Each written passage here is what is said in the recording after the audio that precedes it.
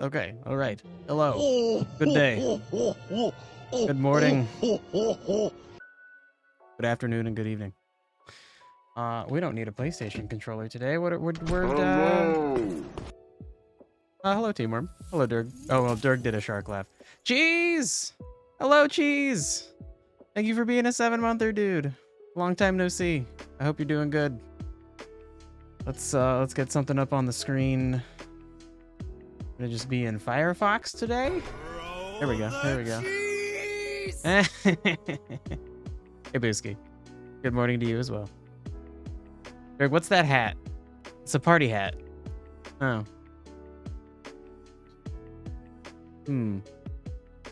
Okay, I guess so.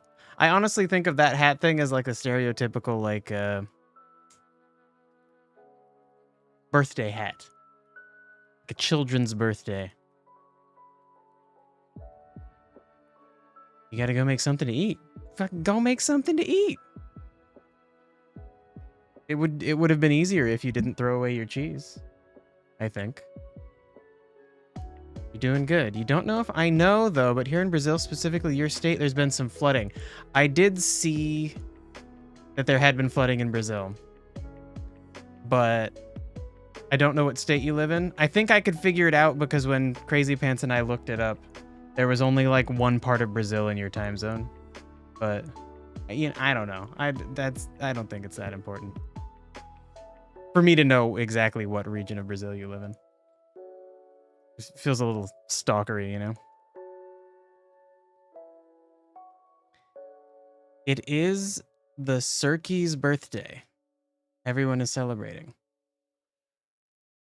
Who is that, Teamworm? And yeah, Dirk, you will miss content. I mean, unless you could like get it on your phone or a laptop, you like bring it to the kitchen. I don't know. Oh, they're a minesweeper. Ooh. I was actually thinking of playing some Minesweeper today, after we make a magic system, which is what we're here to do. We're here to make fun of Pokemon's magic system. How is Dragon a magic type? Fire? Yeah, there's fire attacks. Totally makes sense. Dragon attacks? No. Fairy attacks? Absolutely not. It's stupid. It's dumb. Pokemon succeeds in spite of its dumb magic system. Not because of it. I'm gonna stick to that. That's my hot take. You're also the only state going against God's second flood. It's like the only section of Brazil that's dealing with a flood that's so bad that people would jokingly consider it God's second flood. I hope you're okay, Cheese. I'm sorry, I got distracted. I hope you're okay.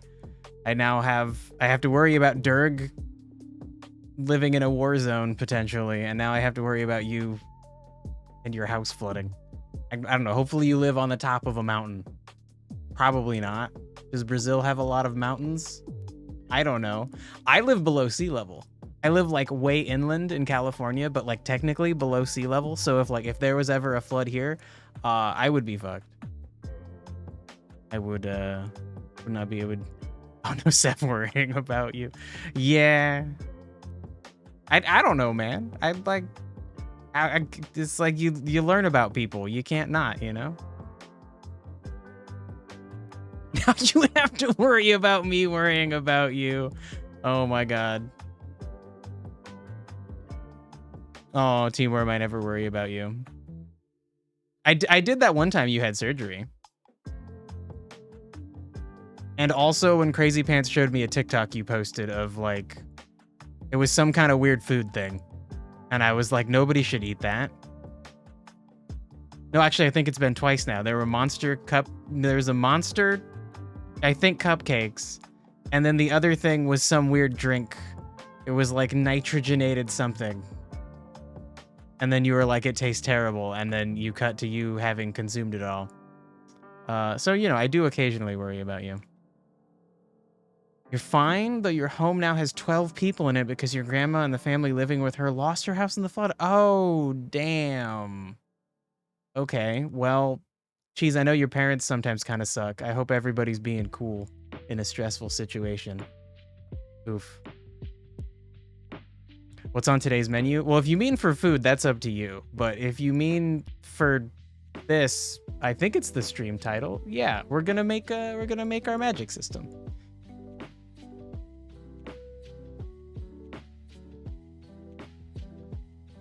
Elemental interactions, indeed. That is what we're gonna focus on. So it's not gonna be like Pokemon, where stuff just does bonus damage or no damage.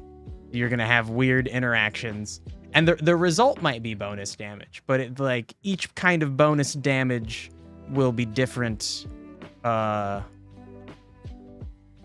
maybe there might be one or two that are the same, but like they're not all just gonna be a net bonus damage kind of a situation. So we're gonna use Miro.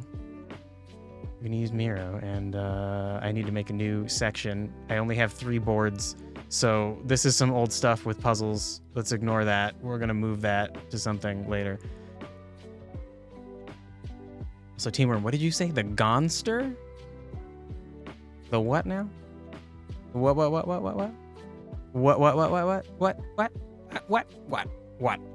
Okay, I'm gonna stop saying what now. Your dad's being an arse. He apparently doesn't like too many people and or your mother's family. Ooh, that's very common. Besides that, everything is nice though. Okay. Oh, it was Guinness plus Monster. Okay. Oh my god. Yeah, that's gross, man. Don't drink that gross shit. Your body's been through enough. Don't do that. That's fucking gross. Drink some kombucha. Drink some nice fermented tea. It's delicious. It makes your stomach happy, not angry. Okay, how the fuck do I make another fucking board? I did this so easily. I did it like twice. I just need another little spot here. Is it just it's not a template. I don't know. That's like a new board. Is it a sticky note? No. Holy shit, that's a huge sticky note. A frame. It's a frame. It's just a frame. That's all we need to make. Oh my god. And then, of course, with the stream delay, Dirk answers me. Dirk gives me the answer right as I unprofessionally stumble upon it myself. I need a frame for painting. It would be nice if this was artistically valid enough to be considered painting. All right. Oh, and then I did look up how to change the default font. Okay, hold on. Let me see. I believe you can go out here and then it might be in board details. There's somewhere where you just have info for the whole thing. Okay, it's not this. Damn it. Okay, we're gonna give this like 2 more tries. Make a board private. No. Open a new tab. No.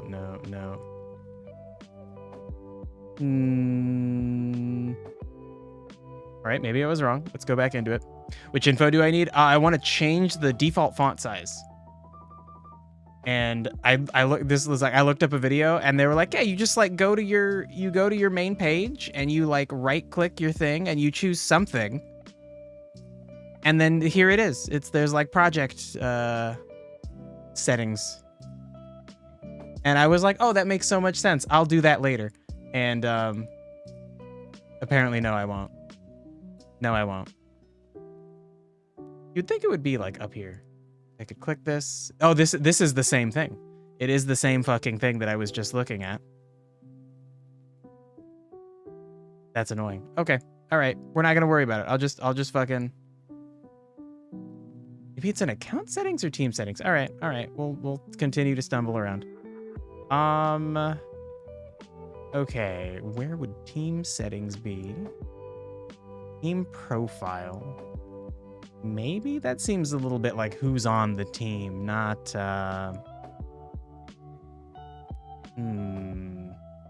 let's look at it. Account right, team left. Yeah, the account thing's up here. Let's check that after the team thing. Although I don't think profile's gonna do it. It's worth a try. Insights. Okay, you gotta upgrade to get insights, dude. All right. Users, permissions, apps, and integrations. I don't think so. All right. Okay. Guess we'll check my settings.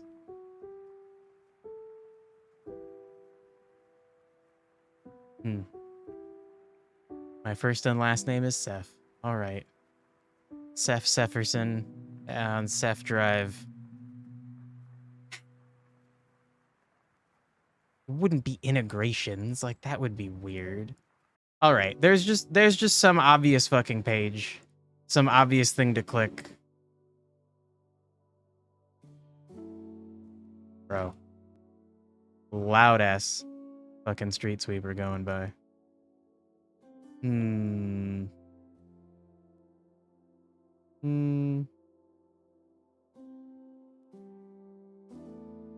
right. All right.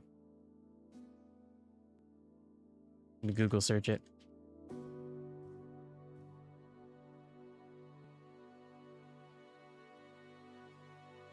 Wow. Now that Google has switched over to like giving you AI answers, they're like always wrong. They're always fucking wrong. And then the first search result is like the answer that I actually want. It's not currently possible for users to adjust the default font. I will point out that when you change the font for shapes or text boxes, any subsequent shapes or text boxes created during that board session will use the font last set. All right. All right, that's what we're going to go with. Shit. Okay. So then, do we want a shape? Did the shape let me type in it? No. No. No, I swear there was a way to have a shape that you typed in. I was using them yesterday. 2 days ago. 2 days ago. Google's been doing that modern day info censorship. It's not even censorship. It's just wrong. There's nothing to censor about, like, how do you change the default font in a thing? Like, Google's certainly doing bullshit. Probably. I take back certainly. I don't actually know. Google's probably censoring things that they don't want, that governments don't want people to know about, because they just want that sweet fucking advertising information. They're gonna play nice. But this isn't even, like, nobody needs to fucking censor this. This is just, oh my god. All right. Anyway, it's just them being dumb. So what do we call this? What do we call this? Like, magic interaction system. So in future sessions, we'll cover like some more broad things about the game, like what do I want the player to experience, and like what do I want the themes of the story to be, and come up with some like main characters. Also, I kind of have like a vision of like bro, this street is just like filled with incredibly loud trucks lately. Okay. I have this vision of like the story taking place on multiple levels, like small personal stories that then bleed into larger stories that involve like individual towns or villages, and then also that bleeding into larger stories that involve the like safety or not like well-being of an entire nation, and how those threads will all weave together. I have like a bunch of like 1-sentence notes. So I want to, at some point, we're gonna like organize those thoughts and try to get an actual plot line going for the game, along with like, you know, like side quests for characters and shit that aren't necessarily important. But today we're just gonna figure out the magic system, because the magic system is going to inform a lot about the world. Because like if magic existed in your world, like be like if how could you make a world? Like imagine if you tried to think about our world but without ever talking about electricity. Like how would you explain how anything fucking works? You need to know like the fuel, the fucking technology behind everything. You bought enough time to manage a bowl of oatmeal And sausage? Oatmeal and sausage together? Huh. All right. I like both of those things. Emergent story design? Yeah, sort of. That'll sort of be the goal. Is like, we'll come up with characters, what they want. And then come up with like nations, what they value, what they want. And I already have some ideas for, you know, conflict. Some people want things that other people don't want, and some people are dicks about it. And then, you know, maybe like Game of Thrones will have some, you have like infighting, but then like greater problems that like people should actually be worried about. And then like you as the main character of the story are trying to get people to realize they got to stop being petty douchebags or we're all going to die. What they want and what stays in the way. Yeah, sure. But anyway, so that's neither here nor there today. Today we're just gonna figure out a magic system, and so I think what I want to do for that is first we gotta get the elements. So dang it, no, I just want to make you like very large. You're gonna be a very large. Can I just like hit? All right, text box. Where's the thing where I can expand you down? What's your problem? I'm undoing you. Go. Miro is having trouble. I see. I can't zoom in or out. Okay, this did happen once before. We'll give it a moment. We'll let the little hamster wheels turn.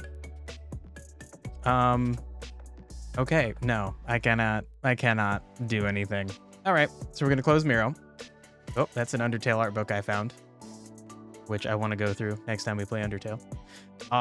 Let's go back to Miro. Oh, hey, it's saved on my little list of places because I only use Firefox for streaming. Okay, back to the lore board. Okay, it didn't save our text. Let's do that. Is you fucking with me? Why is that so tiny? Hold on. What size are you? You're 36. Okay. Oh, crap. It didn't save because I didn't type anything. All right. Go 48. Now, I still am not able to fucking drag this thing. Miro, what are you doing? Oh, yeah, F5. That's a good point. That would have just refreshed it. Okay, I must be doing something wrong. But what? What if I click delete? Like what the fuck? You can just name a frame instead of writing the name in the something. In the DGE. That's probably a typo.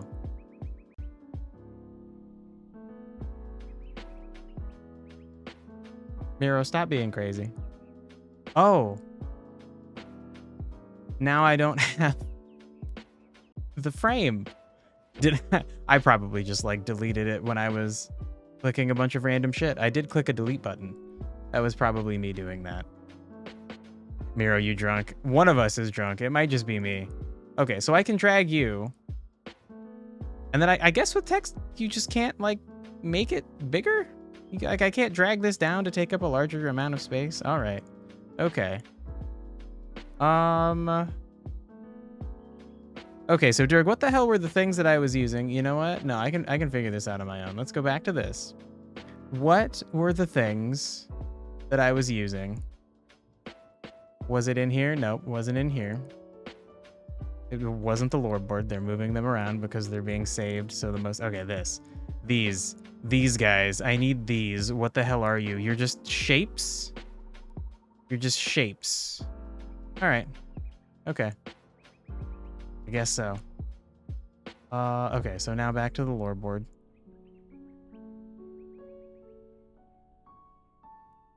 So like if I draw this, we can just like type in here. We can indeed type in here. Okay, cool.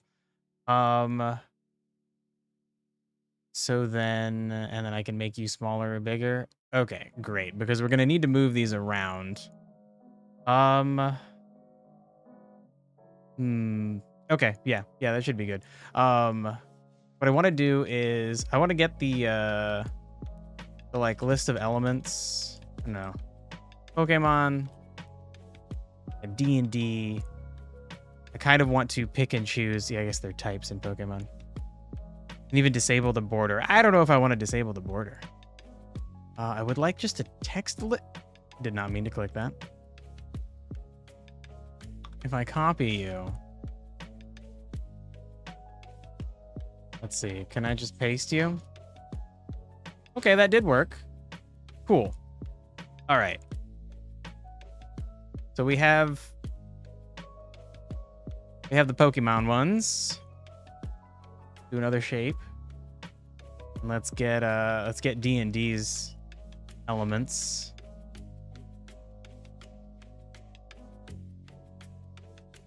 Are we just like super zoomed in, or is Reddit? Wow, we are super zoomed in. Probably because of a previous stream. Anyone know a list of elements in D&D? Now, I feel like that's really obvious that someone means like elemental damage, like the kinds of magic. And then this person's like, I don't know what you mean. Everything's made of earth, fire, air, and water. Like, shut the fuck up. You know. You know. What types of magic? Damage types. Okay. Yeah, that's a better way to look at it. Thanks, Dirk. All right. So then let's format this in a similar way. And then probably make the font bigger. So essentially what I want to do is look at all of these different systems. We're going to look at Genshin's and then also Destiny as well.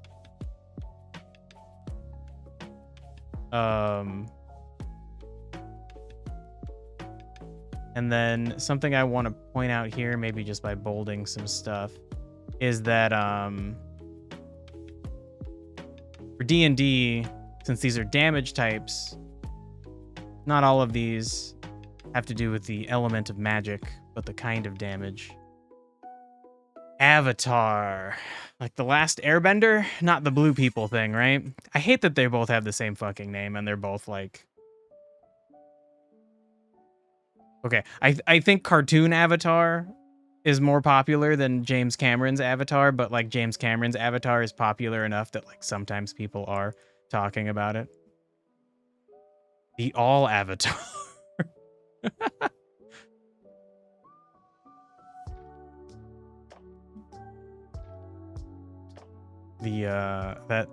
That sounds like Avatar is consuming everything.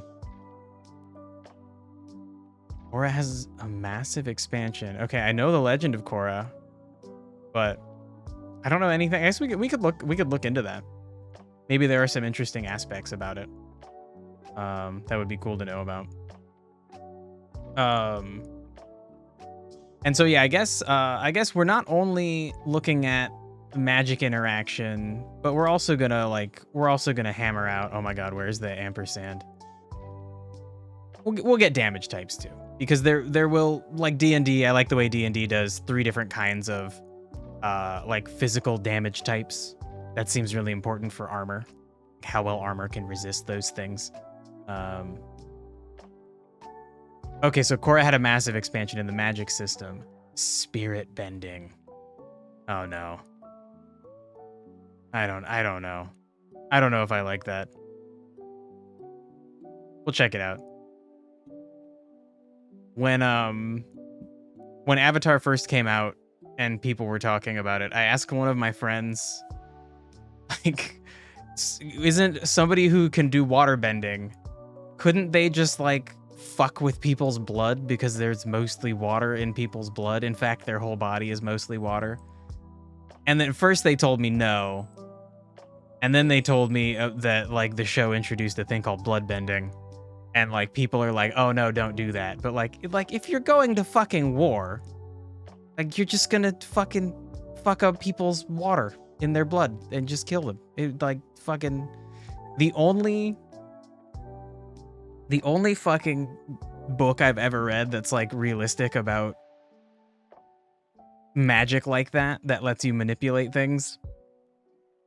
Like if a water mage can just manipulate water of all kinds. Fuck, Aragon?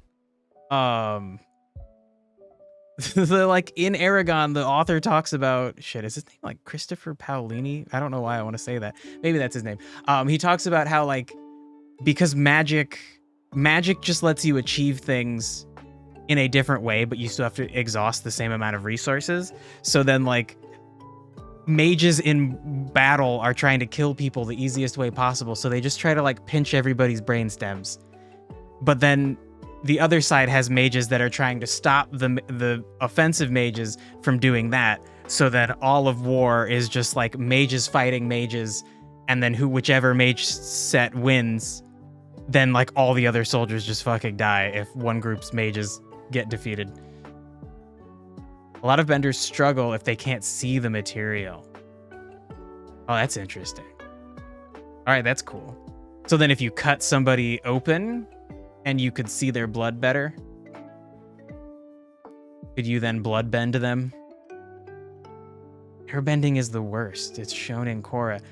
Ooh, okay, wait, if you have trouble, can you see air? If you're looking at air and you're looking through it, does that count as being able to see it? Damn, okay, I need to just like look up how magic works in Korra. Let's get to that. Okay, so we got the Pokemon types. I think we're gonna kind of frame, like the Pokemon types are nice because there's so many of them, but then like I was being a dick about before, like Dragon and Fairy, like no, those are getting kicked out. That can be a type of creature, fine. It's not a kind of attack. Like if a dragon breathes fire, it's fucking fire. It could be like, he could breathe like weird ice magic, but then it's fucking ice. It's not dragon. Fucking stupid. Okay, let's get the destiny elements. Actually, I know the destiny elements. I'm being silly. So the thing that I like about Destiny is this interesting thing where that all of the elements are kind of divided up between light and dark. The light elements are solar, arc, and void, which is kind of weird. Like you'd think void would be dark. It's strange. It's not the most sensible system. I'm gonna, maybe let's underline, bold underline. But it leads to interesting gameplay, which is what I think is important about it. Oh crap, you're gonna have me be bold and underline. That was a fucking mistake. So then the dark elements are strand and stasis, and then bold. And then interestingly, there's this one like element that's kind of like it's included in the same slot as the dark elements, but like it's not really dark and it was there before. Like in this really weird situation. I'll explain it in a moment. You believe you don't need to see the element, otherwise Toph will be fucked up. Is Toph blind? Oh, you can use Control B and Control U. Okay, I don't know why I was thinking I couldn't. Oh boy. Hold on. That opened bookmarks. Okay, I wasn't actually in the thing. Cool. All right. So when Destiny originally started, it was like darkness is evil and you don't have access to dark. So like your first weapon slot is kinetic weapon. It's like physical damage. It's bad against elemental shields. And so then your other weapons are in your other two slots are solar arc or void. They're better for taking out shields. They also interact with certain systems, like triggering abilities for equipment and stuff. And then eventually in the Destiny story, it's like, oh, dark isn't evil. It's just like a power. It's just a means to an end. And they get like weirdly philosophical, like darkness is like emotion and light is like, I don't know, objective informational truth. It's fucking weird. It doesn't really make sense, but it's kind of interesting. And so then the first darkness abilities you get access to are stasis ones, and then you also get stasis weapons, and they go in the slot where kinetic weapons used to be. It's actually a weird system. You have like your first slot can have any of these, and then your second slot can have any of these, And then your third slot, which is like your big badass power weapon, can actually be any of these. No kinetics in the power slot. It's very weird, but it leads to interesting gameplay choices. So Toph is a blind earthbender. Interesting. Damn, so really Toph should probably become a waterbender so then he can just bend everybody's blood. Actually, elements can be material or conceptual. Sure. And I think the thing I like about Destiny is the way that light and dark are categorized so that then if you want to like there will be certain abilities that's like every time you deal damage with a light element, you get this bonus. And some abilities are like every time you do damage with only one element, only solar, will you get this kind of bonus. So sometimes you might design a build in Destiny around a special piece of equipment and you've got to go like all solar because of the way that you're like the way your character is built out, including your armor and your like talent tree. It's all about like when I get solar kills, I get healed, I get these special kinds of explosions, I get all of these things. My grenades recharge faster, etc. Which can be powerful, but then in certain situations, like you really need to be doing other kinds of damage. And so then it's cool to lean into abilities or equipment that's like just get light kills. So now you can have all of these elements working together toward those things. I think it's an interesting way to have this like granular control over how powerful abilities are to make them cast in like a wider net so that certain things are very specific and other abilities are less specific. Water, earth, fire, air, positive energy and negative energy. They even do have respective elemental planes in D&D specifically. Cool. I didn't know there was a fire elemental plane. I guess that might be like Avernus. What would an air elemental plane be? I guess it's just all air. There's no earth to step on. It's just a lot of wind. Okay, I'm sure it's not that. I'm sure it's actually really cool, but it sounds silly to think about in a hyperbolic way. And of course, VLC player has crashed on me because it's a butthole. Don't be a butthole, VLC player. Don't crash. Uncrash. Great. Great. And OBS is picking you up again. All right. So yeah, we're gonna like take little bits of everything. The last thing that I for sure want is Genshin Impact. Genshin Impact is crazy because it's not so much about what makes the system complicated, and it is complicated, is not so much the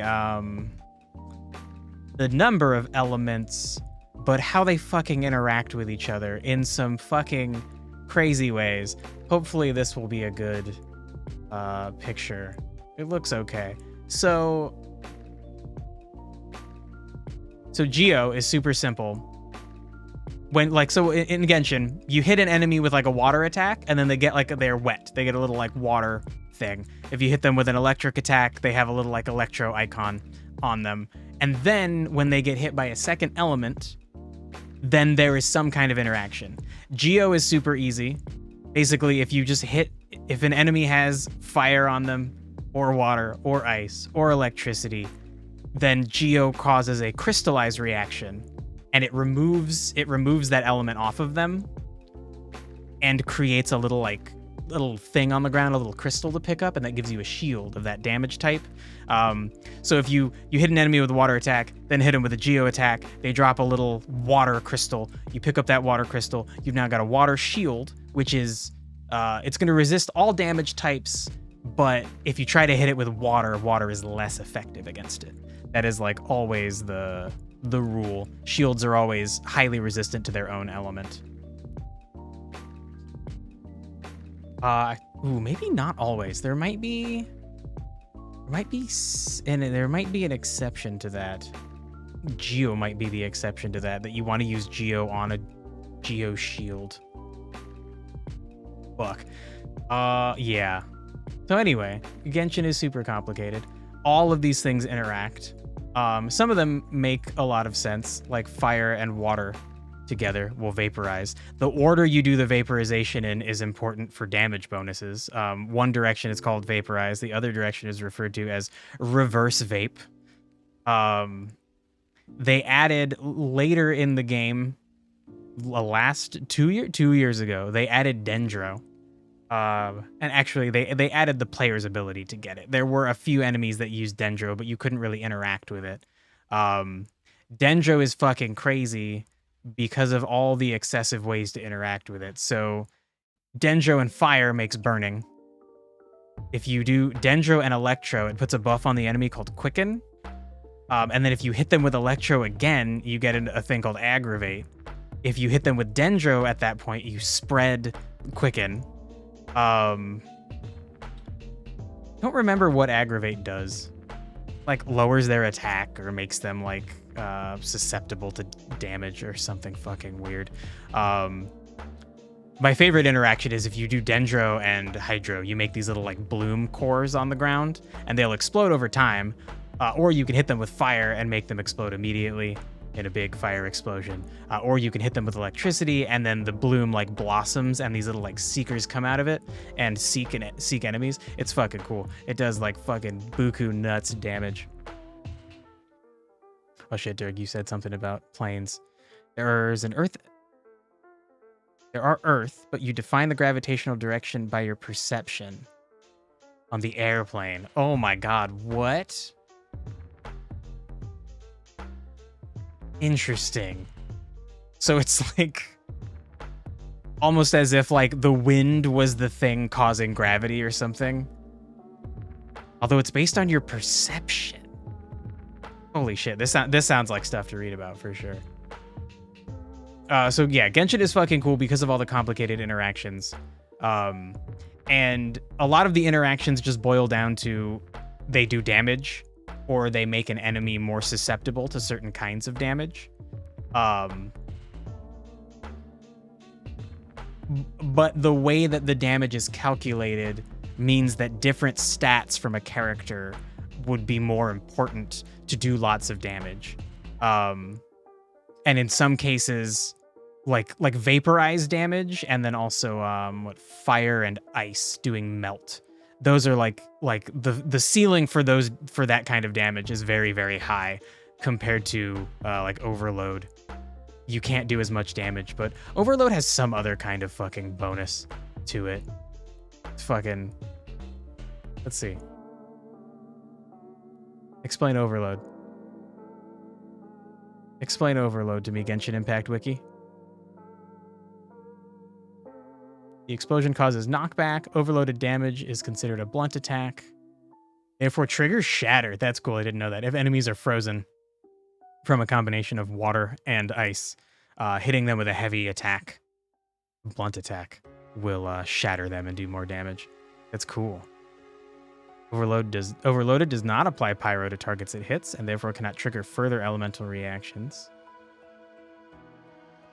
Interesting. So it is just damage. Okay.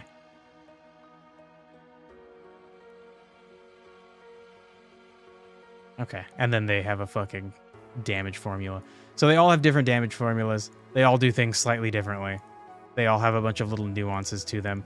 I honestly think the system is too complicated to not just have a little shorthand where, like, in the game, there should just be a little screen I can look at that's like this, but also, like, has all the fucking damage calculations and things. Which I absolutely want to have. I want a nice little system where you can just be like, what the fuck is aggravate? And you can just click on it and it'll be like, it does these things and does that thing. And here's how you calculate the damage. But maybe only once you've encountered that thing. Like you as the player need to witness aggravate to then get that information. And the idea would be you have a magic book that is recording what you see and experience.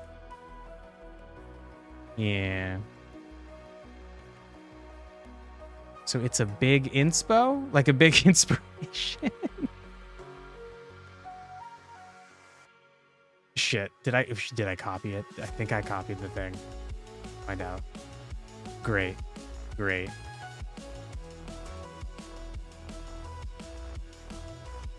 And I don't know if we need to get as complicated as Genshin,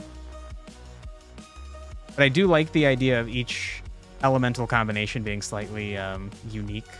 That might end up being too complicated, because I do feel like I want more elements, or I at least want I want some kind of elemental paradigm, like the way light and dark, the way things are balanced between light and dark is really interesting to me. And I want like some of the greater story, like as you get deeper into the story and the stakes get higher and higher, I want some of the story to be about like the philosophical nature of the universe and why these magical powers exist the way they do, and like what that means about the universe and other universes. And so I want to have essentially like organizational paradigms that then come to have like philosophical meanings. And that's the inspiration I want from Destiny. So I like the interactions, the interesting interactions from Genshin, the organizational paradigms from Destiny, the sensible physical damage types from D&D, and then kind of from everything. We'll pull from everything for like elemental types to kind of figure out what makes sense within the world. Might plan for unique and then merge the effects. Yeah, potentially. Big question every faction should have: why elements exist. Yeah, for sure. I think that's going to be like one of the like the primary point of conflict in the story is essentially going to be like different philosophical views about why magic exists. And the way that I want the story to begin is kind of like an interesting, maybe not an interesting take, maybe someone has already done this. I want like a post-apocalyptic world where it's like way past the apocalypse and like things have mostly recovered, and like people are really content with the world that they have because like they have magic. So they're like, it's kind of like every city can just be its own little self-sustaining thing.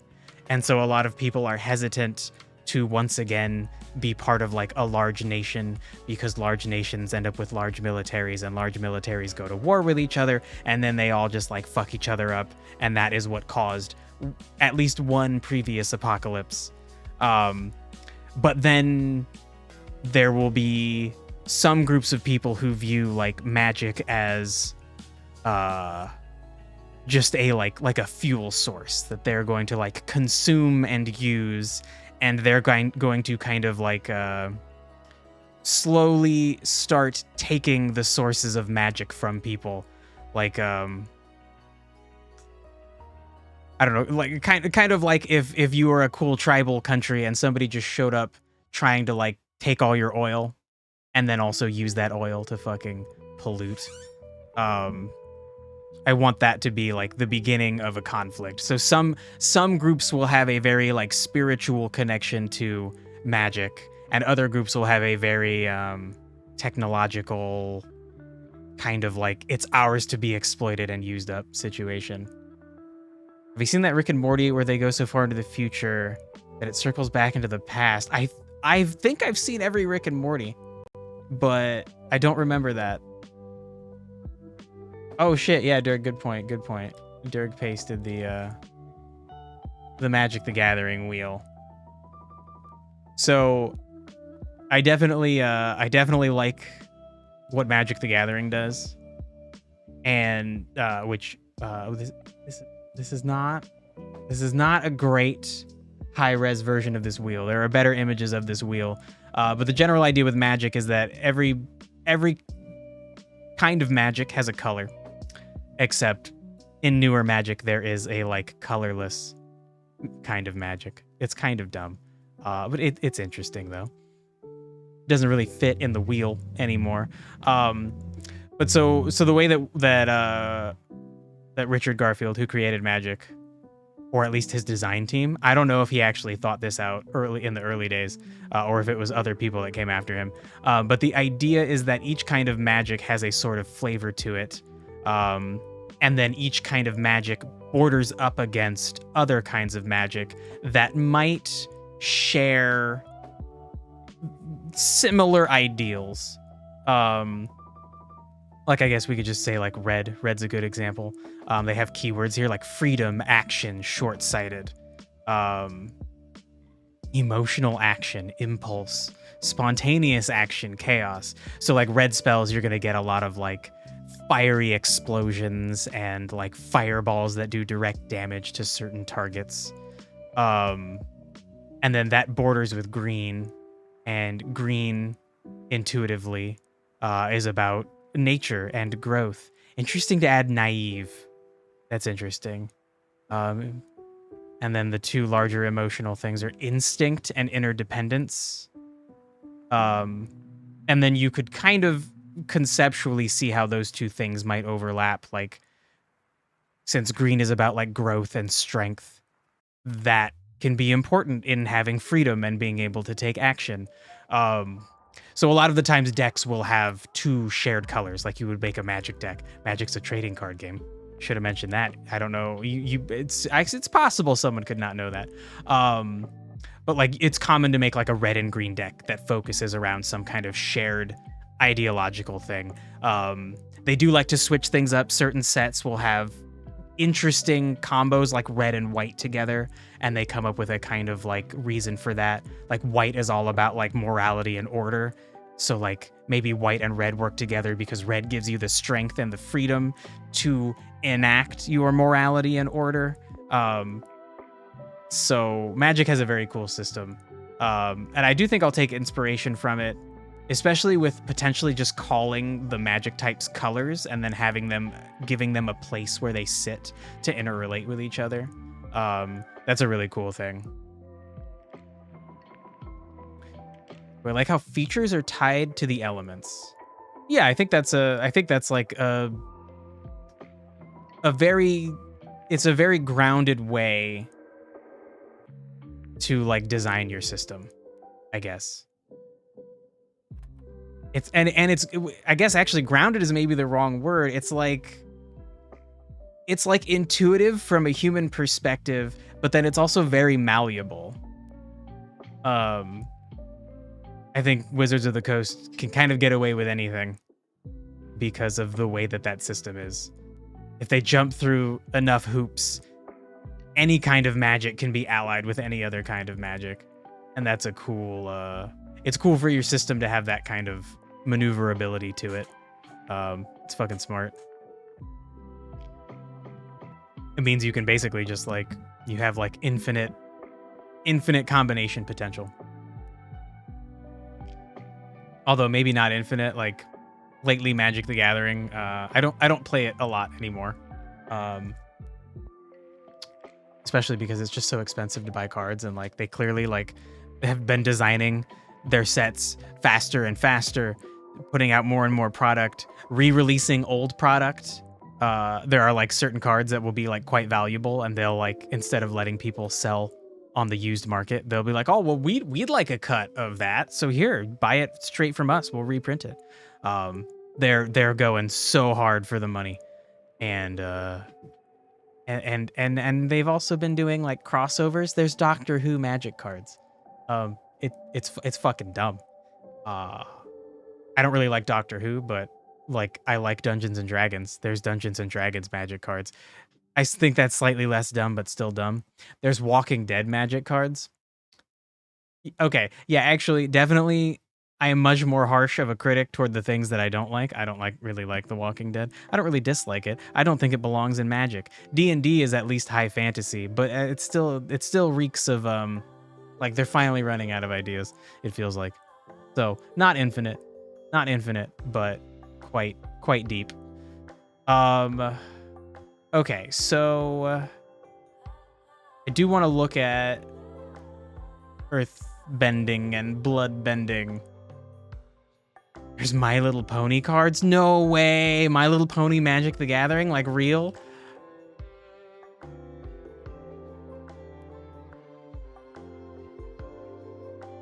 Hipsters of the Coast. Magic the Galloping is very funny.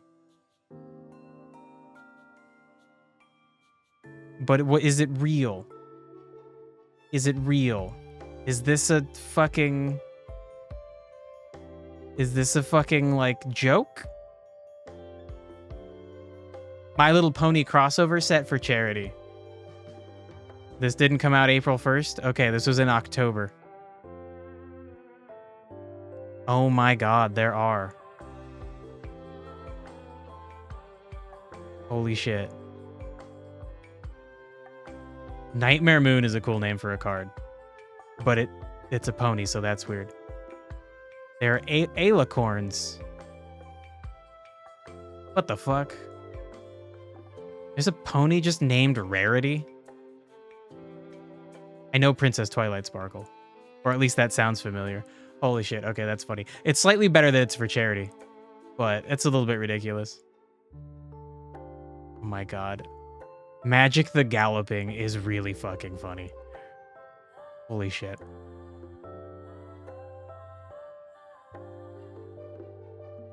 Hydrosymbionts are called hydraulic. Would animosymbionts be called anemic? Okay, probably not, because that has extra meanings. We'll have to be careful. Also, hydraulic would be weird because that also has a certain connotation to it. Well, you know, we'll be careful about it. All right, so the other thing is Avatar?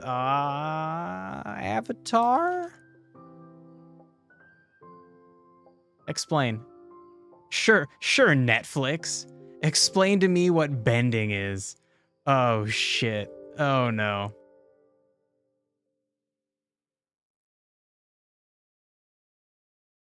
Okay, wait, actually, it was the... Oh, my God. The I See Dead People guys Avatar, live action Avatar that was bad, right? And then this one is okay. Oh my god, M. Night Shyamalan. Okay, yeah, his Avatar was bad. So if Netflix's Avatar is okay, maybe they'll be okay at explaining this. Titular tween protagonist Ong? He's a tween? He's not even a teenager. Dang. That's... It's weird thinking about stories with young children, and it's just like, my whole life is like murdering people, basically. It's kind of crazy. All right. I'm gonna... The fucking... Plane bending. Where's the bending? Certain citizens of each nation can bend their corresponding element or manipulate it in some way. You can expect to see earthbenders dazzle with rocks and dirt, or firebenders ignite a blaze using nothing but their bare hands. So that's cool. So then in that case, you're not even like manipulating the thing, you're creating it. Hey, Do. Good morning to you as well. Ong is 12 in season 1. Yeah, I guess technically you're still a tween. That word has a pretty specific meaning. So he's immediately no longer a tween after season 1. Waterbenders can't create water. Why do firebenders get to create fire? Is this Netflix article wrong?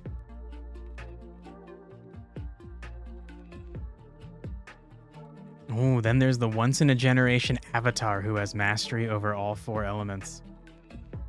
Cool. Okay, so that's Ong. So I don't know if it's Aang or Ong. I haven't actually seen the show. I am guessing it's Ong. But I don't know. Because fire is born in the body. Now that doesn't... That's some... pseudoscience nonsense. They pull energy from their surroundings or something. Hmm. You would think then a waterbender could pull moisture out of the air. And then that would be interesting, like in a desert. They'd be like, "Oh fuck, it's so dry. I like can't pull water out of the air." I don't know what an earthbender would be able to do. Make some earth appear? You think they can? Oh my god. Clearly I just need to fucking watch Avatar apparently.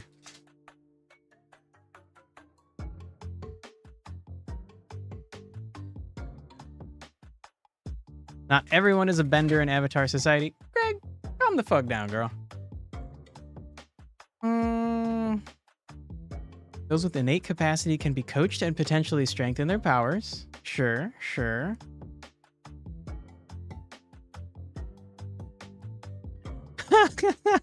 The only thing she really knows about waterbending is that she is one. You mean is that she's a waterbender? She's not waterbending. She's surrounded by non-benders in her little village, so she's kind of insecure about the fact that she doesn't know much about this part of herself. Interesting. Okay, so this does seem quite soft, like very loose with its explanations. It's not a good article. Okay, let's see if there's like Reddit.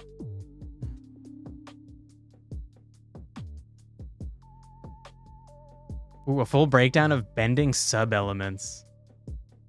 Ooh, okay, wait. And then also ask science fiction, how does bending work? Okay, let's start there. Let's start there. This is not great in its writing. It's a Netflix article. I didn't expect a whole lot. It is the thing that came up first. I gave it a chance. Why can some people bend and some can't? Why is Toph so much stronger even though she's a teen? What about Sparky Bookman? How come everyone can't do it? I get the normal usual bending, but how come some people can do things and others can't? Katara is basically a master by the third season, but only learns from a master in the first. Partially genetics, partially spirituality, partially training. Let's zoom in a little bit. Good, all right. Your genetics determine what bending art you'll have. That's interesting. Like it's just in your genes because they fucking practice. Yeah, you would think that would be. Hopefully that makes sense within the story. Like this guy being like, "Oh, how did she become a master by the third season?" Like, if it's all she's doing, then it could make sense. Your level of spirituality determines how strong your connection to the bending art is. And your level of training determines your actual proficiency at bending. Okay, yeah, sure. Any of these traits can compensate for weaknesses in the other traits. Azula was a firebending prodigy, but Zuko was able to more or less match her by the end of the series due to intense training and learning the true basis of firebending through the Sun Warriors. Ooh, spirituality. Likewise, while not every member of the Air Nomads were necessarily skilled at airbending, all of them were benders since their society as a whole was very spiritual. Oh, that's cool. Basically, there were spirits who could bend. Also, dragon turtles could bestow the ability to bend. And also, there were people who mimicked the animal who bends. The animals who bend. Interesting. Oh, there's fucking dragon turtles that can give people bending abilities? Cool.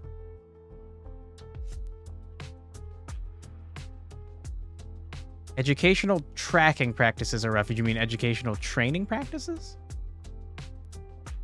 Tracking practices. Dude, there were... Oh no, are they all dead? Are they all dead in the Avatar story? Dragon Turtle episode in season 2 is amazing. I should really watch Avatar. I gave Korra a chance when it came out because I saw a bunch of people saying it was very good. And I watched like one episode and was like, I don't like this. So I should probably give regular animated Avatar a chance instead of just jumping into Korra. Which a bunch of people on Reddit were like, it's fucking great. You'll enjoy Korra. And I really did not. They also said I would like Black Mirror, and Black Mirror was like Like a show about bad things happening to like assholes. And so then I'm like, okay, like I get it, society sucks, but like I don't care that bad things happen to these people. This is like fucking boring and annoying. I think I have a problem with a lot of like horror stuff. Like when people go do dumb things and I'm like, don't do that. Don't go in there. No, just walk away. Like just go away. You have no stakes here. Like they don't have your family in there. Like don't go in there. Just be done. You're fucking done. And then they don't. And then I'm like, okay, well now you're dumb and now I don't care about you. And so there's like no stakes to this movie except I hope you die. Well, the answer in the next episode. Okay, so Avatar seems, like I said before, soft, but only semi-soft. Like there is some logic into what it's like your genetics, your spirituality, and your training. Although I feel like spirituality could be trained. But I guess that's okay. It's like maybe a different aspect of it. Like if you want to be a good firebender, you need to not only train at actually firebending, but also your spirituality you would need to nurture as a separate thing. Like it feels like it has nothing to do with firebending, but actually it would make you a better firebender.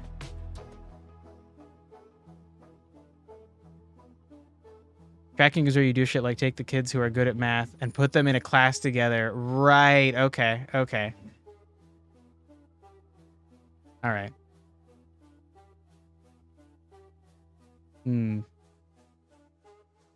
joking about how they've gotten entire nations with only one type of bending per. Okay, like as in they're like forcing, if you're a firebender, they're like, all right, you gotta go to a whole new country, kid. Sorry, bye.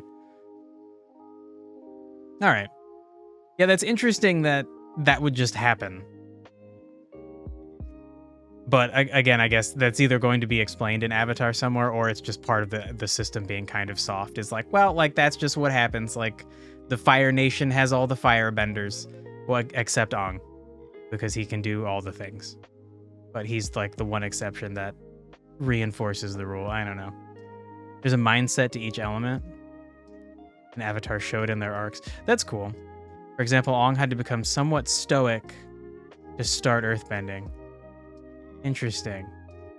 All right. That does seem a bit like Magic the Gathering, where there's kind of a like an attitude towards things that, like, because of the flavors of each kind of magic, like if you are like ambitious, you will be delving into like blue and black magic because of the flavor of each of those magics. Magic the Gathering also does an interesting thing where your ability to harness magical power, conceptualized as mana, pretty common, is related to your like memories and your connection to land. So like if your homeland is like a fiery mountain and you have a strong connection with it, you will be able to muster large amounts of red mana to do fun, cool fire spells. The character growth of Aang is impressive for a 12-year-old. Does he stay 12? Like how many seasons of Avatar are there? Do we see him like become a man? Why did I put Aang in there? I just need to know how many seasons of Avatar there are. Don't give me a season 1 overview. Okay, how about number of seasons? That's what I should have typed. There's only 3 seasons? Wow. Wow, for real? Okay. All right, so it's not that long. But, so like, realistically, he should be like 15 by the end of it, but probably not.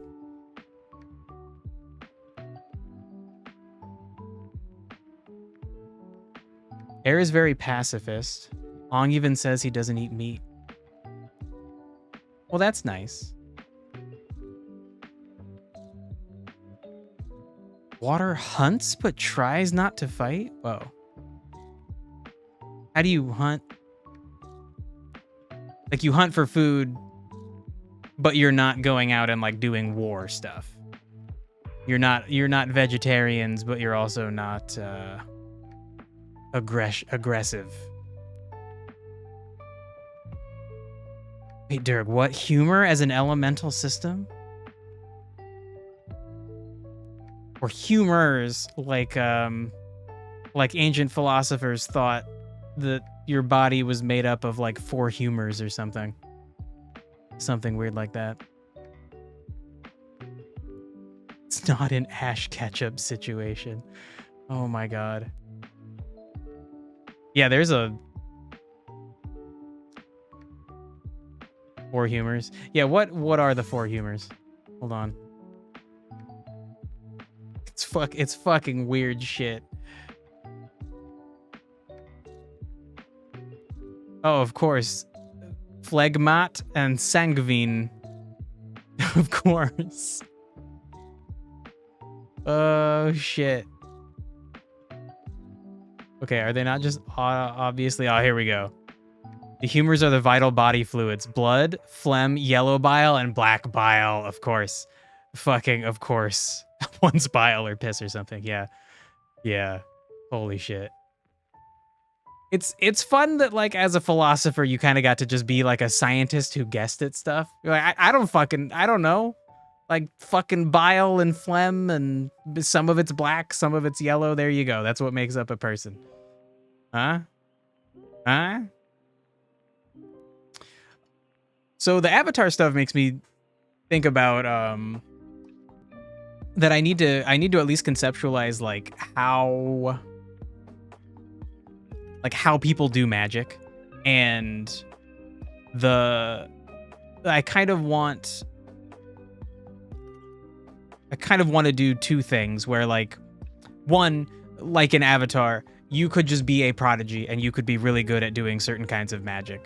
But there are also like magical like objects, like crystals and things that you can use as a source of magic. So then, like, if you were like a scout in the military, or you're like a messenger who delivers messages across long distances and you need to camp, like, you would just have like a fire crystal, maybe like as like a ring or a necklace or something, and you would use that to start your fires. And like, maybe if you're a prodigy, you don't need that. Maybe you can just fucking like feel the ley lines of magic and do it yourself. But like most people have a ring or 2 with elemental stones embedded in them. And so then that's how they can make fire. That's how they can make electricity if they need to. But like, I feel like for the most part, people would be relying on like primarily like elements like wind and fire and maybe water. So that you could like create water just using a stone. But then the stones would have some kind of like finite capacity, and so too would a person who is like a prodigy that is capable of doing it themselves. What are we doing today? I'm trying to come up with the magic system for a game that I'm making. The story's not about abilities, but about limitations. Yeah, you need to understand both though, right? Right? Can I turn you into no longer hyperlinks? I would really like you to just be regular text. You know what? I'm just gonna type all these out. Okay, normal, fire, electric, grass, ice, fighting, poison, ground, flying, psychic, bug, rock, ghost, dragon, dark, steel, fairy. All right. Whoa, buddy. That's not what we want. Let's just... Okay, that's annoying that I can't make it scroll up. But I could have just... No, you could have just held backspace, not delete. Not delete, bro. All right. So the first thing... So essentially, I want to just, like, steal all the things I think make sense. Maybe rename them. I can just change the color. But it'll still be like a fucking hyperlink. I hate it. All right, so I think the first thing to do is we're gonna go through the Pokemon types, and we're gonna get rid of things like dragon. Dragon is not an element. Dragons use elements. They are not themselves a kind of element. In the game, in Scribe, you might find a dragon, and then you might find another dragon, and you might realize that dragons have some shared properties, but that's not going to be that they do dragon element magic attacks. Same with Ghost. Ghost is like, it's not really an element. Same with Steel. We might... Like, there might be some room for some kind of variation of, like, earth or fire element that is, like magma. But that's still not metal specifically. Like, metal itself should not necessarily be an element. A magical element. Weapons can be made of steel, and armor can be made of steel, and things with steel are steel armor or weapons might be highly perceptible to like electric attacks or something. But I don't think I actually want steel to be an element of magic. Also normal.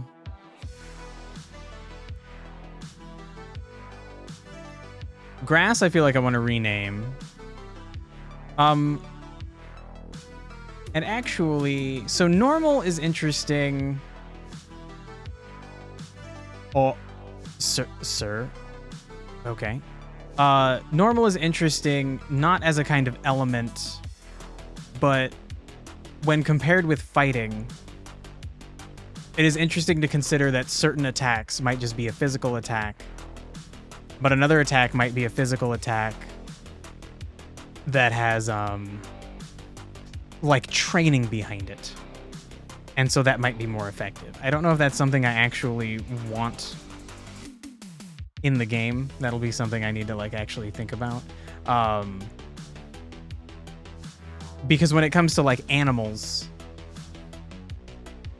some animals are going to attack you, and they're just gonna, like, try to tackle you. They're not gonna have any kind of, like training or intelligence behind it, other than, like, I'm big and I'm gonna run into you, so you'll leave me alone.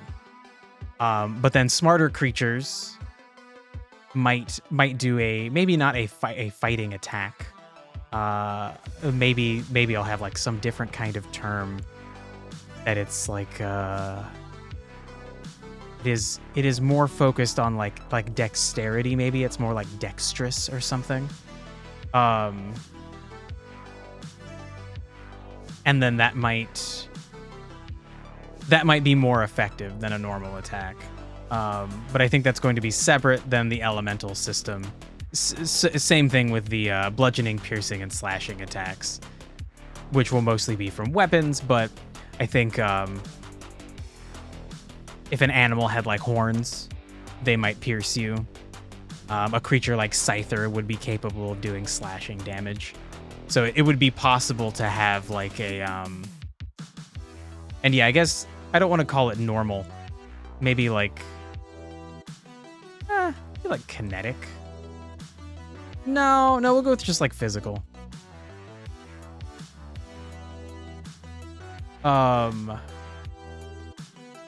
Like, there needs to be some kind of dichotomy of, like the way that Pokemon has a physical attack stat and a special attack stat. So there are, like, normal attacks and magic attacks, which I guess actually maybe that's the thing to do. Maybe normal will be the word for now. I feel like I do want a different word. And you know what? Actually, I want to put these up in a different area. A bestial tag could be good. Like a life in divinity. Like what now? I get what you're saying about the bestial tag. That, yeah, maybe the idea should just be, it shouldn't be the kind of attack. It should be the like intelligence level of the creature using it. So like a more intelligent creature would not be marked as like bestial. And so then if you compared a low intelligent beast's tackle to a more intelligent creature's tackle, the more intelligent creature's tackle would be more likely to damage you. It would be like they would have better fighting prowess in some way, and so they would be more likely to succeed or more likely to get a critical or something. So that's more of like a damage formula situation, and I want to focus on that later. So then I want to put damage types up here. Actually, how about these aren't going to be damage types. I want to put bludgeoning, piercing, and slashing up here. I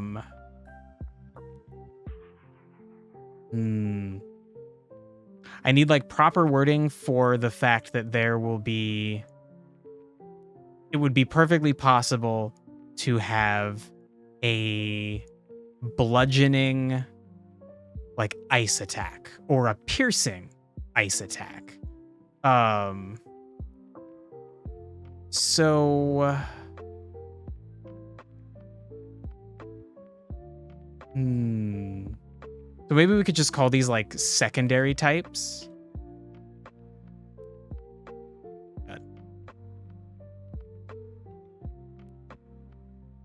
Bludgeon, pierce, slash. I think. Ooh, we could even go with like blunt is shorter. But then to keep the format consistent, it'd have to be like blunt damage, piercing damage, slashing damage. Yeah, I think I like that better overall. Okay. So we'll go ahead and get those out of here for the sake of having them gone.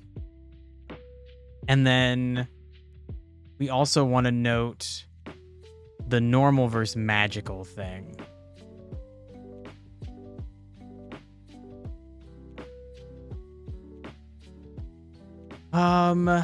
And so that also describes the type of attack.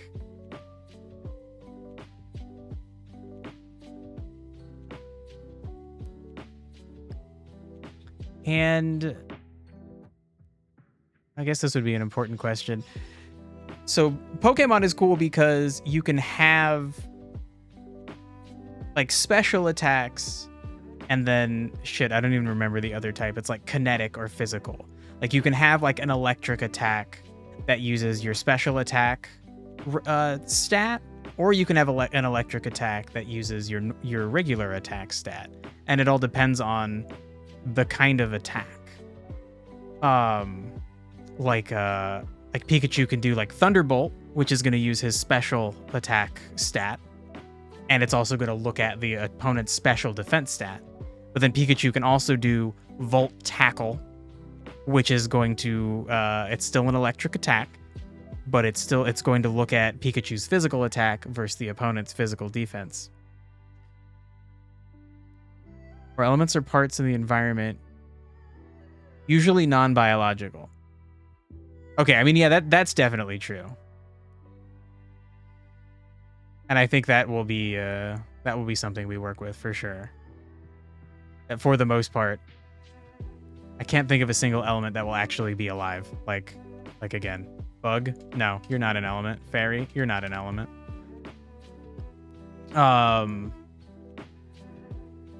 Be the same size. Be the same size as your buddy. There we go. So I think I want to word this differently. And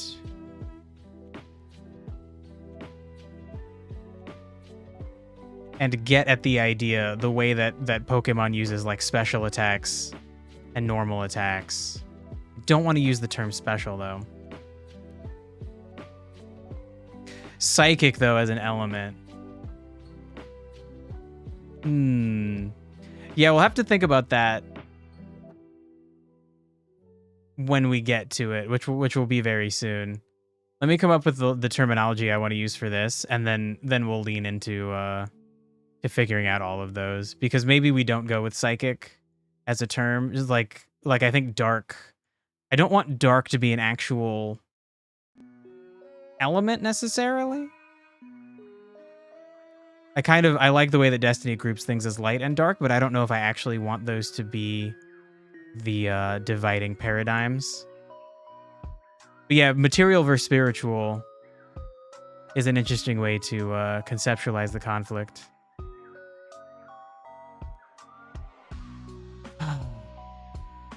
If it's the main conflict, why not include it in the system? Well, the question is, like, where to include it, though, you know? Like, I want this to be organized in a way that, to me, is intuitive and sensible, but still malleable and a bit open to interpretation, because I want the system to be maybe a little bit harder than Avatars. And by hard or soft, I just mean how much of it is explained. Like a very soft magic system is like Harry Potter, where like shit just happens and you as the reader don't necessarily know that it could happen.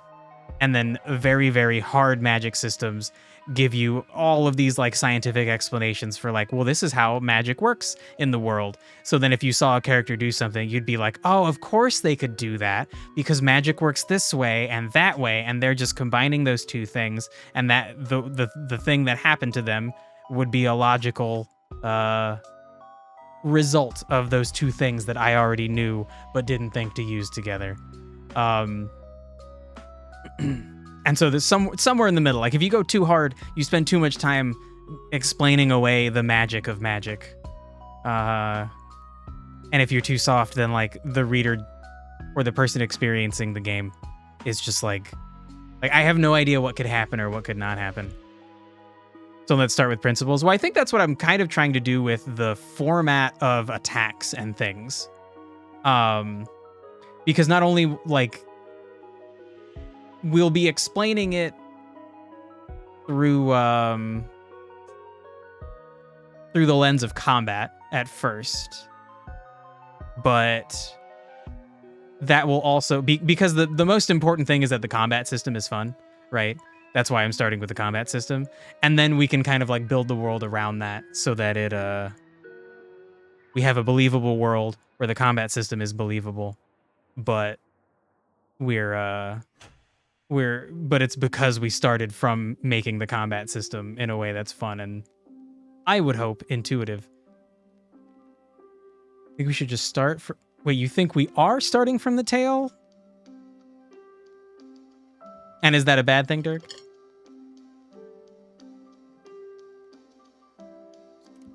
Okay, so for now,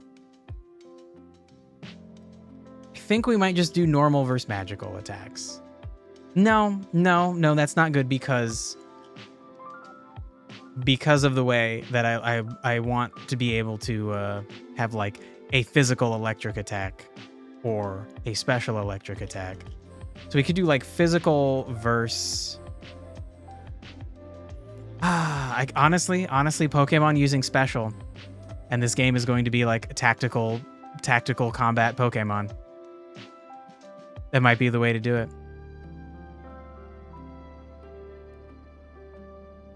Damn it, Dirk, you just said no. Ephemeral's interesting. Ephemeral is like fleeting or like not really there.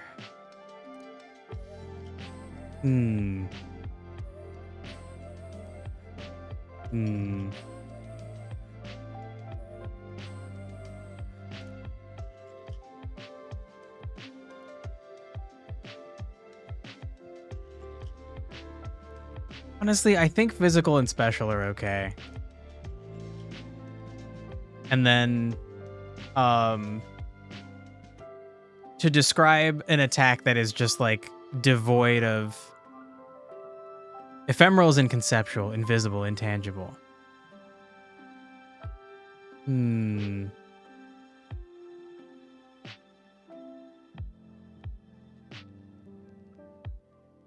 Yeah. Damn, like in some ways it's a better term, and then in some ways it's like not. better. I don't know. I don't like special. And I think for now I'm just gonna leave it, and I'll keep thinking of other things. It's a good placeholder. And since this game is going to be similar to let's call it My Way. Well, it is my thing, so you know. I am open to suggestions, but I will make the final decision. And I'm really not satisfied with it yet. Let's zoom in a little bit. Okay. So then this should also be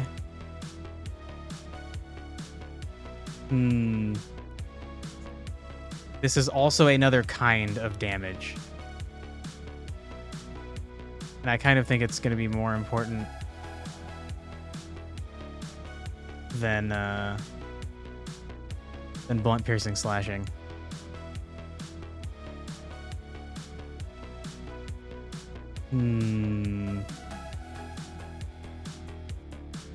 So then we could say like a damage has like a primary type, a secondary type, and then an element.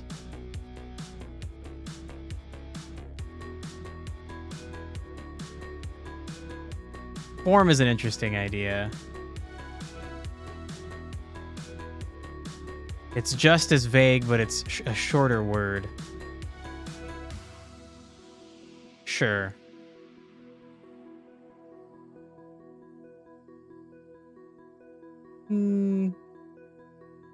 Ooh, origin is an interesting idea. Okay. For now, primary type, secondary type, and then whatever this is will become the element of the damage.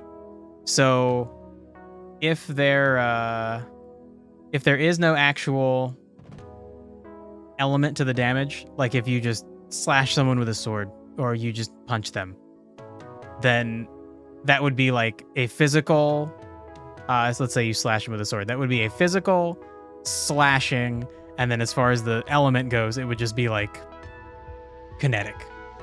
There is no actual element to it. That's it.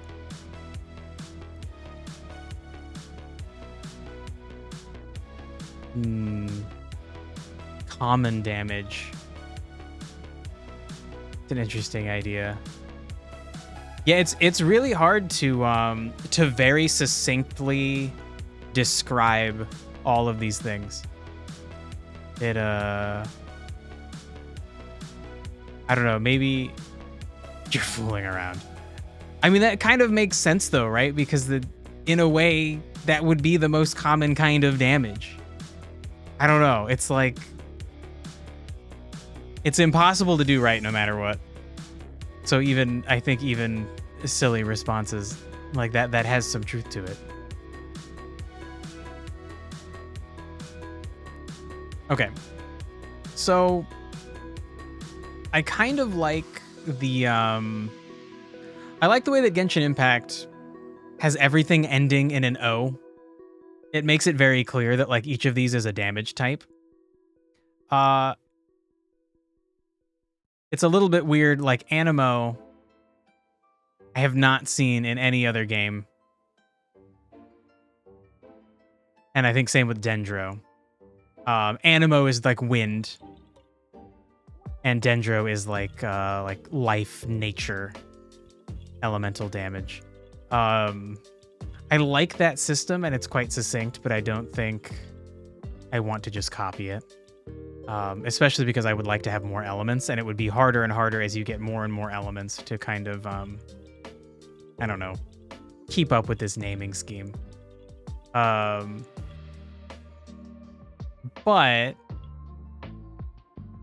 if we go through these, I'm not really a fan of grass as a term. Starts with a standard 4. Start with something. Well, so I think what I want to do is I want to go through and kind of prune and rename the Pokemon ones. Then look at these, the D&D ones, and probably add them into the list. And then I don't actually want to use this list. I want to, oh my god. Be up here.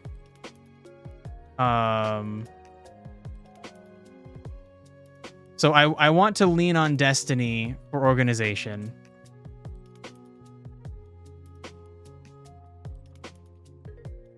You made yours. You made your turn on a D&D one. Dang it, Durg. Calm down. Type full sentences. As in, you made your magic system based on D&D.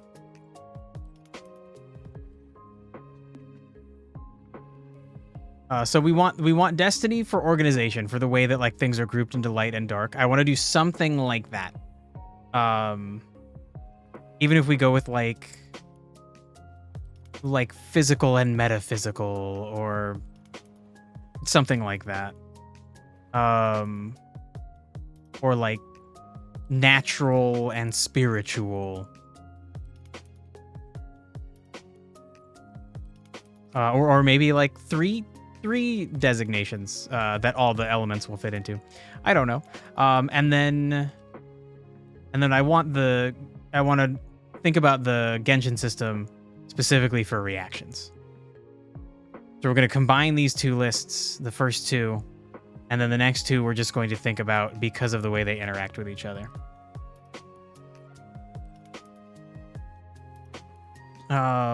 Okay, so grass I want to be different. Because I think that's too vague. Or no, other way, it's too specific. Like, there are plant type Pokemon that are grass type, and they're not grass, they're like plants. Hey, GRT.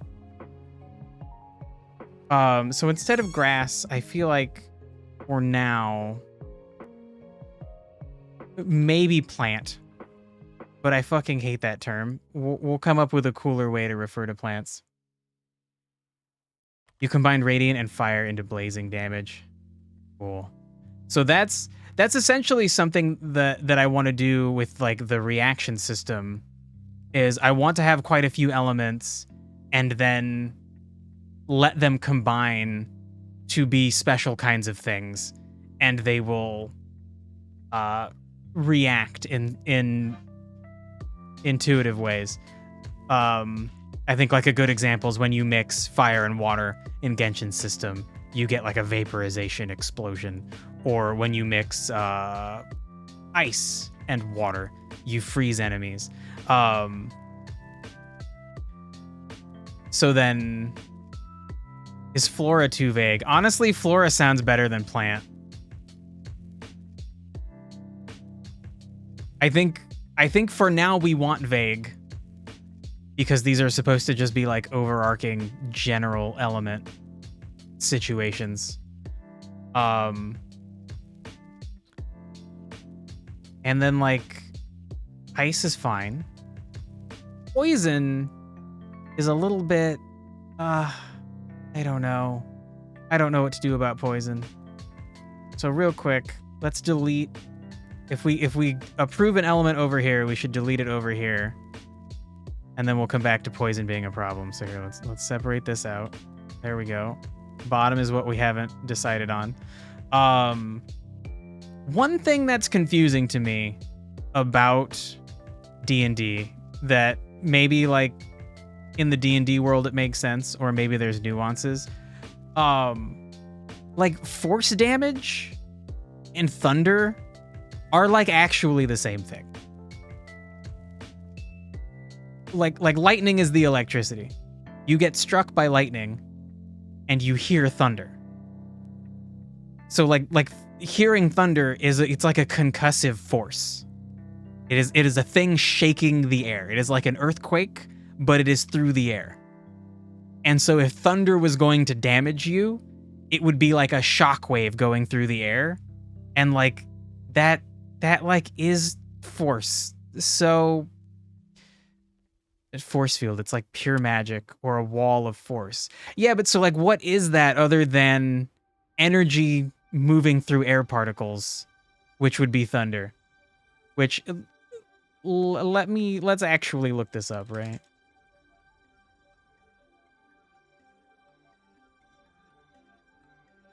Is making thunder and force damage the same thing makes sense. Okay, cool. And now all the D&D people can mansplain to me why I'm dumb. I've always thought that thunder damage was the most redundant damage type in D&D. I decided to combine thunder damage with force damage to smoothen things out in my game. Okay. I get that there are some creatures who have certain weaknesses / resistances to thunder, but I feel like it should be treated the same way as stuff like water or silver. Also, it doesn't really seem fair to have thunder be its own element while water, wind, earth, etc. get lumped in with other elements. Interesting. So this is not for D&D. This is for DMA. They subreddit. Oh, for Dungeons and Dragons. Oh. For Dungeons and Dragons Dungeon Masters. Okay. So it's like Dungeon Master Academy. Okay. Okay. DM Academy. Not DMA Academy. Oh my god, that's so obvious. Woof. Okay. Maybe piercing would make sense for certain spells instead of force. Edit 2, I changed my mind. Bludgeoning seems like it would make more sense instead of force. Okay. That actually is interesting too, because I hadn't carried that further back, which is that like force and thunder damage would both be like AoE blunt, like bludgeoning damage. Which might be important to differentiate. But I think honestly you could just get away with saying that it's like AoE bludgeoning damage. Interesting. Interesting. So basically you'd have normal blunt damage and magical blunt damage. Yeah, that's interesting to think about. So maybe we should restructure this. Because if I'm willing to just say,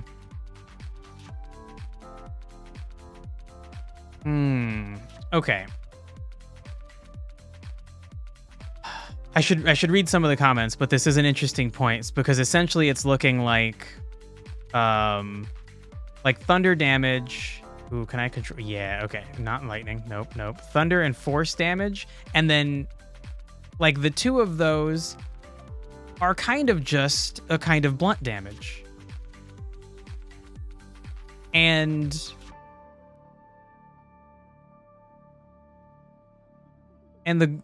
so maybe this needs to be restructured.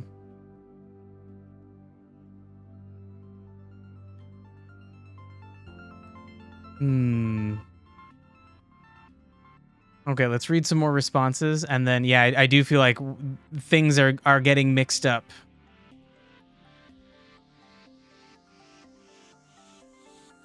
The nature element might have both piercing for fangs and brambles for poison. Brambles and poison for poison. Yeah. So I think we can go ahead and just essentially, like, we'll probably just say that poison will fall under, like, flora. And maybe, honestly, like, rename flora to, like, nature. But we need to kind of make it clear that it's, like, not nature like all the things in nature. Like life, natural life, essentially. Yeah, this is gonna be difficult. This is gonna take a while. We're gonna have to talk through some shit. Okay, so let's read some responses about why it doesn't make sense. But yeah, I'm not sure if we should go with nature or life or just flora. And then potentially having subtypes.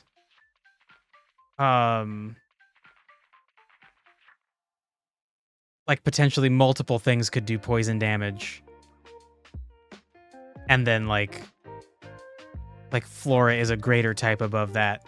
Ooh, I don't know. We might just not have poison as an element. If we decide that like, okay, that can just be like a poison attack could just do like nature damage. Right? That sounds better than saying this poison attack does life damage. Should do nature damage. Even water could make poison damage. Yeah, that is an interesting idea. So, but then you might argue that if a water attack was doing poison damage, it shouldn't be just a water attack. It should be some kind of like combination attack. Like it would be water and and nature together or something. So that like the water part would be like the delivery aspect of it. Like if you hit somebody with like poison water, then that would be both a water attack and a nature attack. So I think that might be the thing to do. And then it would do both like water damage as like it hits, and then it would do poison damage like over time if the enemy gets poisoned. So yeah, I think being able to combine things in a sensible way will let us simplify things. And then we just need to make sure we simplify things not correctly, but as intuitively as possible, right? Because the whole goal is for people to just be able to understand this system and not be like constant like when you're playing Pokemon, it's really annoying to me to be like, what is fairy damage good against? I don't fucking remember. It's fairies. Like fire is good against grass because grass gets burnt by the fire. That makes sense. I want that to be there as often as possible. And then I will balance the game around that. Whereas Pokemon seems to go the other way. They're like, let's just throw in some types that don't make that much sense because we need a balanced game. I would rather balance things behind the scenes and keep things as intuitive as possible.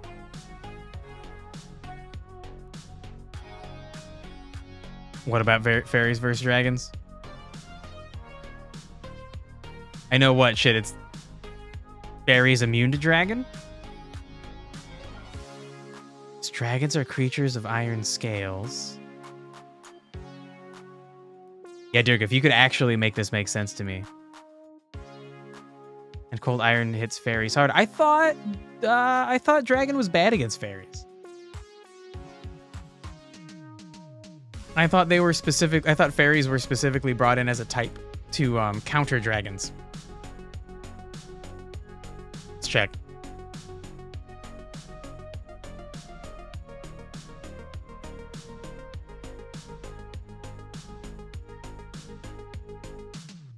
Yeah, fairies are good against dragon, and they're immune to dragon. So you said you'd say. Okay. All right, so then that's actually a good point.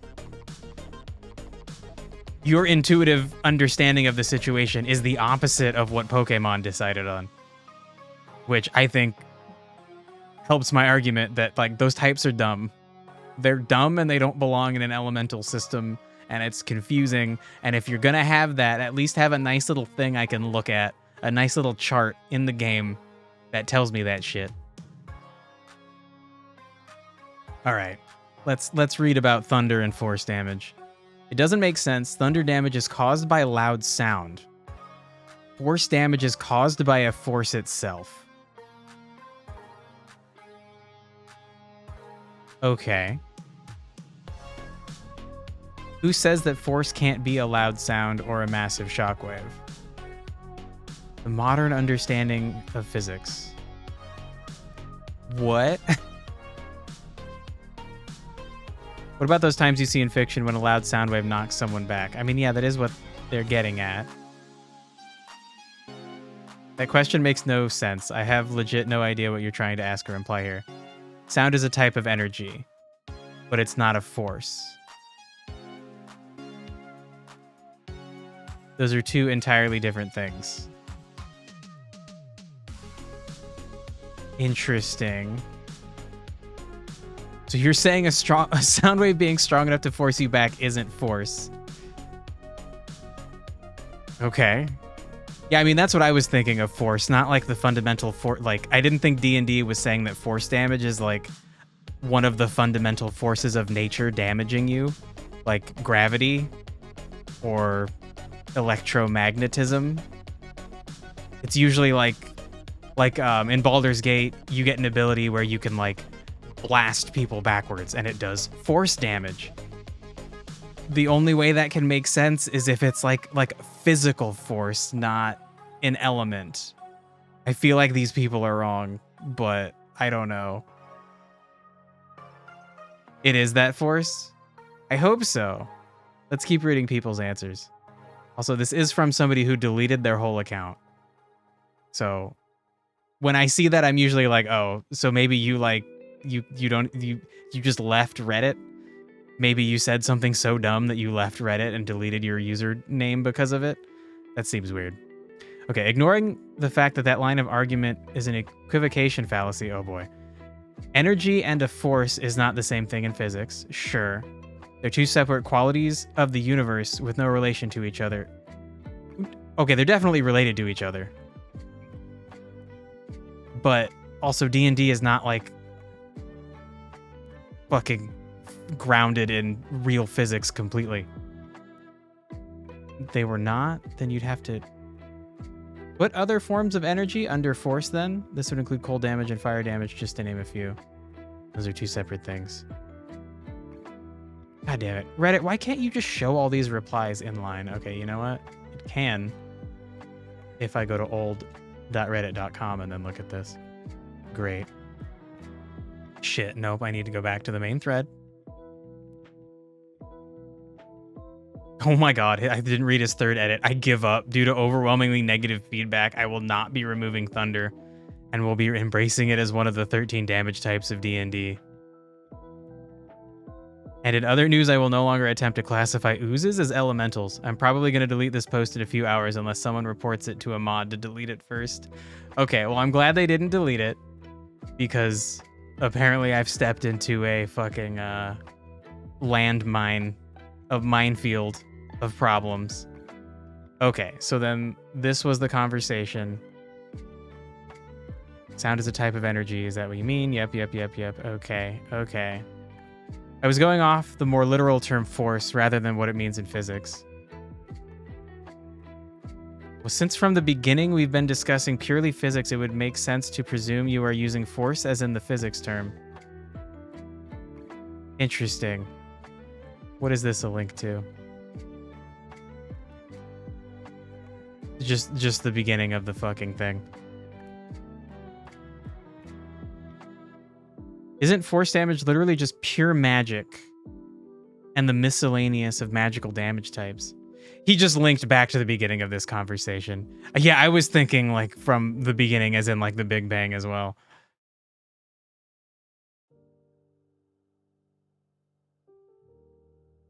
Oh boy. No, because force isn't sound. Force is air compacting into a dense state that can force things into a different position. I don't know if you're allowed to define a thing with that thing.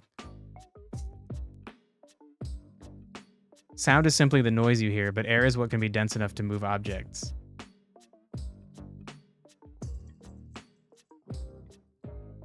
Okay.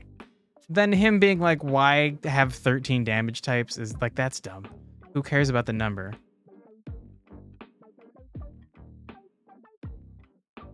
Okay, interesting point that sound frequency can shatter objects if the resonance counteracts with the natural vibrations of an object. Okay, but yeah, that's an interesting point. So then why isn't thunder just like sound damage? Because like I feel like this person is kind of making an argument that it shouldn't be called thunder damage. It should be like sound damage, because what if there was a person who could like sing magically and deal damage with that? If thunder is sound damage, then because it's fantasy. Well, yeah, but we're trying to make it rooted in reality, right? So then maybe thunder damage should be sound damage. Listen, person, D&D is an imagination-based game that requires the player to already have a kindergarten understanding of the way physics works. You should learn about that before coming to this Reddit to debate physics. Interesting. I wasn't even planning on debating physics here. You're the one who started it. All I did was say that sound and electricity were different. It wouldn't make sense to get electrocuted by a loud scream, but getting physically pushed away by a sound wave does. Oh my god.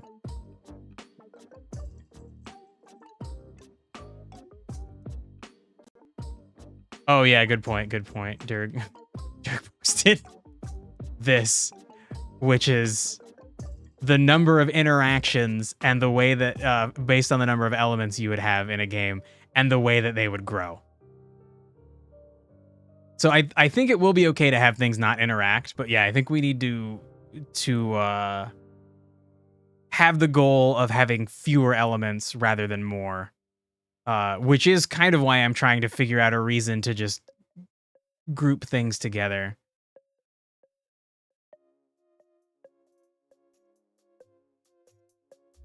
Yeah, like this makes sense that thunder in this new thread, that thunder is sound based.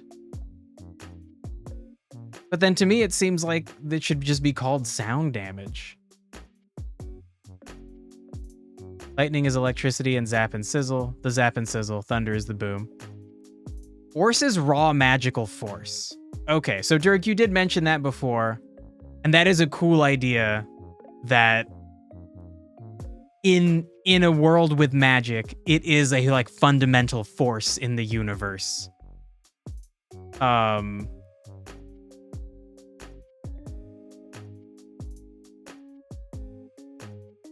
do wonder if you could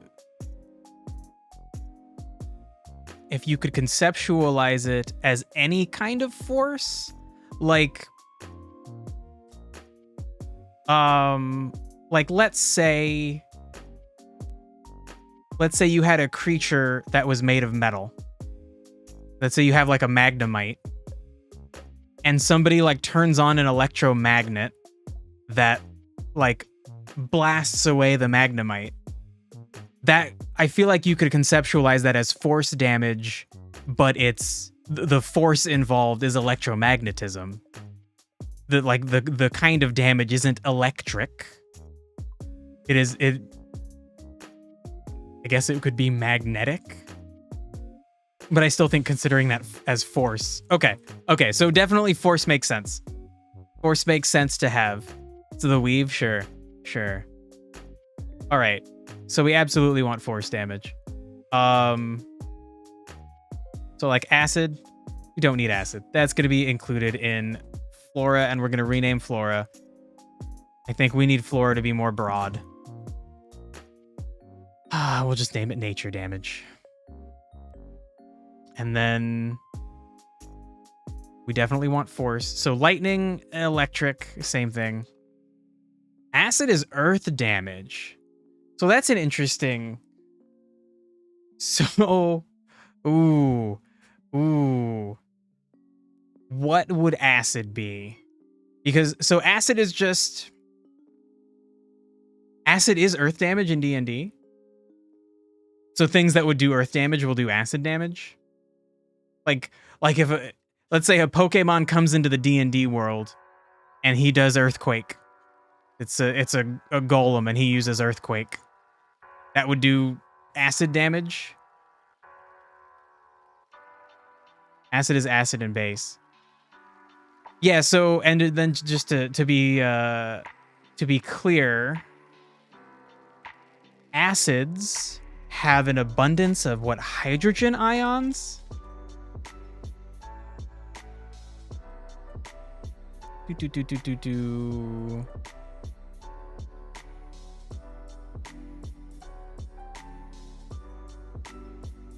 Oh my god, an acid is a molecular ion capable of either donating a proton, known as a Bronsted-Lowry acid, or forming a covalent bond with an electron pair, known as a Lewis acid.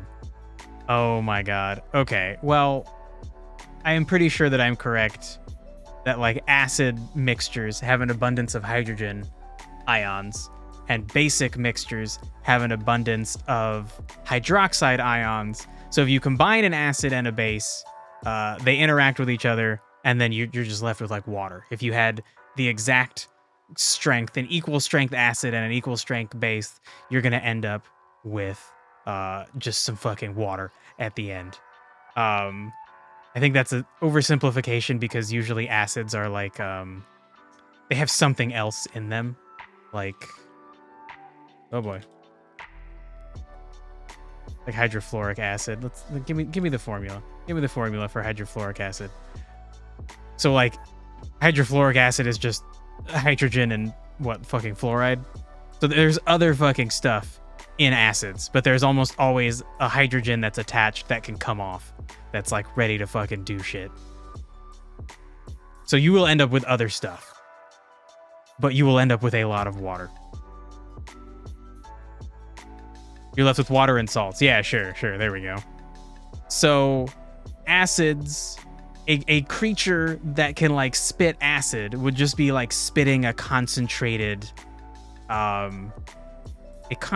solution that is ready to interact with things.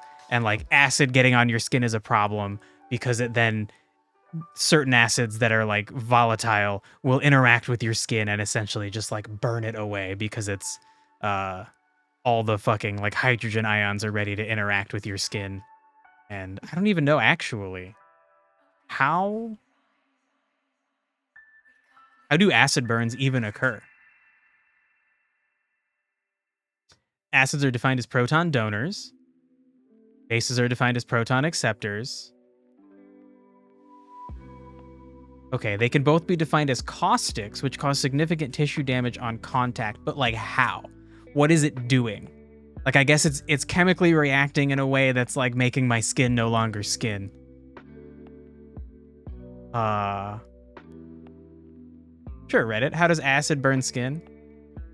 How much of science do we want to involve? Well, if we can think about this to then put it in the right category, I think it would make sense to do this.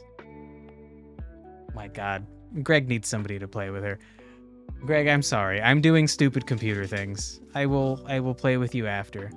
She has so much energy. It's like we played for 30 minutes today, and she's still just like fucking going. Okay, we're wondering how exactly acids burn skin. Just loads of stuff, so it's hard to give a definitive answer. One effect of acid is that it can literally dehydrate some very common functional groups. Okay. It leads to a net loss of H2O. Effectively the same as if you got burned from heat. The water in your skin would boil away. Of course, it's very different. Oh. Okay. Chemistry, you can think of acid as being an activator or a fuel for a chemical process. Sure. Okay. The pathways it allows in complicated systems like the human body are uncontrollably many. Oh my. The body is mostly protein, but otherwise the acid would also break your cell walls, DNA strands, break your sugars. There's almost certainly nothing it wouldn't irreversibly change. Dear God. Okay, so it just fucking like breaks everything. But I think that's an interesting point, Dirk, that it would be earth damage in D&D. So maybe we should include poison as earth damage. So that would mean that a creature that spits poison would be doing earth damage. And you know what, while we're on that topic, let's delete poison and let's change it to earth. Let's change ground to earth. Imagine having a cantrip that can acid everything around it. It's not holy radiance. It's acidic burns. Okay. So, man, honestly, I feel like maybe describing that as like, this sucks because intuitively that sounds more like nature damage to me. Blasting everybody around you with acid really feels like nature damage. But only because like creatures spitting acid is like a... I don't even know if any actual creatures do.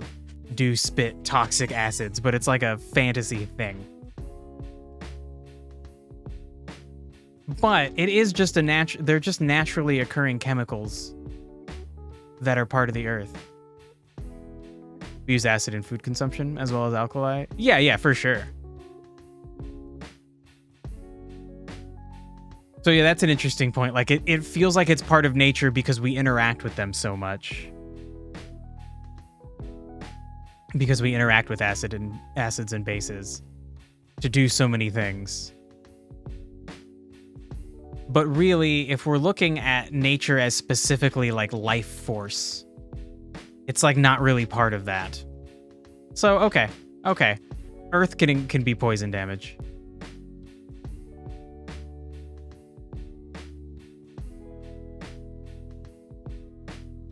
And I think we would have to differentiate, like, a snake might have venom, and that's for sure going to be nature.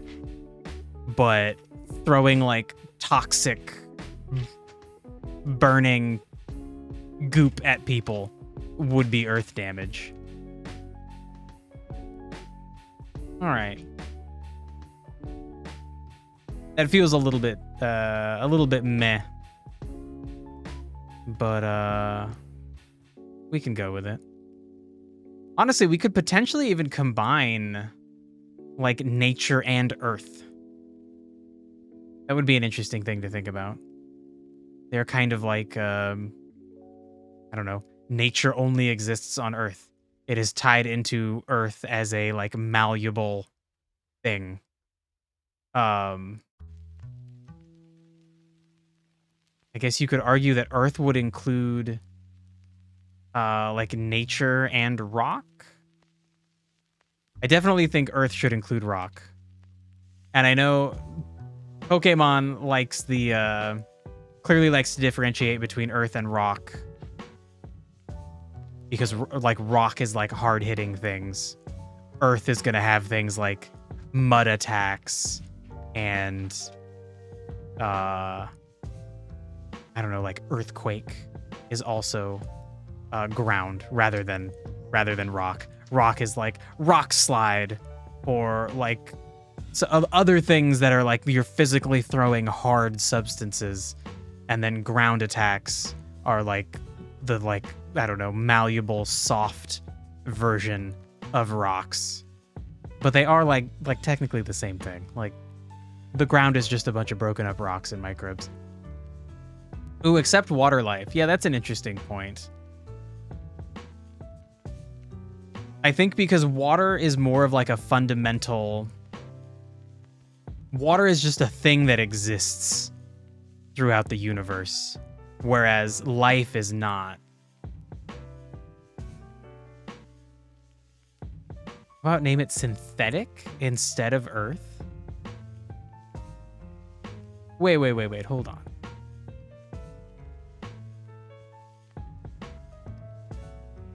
That doesn't seem like the right way to go.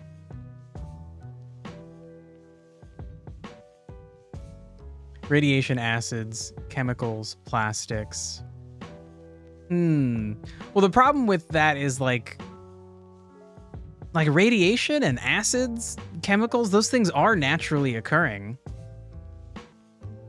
I think we like to think of those things as being synthetic because if a chemical naturally occurs, we can still just make it.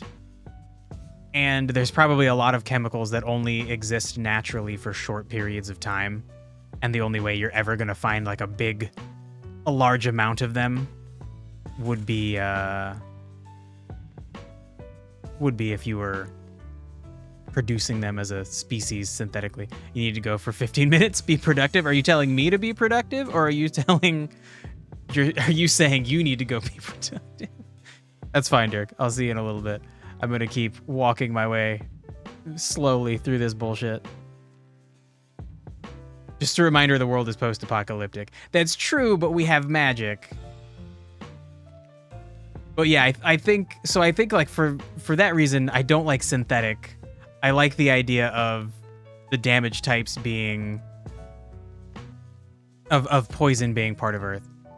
Might be a lot of radiation and stuff around. Ooh, that is an interesting thought.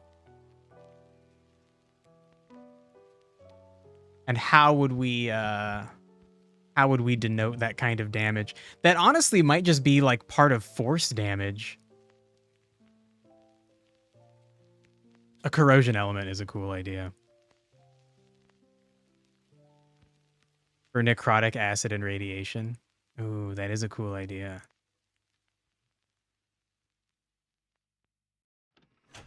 Okay, maybe. Let's put corrosion with a question mark. We're definitely not gonna just have dark as a damage type. I do like psychic as a damage type. It's already over here. Flying is a little bit silly.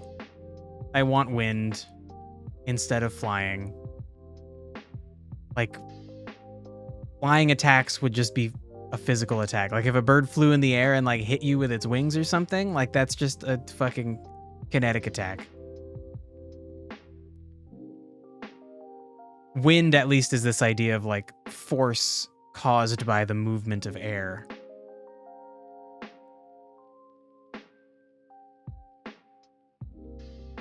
And then if we do have force, as in it's just like the fundamental magic damage is force. That is an interesting idea. And then so corrosion would include necrotic and poison. And then like what even is radiant damage? So let's maybe add sound in here. What? Like, that's like literally radiation, right? Like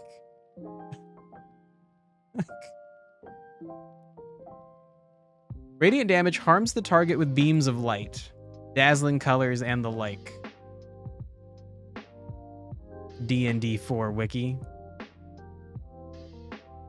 The radiant keyword indicates powers associated with the radiant damage type. God, writing a wiki must be fucking weird.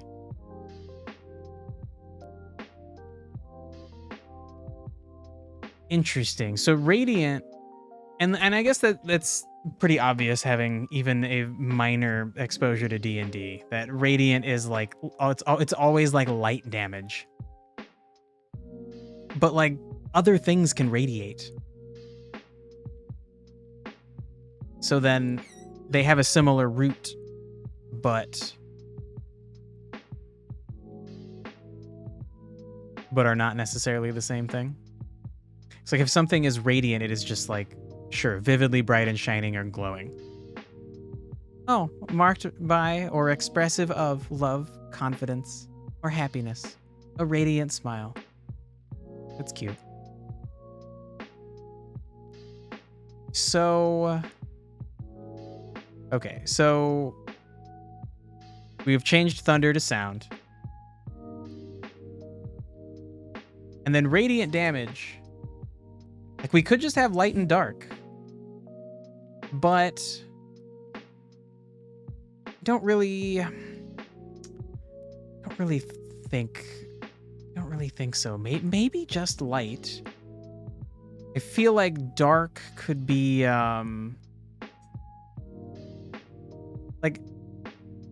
like dark sounds cool as a force, but really it's just like dark is just the absence of light.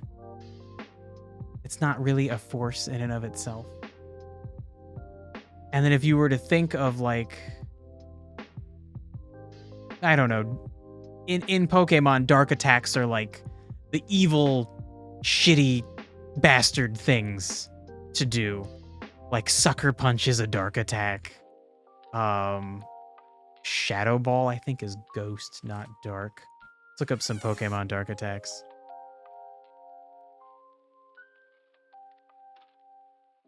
The Cerebi.net attack decks. No, not all of them. Here we go. Bulbapedia, category, dark type moves. Ruination, Quash, Jaw Lock. Knockoff is funny. You're just like smacking their held item out of their hand. lash out, dark pulse, dark void. I feel like a lot of these would just be like, they're either just a kinetic attack. Like if you smack an item out of someone's hand, like that's not like dark magic. You just like, you're just being a dick. And then the things like dark pulse and stuff, that's just like psychic attacks. You're just doing a psychic attack. It's not an actual fucking thing. It's not separate from psychic attacks. It is a dick psychic attack. It's a rude, mean thing to do. You're being a dick with your psychic powers.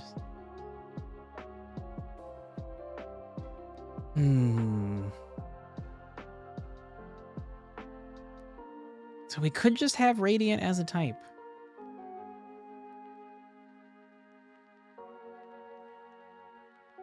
And I like the way that Corrosion would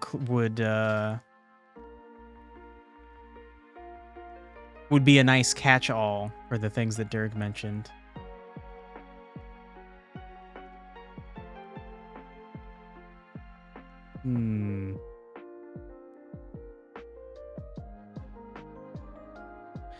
There wouldn't be some way conceptually to put Radiant damage in with Force. I feel like that D&D post on Reddit convinced me that Force should exist on its own. And I think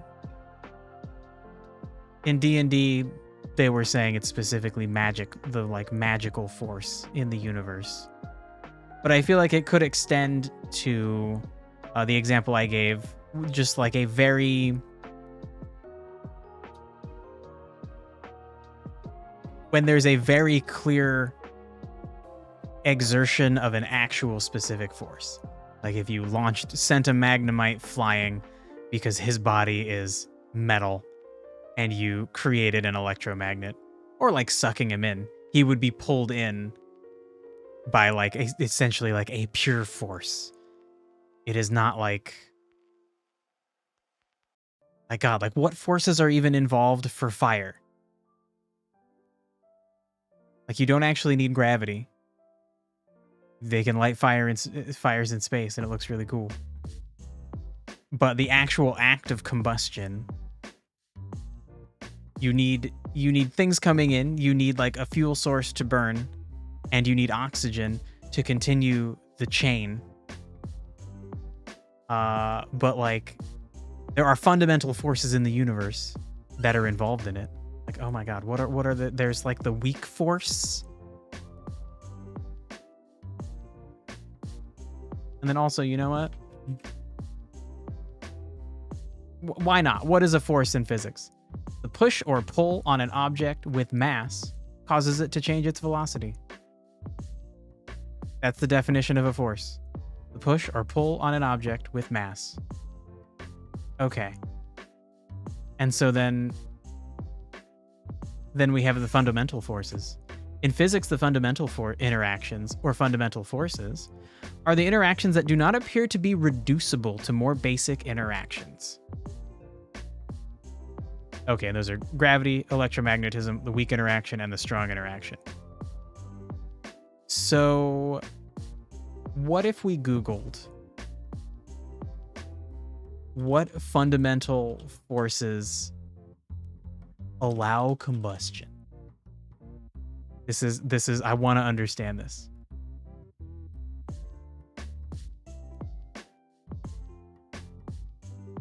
We got a Quora answer. I think you would actually need a serious understanding of physics to actually have a good answer on this. Maybe this person does. When you burn something, is the energy a result of breaking bonds with a weak nuclear force? Whoa. No, ordinary combustion does not involve the weak nuclear force at all. It is due to a rearrangement of electron structure in molecules. Typically, burning involves oxidation of some kind of fuel. Okay. Usually, but not always, the oxidizer in question is atmospheric oxygen, and most of us are familiar with this kind of burning in the case of a wood fire, or other fire involving carbon and hydrogen containing matter in open air. The weak nuclear force is simply far too weak and short range under ordinary circumstances. play any role at all in what is generally called burning. Only electromagnetic forces matter for molecular bonds. Okay, so that's really interesting. So we could kind of conceptualize a lot of these forces are a lot of these elements are kind of like a downstream result of fundamental forces existing, whereas force damage is like a pure interaction with some kind of field. In this case, like probably magic. Magic itself exerts some kind of field in the universe the way that gravity does.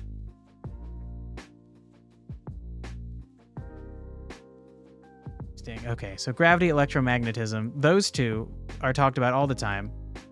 Weak interaction and strong interaction. I'm assuming one of these is maybe strong interaction is the thing that lets particles stay the fuck together.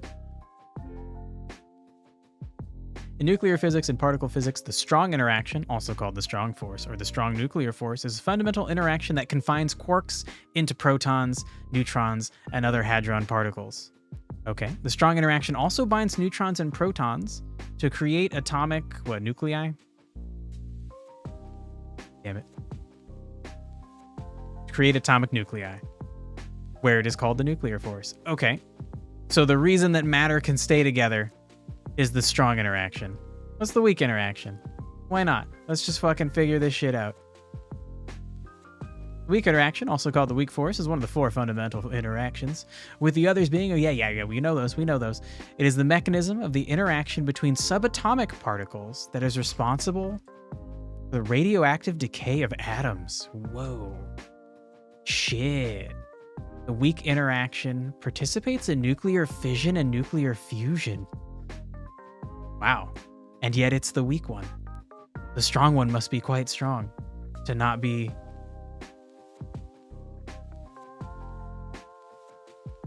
So you played around with normal and special? Remind you to tell me once you're back. Okay. It'll be in the chat. You could just read chat. I will remind you, but you could just read it. You can't hear me.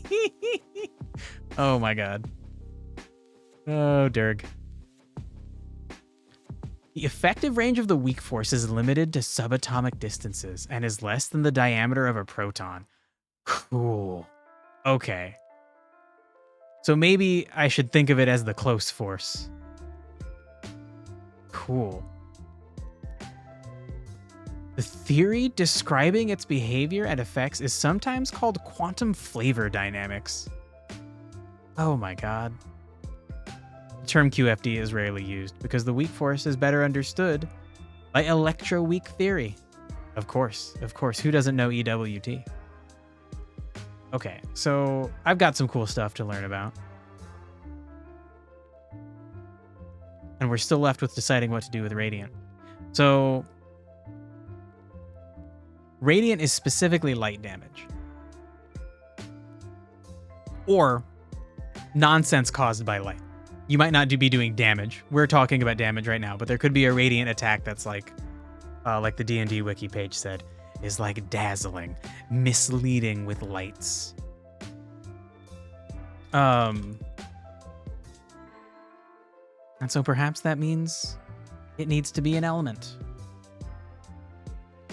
Okay, so kinetic can kind of hang out on its own because really it is not an element. It is the element that is no element. And that is still important, I suppose. Let's zoom in again. Okay.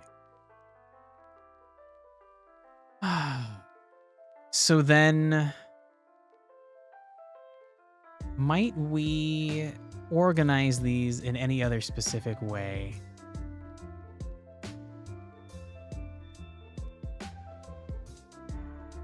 Like, it kind of feels like some of these things are more fundamental, but I don't know if you can really make sense of that.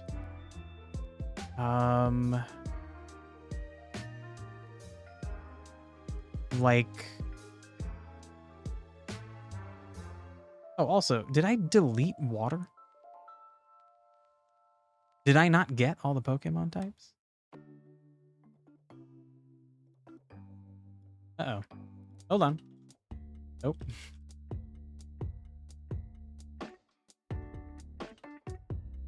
All right. Maybe I accidentally deleted water. That was silly. Okay. Well, we do want water.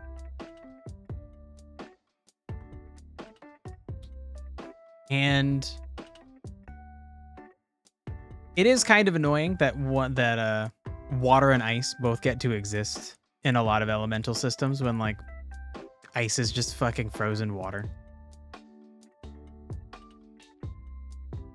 But it is very important.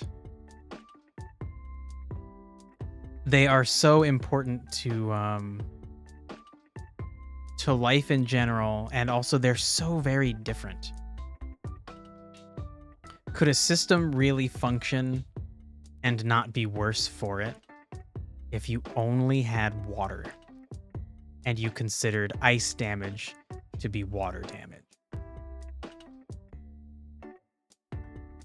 It just doesn't feel right.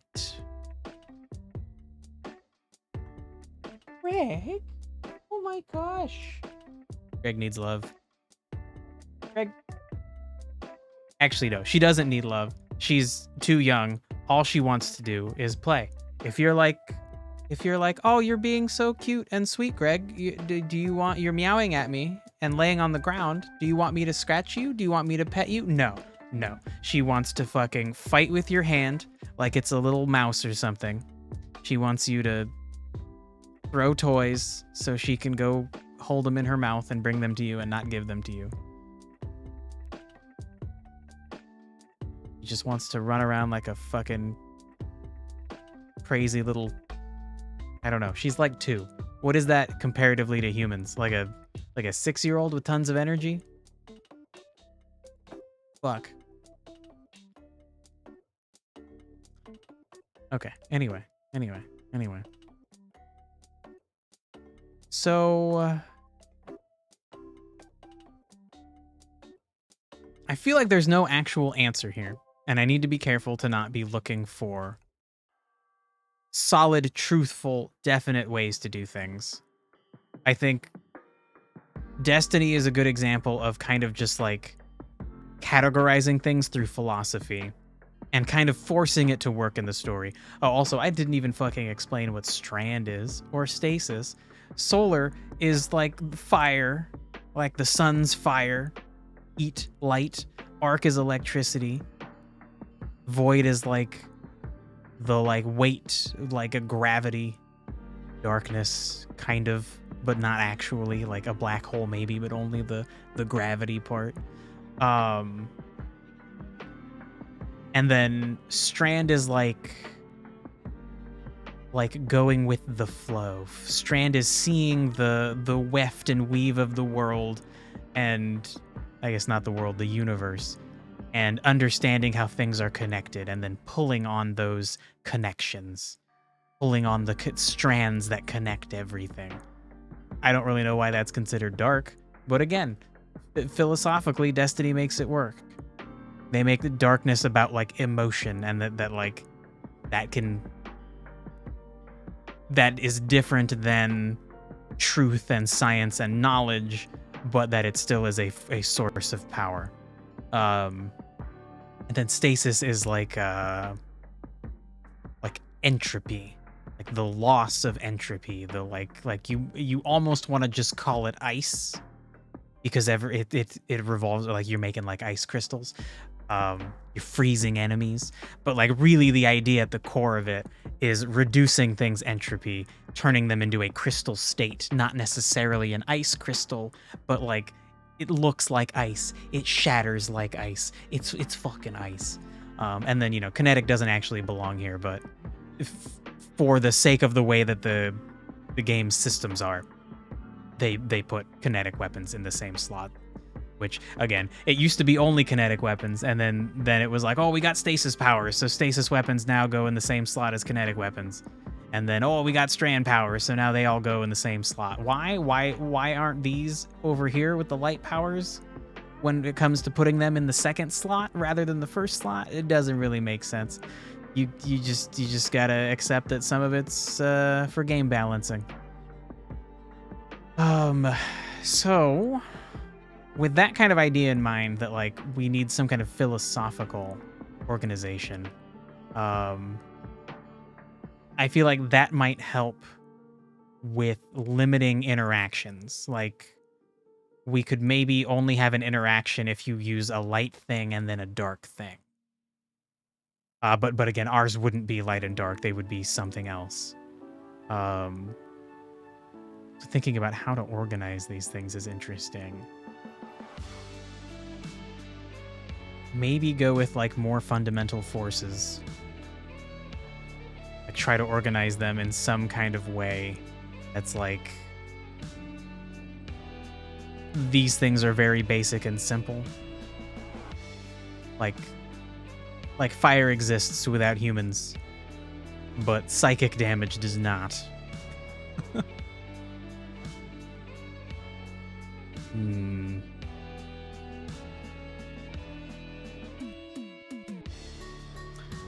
I don't know. Maybe they don't actually need any more organization than this. How many types do we have?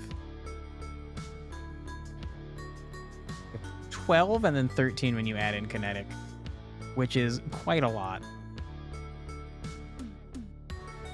And then each of these things will have a modifier, whether it is a like physical attack or a like supernatural attack. In this case being described as special. And then the specific avenue of damage will be blunt, piercing, or slashing. And that will be important, mostly because armor in general can't really block against all of these really well.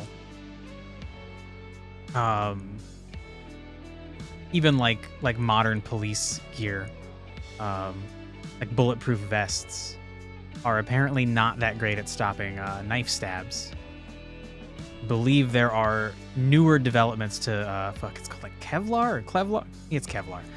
Is great at stopping bullets, but not great at stopping knife stabs. So, my dudes, welcome back, Dirk.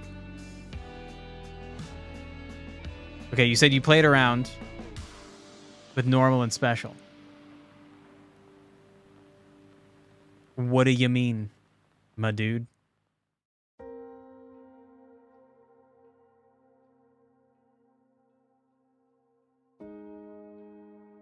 Started thinking common versus elite. Common versus regal. That's interesting. That kind of reminds me of what I was talking about with like normal damage and fighting damage in Pokemon.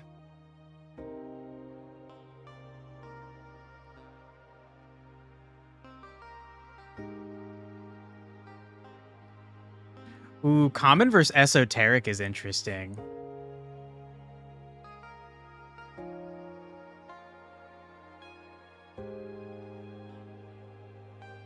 Dormant versus awakened, also cool. These are cool paradigms.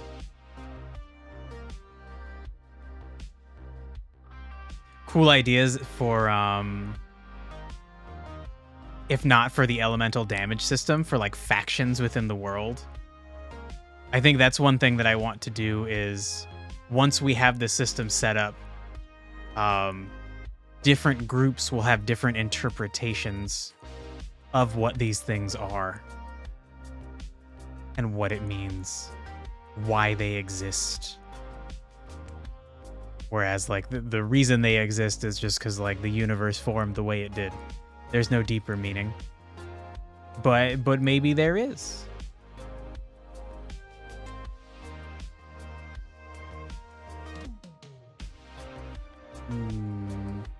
I honestly...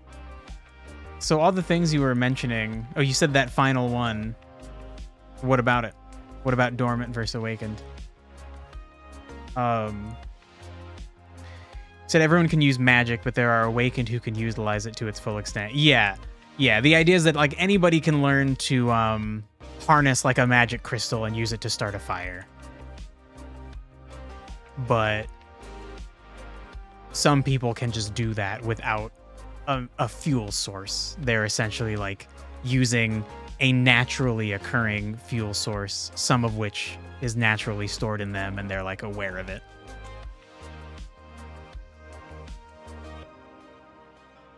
But I don't know if that would lead to differences in damage type. Like if somebody casts a fireball using a magic crystal, I don't think that would be any different than somebody who can cast a fireball without a magic crystal.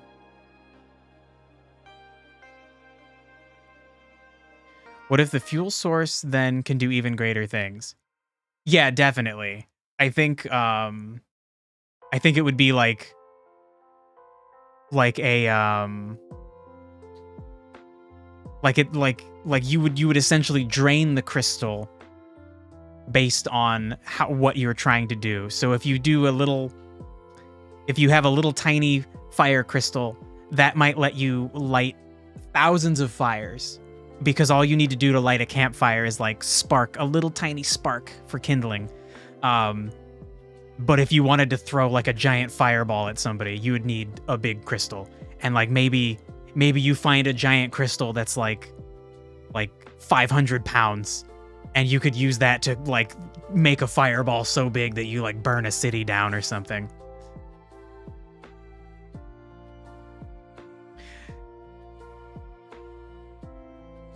So dormant exist already. Awakened need channeling. Like it's basically use versus evoke or create or use spirit. Yeah, sure. So like if you have a crystal, you are just burning up a fuel source that you have readily available and diminishing that fuel source. If you are casting it without a fuel source, you kind of need to like concentrate it within you and then let it out. I think to a certain extent that would be true. I feel like what you would run into a lot are people who just do both.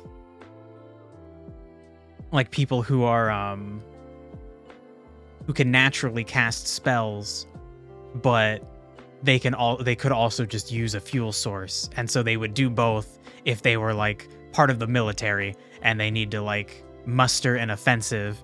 They're gonna use everything they have at their disposal to fight as effectively as possible, and that would include using these like naturally occurring crystals, which I have already thought about. Like the crystals will have a certain source. My current thought is that the crystals are actually scales of a certain kind of dragon, and that the world that this takes place in will have magic because a dragon used to use this place to store all of his crystals. That like there's dragon wars, and when they defeat each other, they like take their hordes of crystals and store them places, and they're like magical space dragons, so they can go wherever the fuck they want. And so like this planet has a giant store of crystals that are essentially now naturally distributed through the world because like something happened to that dragon. He didn't come back for a reason, which will be important to the story. So now there are naturally occurring crystals all over the world, but like actually they're not naturally occurring. They were seeded here and there's a limited number of them, and that will become a problem.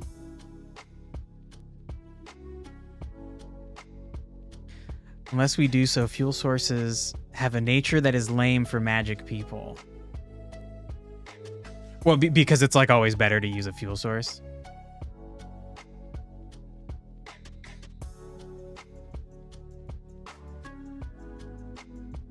I think I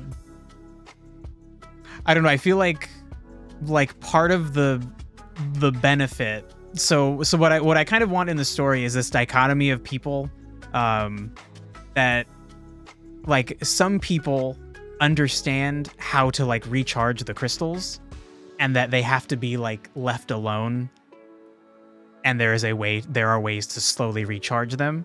So like there are societies that are in touch with nature where everybody uses magic, but people are sparing with it because they know these resources are limited.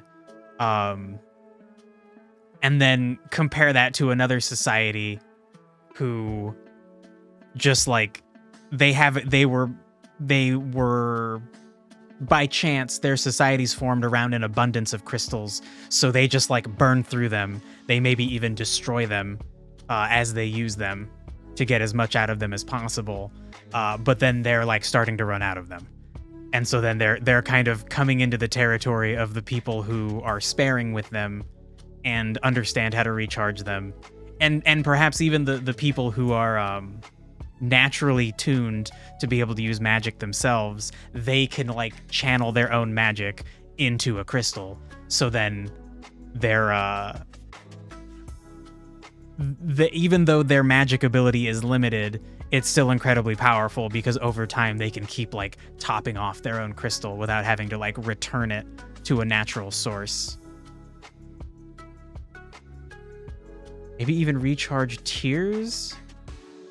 Maybe even recharging tears the soul of the world. Ooh.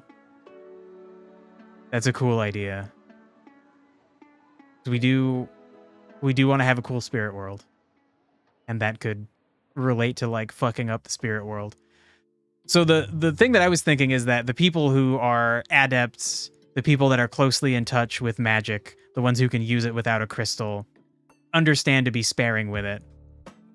And I like the idea that like, let's say a fire crystal needs to be recharged. An adept could take the small amount of natural magic that flows through them over time. They could slowly refill a crystal. Or you could take this like red fire crystal back to a source of heat. Like just go literally like bury it in a volcano where it's really fucking hot.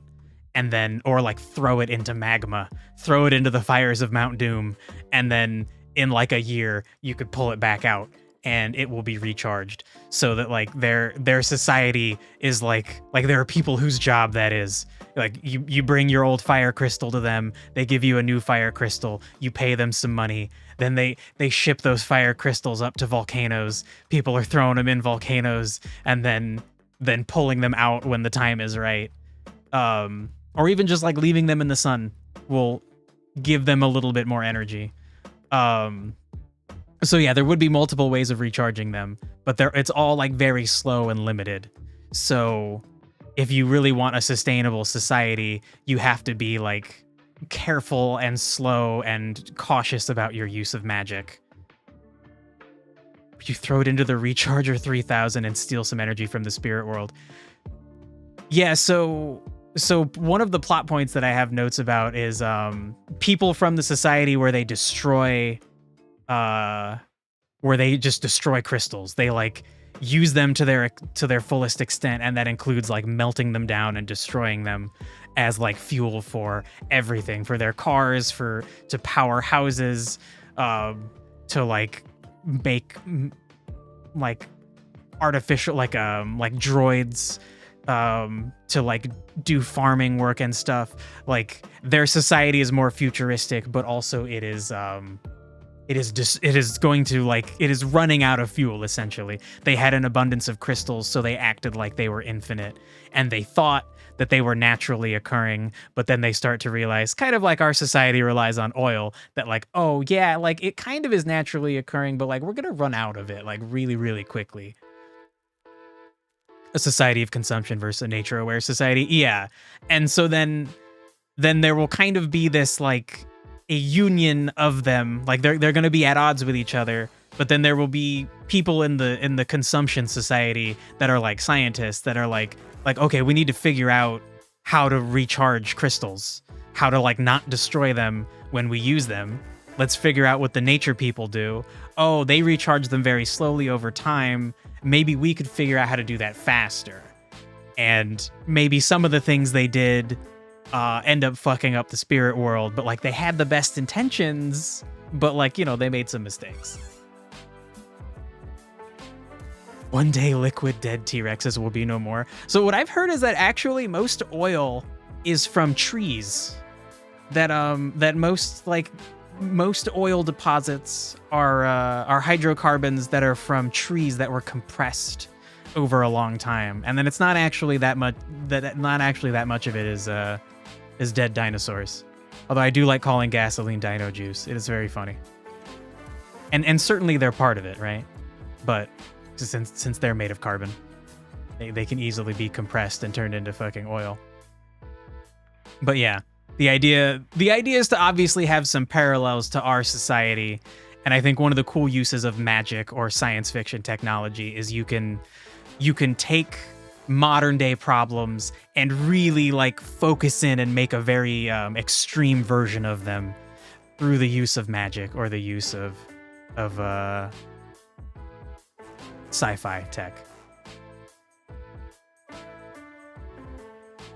So where are we right now? We are on a tangent. But I was gonna say, I think I like the idea of changing the primary special type to maybe something like Eldritch. But there just like isn't a good term. It's like, honestly, what I want is like physical versus elemental. I want like like if you get hit by a fireball, it would be elemental damage because it would be like a chemical reaction you're gonna burn up. If you got hit by like a giant rock, that would be physical. If you got hit by a fireball that has like weight to it and actually physically hits you, then it's also physical. So oh man, I still don't know what the primary type should be. Maybe Eldritch for now. Because that it's like you're being affected by this like the ancient magical aspects of things rather than physical.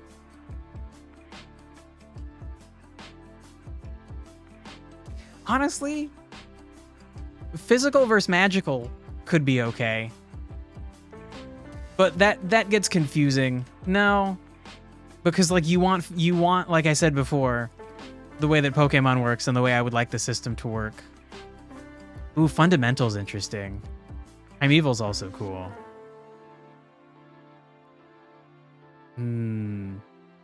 So like I was saying about Pokemon and the way that I want my system to work, is that like an electric attack could do physical damage or it could do special damage. And then whatever the term we use is, like if we do use physical and special, then that needs to also follow, like, it needs to make sense to be able to say that. Like a physical attack versus a special attack. And special is just not great. But I'm kind of seeing why Pokemon goes with this, because it's so hard to come up with another word. Primeval is really cool. I fucking love that word. There are these giant monsters that you summon in certain Destiny activities called Primevals. Such a cool name. Fundamental is an interesting idea. It's a long word.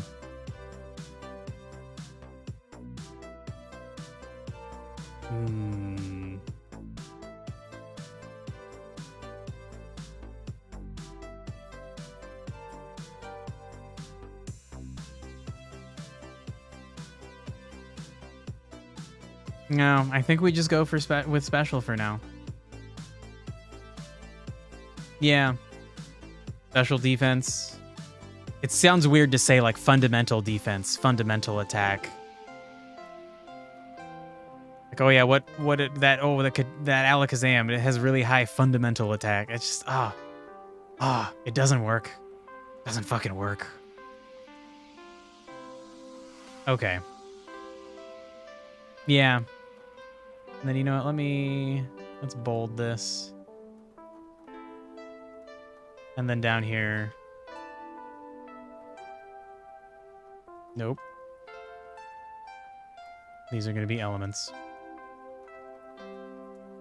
Alright, so kinetic is the fucking non-element element. Fire, electric. I'm going to order things with how sure I am of them. Water gets to be up here. Wind magic. Definitely. What should be near the bottom? Oh, I can't. There we go. There we go. Thank you for letting me scroll.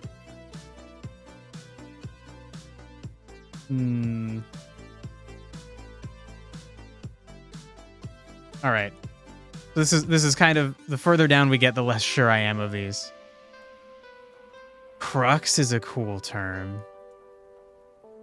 Ooh. You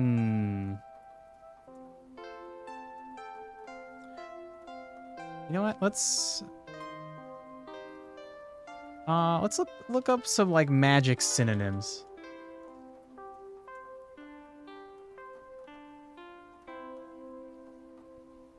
Ooh, occult could be cool. Because occult is like mysterious. It's like you don't really understand it. Ooh. What's his occult attack stat? God, that still sounds weird. Damn it.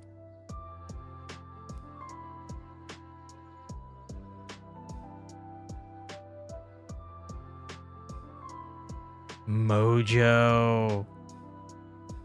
Oh, I love the term thaumaturgy. A cool term for a spellcaster. Hex could be interesting.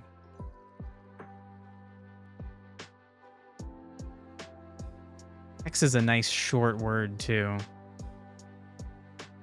What's his hex attack stat? What's his hex defense stat?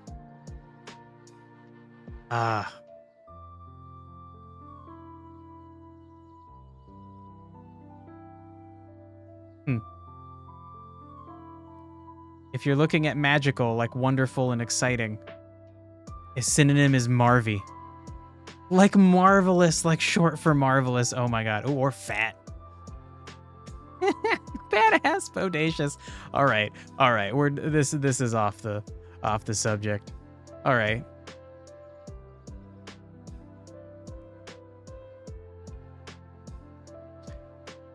Yeah, honestly, I think special. I think special is the thing to do. And then the question would be, would there ever be a situation? I think there's going to have to be certain elements that just don't have, that aren't represented in certain primary types. Like, if you have an attack that's kinetic, that's going to just be like a sword slash or you punch a guy in the face. I don't think it should ever be special. I think it'll always be physical. Whereas a fire attack, like a fire punch, would be physical. Fire breath would be special. And I guess same thing with these kinds of attacks. Ooh, it might only be physical attacks that end up with these notations. So actually, okay, this might be something to think about.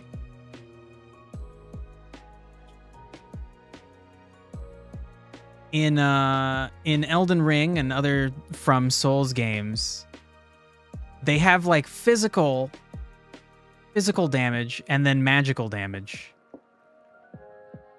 Ooh. So we might want to break things down like that. You can say how there's special kinetic. You make a guy punch himself in the face. Oh my god. It's special type kinetic. Okay, no. No. No.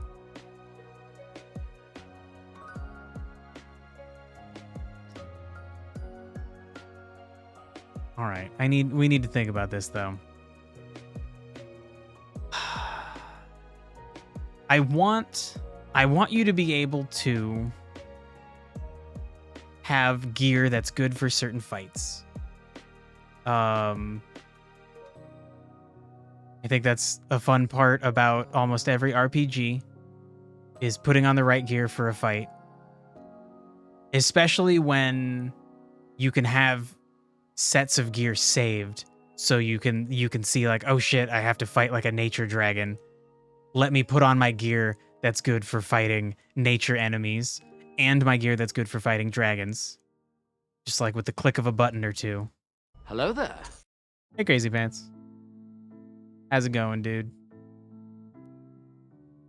You wanna come let Greg roam the house? She is cooped up.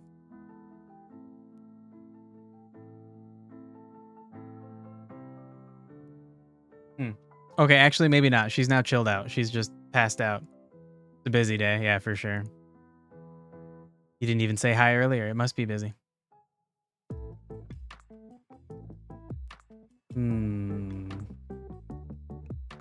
All right, we might need to extend this. Narrow that.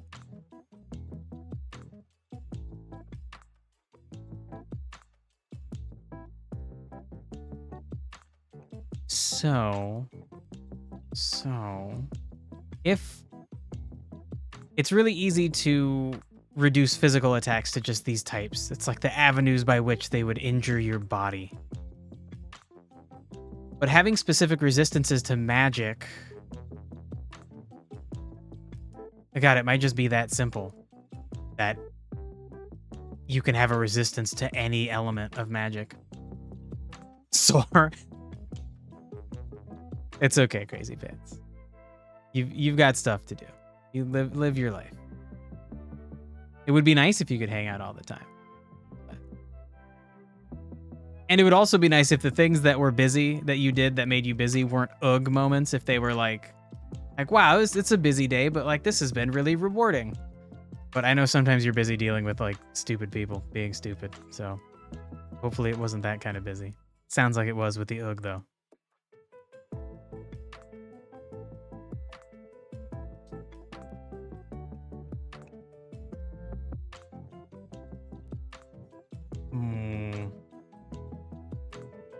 Don't necessarily like this.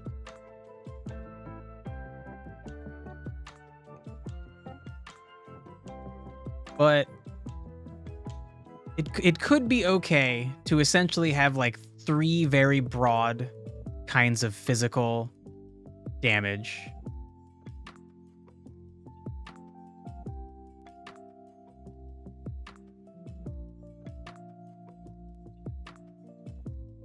And then your armor will always have these stats. It will have some amount of blunt, piercing, and slashing resistance.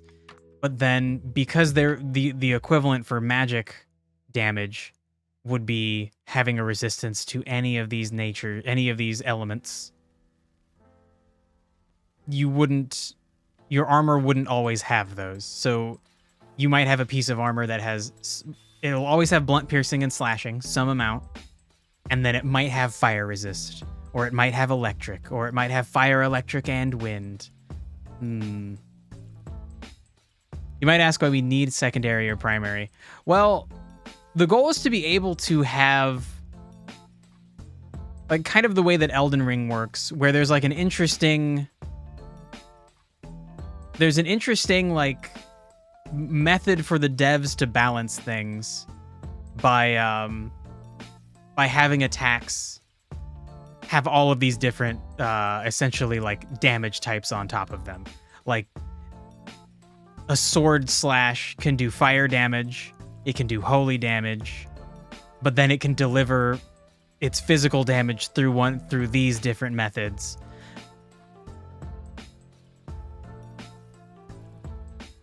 Ooh, or it might be a linen mantle where there are no physical but 3 magical resistances. Because it's enchanted. Yeah, that's an interesting idea. I was thinking it would still give you like a tiny bit of resistance because like it's like a physical cloth. So it would still, if somebody smacked you with like a mace, it would still feel better to be hit while wearing a thin shirt than to be hit while wearing nothing. But maybe that's not that important. We could just go physical and special for the armor amounts, and then not worry about these damaging types. But I do like the way that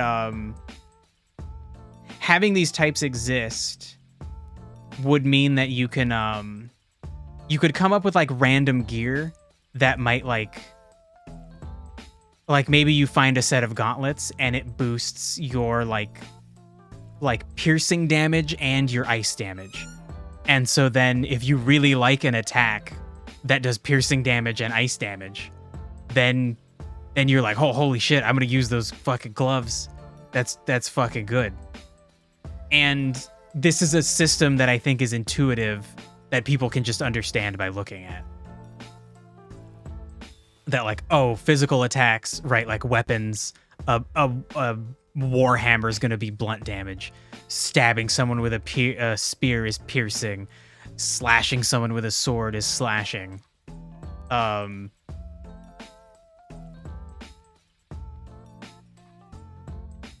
I don't like how then this would lead into the magic types just being essentially having to call out each one. It would be cool if we could make magic categories. Like if we could find some reason to like lump categories together. Like we could have 4 different magic categories that for some reason fit together. And then once those categories had nice names, you could then, the way that you have blunt, piercing, and slashing, you could have 3 different schools of magic kind of that would lead to having 3 nicely named and easy to understand defenses. It also makes some nature leak into physical and also ice. Yeah, so that's the way that I want an attack to be is that like essentially like you could have a water attack. I don't know, let me like just write down an example.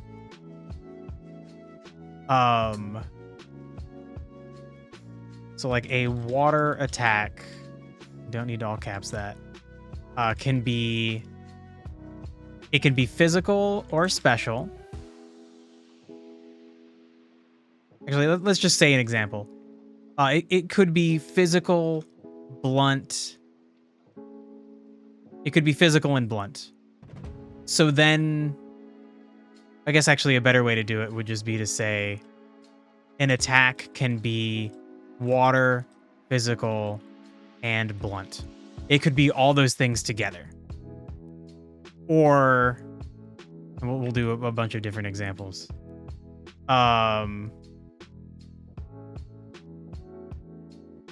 Or maybe it could be like fire special. Or fire physical piercing. Like this would be like if you had like a magma spear. If you like summoned a magma spear and like threw it at somebody.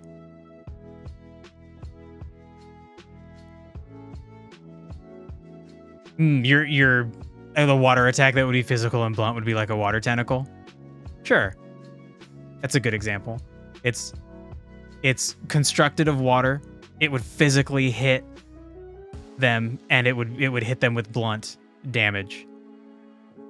Yeah, sure. Yeah, I guess that's a better way to describe it. It's a tag system. And it's essentially like the more tags that there are, the more diversity of like equipment you could make. Even if the equipment is just like randomly rolled, you're able to kind of boost individual things.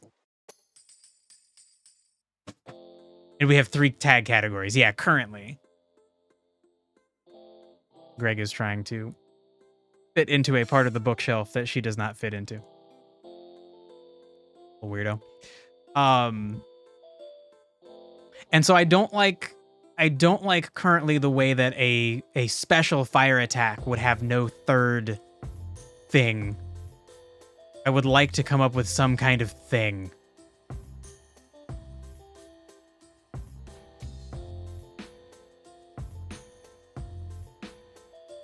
I'm really not sure.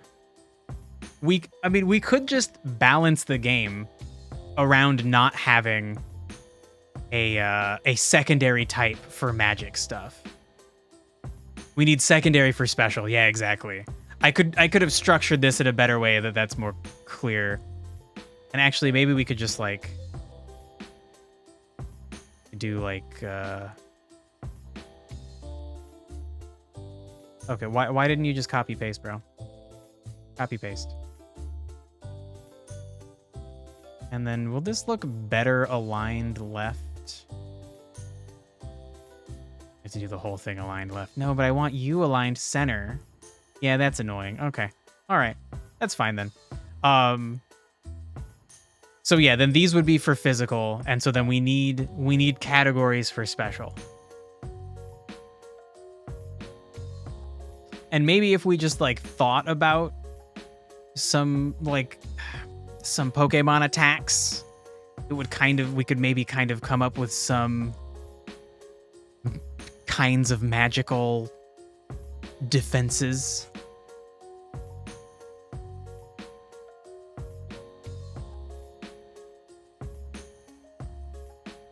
It would be interesting. We could come up with something that isn't intuitive, but can be explained in the world. We explain it so it makes sense. Spiritual, logical, and awakened. So then how would you relate? How would you relate that to certain elements? I almost actually, what if this is where we brought in colors? What if like there was, so what if we had like, hold on. Why do I insist on just typing that out? I don't know, like red, blue, and green magic.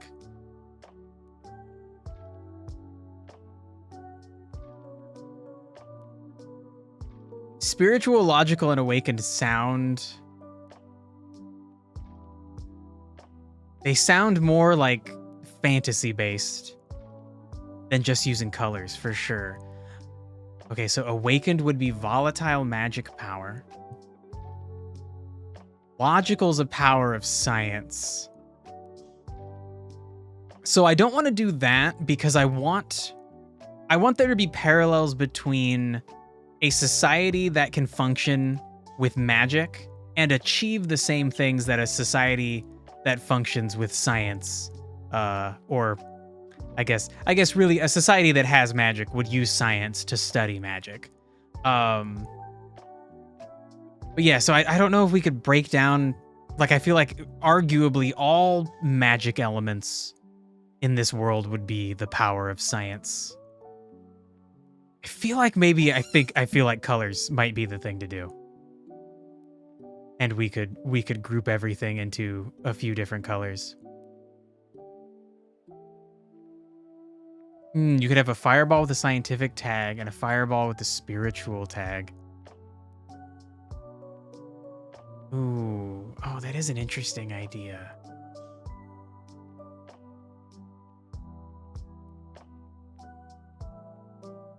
I think that might end up being like too complicated. Damn, that is a cool idea though. Sure, you would defend from them differently. Yeah. Yeah, that needs to always be the thing that's sensible, is that like you would need a different kind of defense. And I think it would be interesting if we could like have each of these defenses be a different thing, so that you could like the thumbnail for the armor could look different. Like maybe red magic is defended against with runes, and blue magic is defended against with some kind of like, I don't know, like oh my god, like alchemy circles. So if you looked at if you saw a thumbnail of a piece of gear, you would know that it is good against red and blue magic, because you would see in the thumbnail like a little rune and a little alchemy circle on it or something. I I think color might be the way to go, and we can have quite a few colors if we need to. So kinetic is fizz only. So we don't really need to worry. It has no color. Discordant, concordant, and phasing. Discordant and concordant are cool. Wouldn't it be like discord and accord? What is concordant? That is just in agreement. Okay. Sure. Show me concordant versus accordant.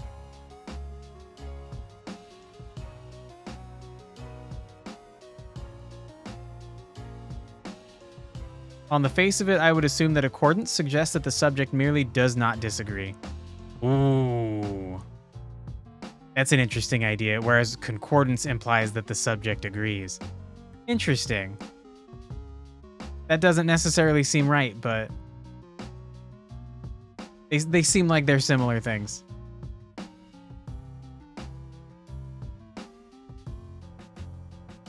So it's a resonance type. Like discord is like it doesn't resonate. Concordance is it does resonate, and then phasing is like it kind of just goes through it. Dang. Conceptually, that's a cool thing. I don't think it fits for this, but that's fucking cool. Dang. Okay, I might put those in the cool idea bin. Because those are cool. Where is the cool idea bin? Not you. Not you. There we go. There it is. Can I edit you, please? No, not like that. Oh, I can't. Oh my god. Because I last loaded this page when my storage was full. Google, you fucking suck. Okay. All right, Google. You're a fucking dick. Great. Okay, there we go. It may fit as magic can be based on spiritual/conceptual resonance. I don't think that translates to something that's easy to read, though. And discordant isn't bad. It's about freedom and uniqueness. Yeah, not necessarily. It's not necessarily bad. I think it has a negative connotation because a society that is discordant is generally less functional than one that is not discordant. All right. Derg, I do like the ideas, but I think I want to just do color. I want to see how many colors we could reduce this to.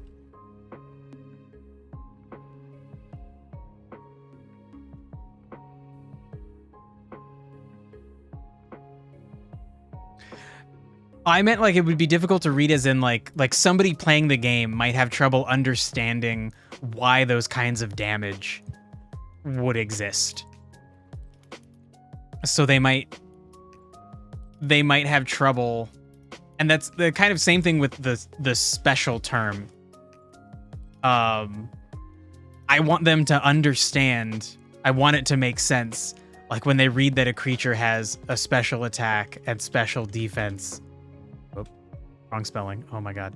I want that to like make sense, right? And I feel like using discordant, concordant, and phasing as the kind of defenses that armor has, I feel like somebody would be like, wow, what?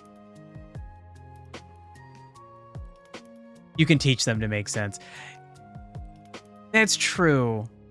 But I think actually, okay, so maybe what we do, I like the color thing because it's simple and colors are things people understand.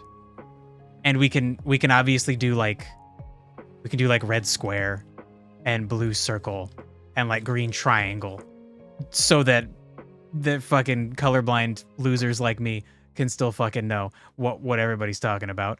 But what if what if we map each of the colors to one of those concepts? Like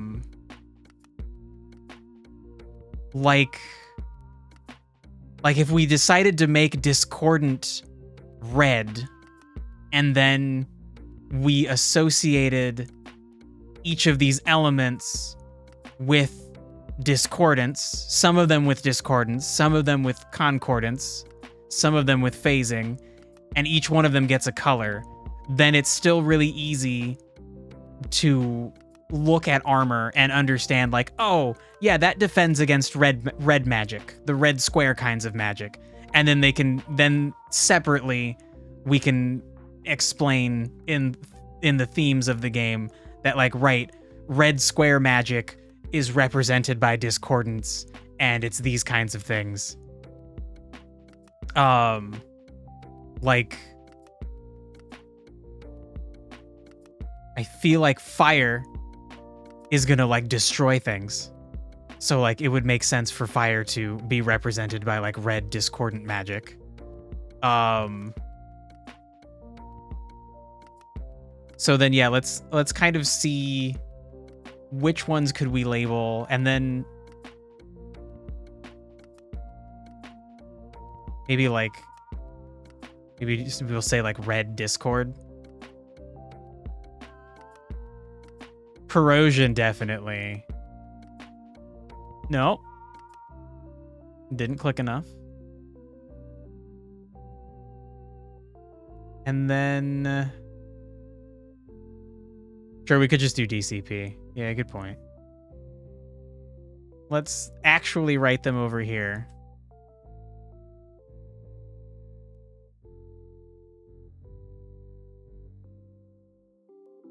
So we might need something other than phasing if the idea of phasing is that it moves through things. But we could kind of conceptualize that as things that try to get past your defenses. Okay, so and then we can just do color, essentially.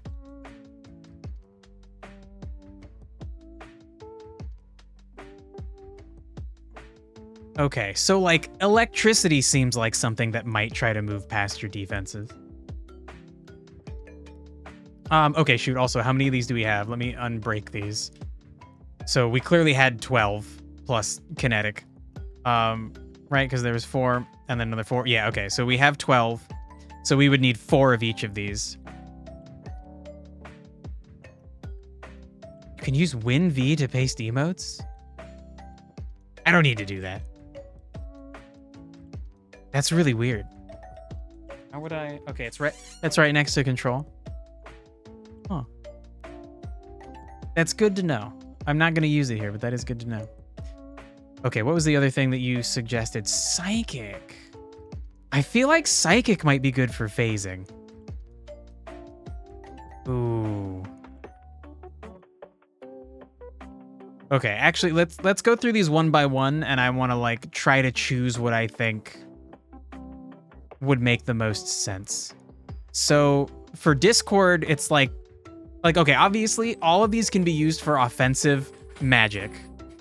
So now it's a trash truck making a bunch of noise. It's trash day. It's nice the microphone doesn't pick that up at all. So all of these things could be used arguably for Discord, but I think the idea is we should focus on, like, the core of the thing, that it doesn't necessarily have to be used for Discord for causing chaos and disagreements. But something like fire is like, oh shit, that's dangerous unless you tame it. Something like earth is kind of like, well, Earth's mostly pretty cool. Earth's mostly chill. So actually, I think for now we'll choose the colors later. And so that we can choose a sensible color based on the things that we have placed in those categories. I feel like nature also mostly chill. Like nature wants to kill you, but if we can successfully survive in nature, it's mostly chill. And then we would need like 2 others that are concordant. If we go back to going down the list, I feel like electricity is like ice as chill as it can be. Okay, but in a different meaning, but like maybe we go with that because ice is like solid and reliable. That for now, it can be concordant. So I feel like electric kind of gets past your defenses, right? Like if you don't understand electricity, you might think like, oh, I'm like a big, strong warrior. I'm in metal armor. Who could hurt me? Well, somebody can still electrocute you, dude. Like electricity is like creepy. It's sneaky. It gets past stuff. So I feel like that's a good one for phasing. Wind also kind of just moves past things. Yeah, so does water, right? Like water will like flow through things. So, okay. This psychic could be phasing as well, because psychic, the idea is to like reach past your defenses. Ooh. Meanwhile, 3.5 hours later. Keep my hands. You mean like take care of my hands? Also, it's my forearms. It's the forearms, not the hands. The hands are fine. The hands feel lovely. It's the forearms who get mad at the hands moving. But this is good. This is like this is chill. This is fine. My arms are like totally good. In fact, I could probably not even have the compression sleeves on right now. We'll end. I can go as late as 2, and this has been really gentle on my hands. It's like video games are so much worse because you're just pressing the same thing over and over. Even like Undertale, you're like talking to people, so you're like constantly pressing the same. It's the repetitive motion. This is nice. I'm going slow. I get to move a little bit. I get to type a little bit. It's not resting, but yeah, this is good. Don't worry, Dirk. I'm all right. I'll be okay. I appreciate the warning though, the reminder. But I think we can spend like up to the limit. We can go up to 2. We got like an hour and 40 minutes. I want to get this shit figured out, and I think we've kind of already figured this out, where I wanted some kind of organizational paradigm. This like Discord Concord phasing thing that we then relate to a color. It's fucking cool. And if we can manage to keep it as primary colors, which shoot, we should probably do the additive primary colors are like red, blue, yellow. Are red, blue, and yellow? No. Red, green, and blue. Shit. Okay. So maybe we should do additive colors because red, green, wait. Oh, no, I'm thinking of it backwards. Additive is for like computer monitors. What we would want in a world that doesn't have digital screens that light up, we would want the subtractive primary colors.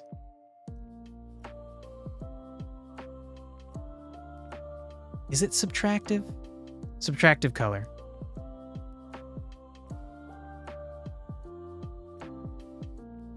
Interesting. It is cyan, magenta, and yellow. Whoa. I thought it was the same as like the primary colors. It's for a printing system. Yeah, I thought that subtractive colors, it was the same. It was red, blue, yellow, which are like the primary colors you learn in school. But then you get confused when you learn that computer monitors do red, blue, and green. And you're like, why? And it's like, well, because when you're painting, it's different than when you're looking at a screen that's producing light. Interesting.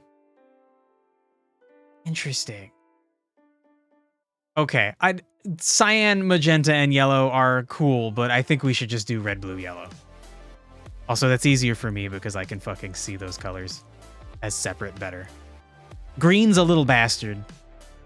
Green just fucking looks like red. It's brutal. I hate it. Okay, so we'll do red, blue, yellow, and maybe we'll switch the colors, but for now that's what we'll commit to. Okay, so you know what? What I'm gonna do up here is I'm gonna make like a pool of what we have left.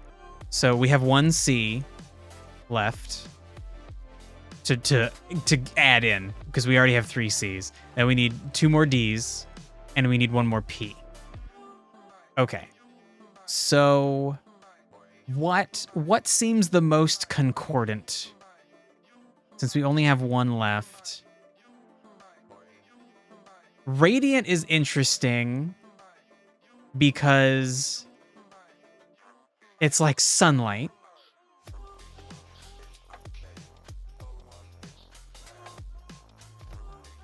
And you need sunlight to live.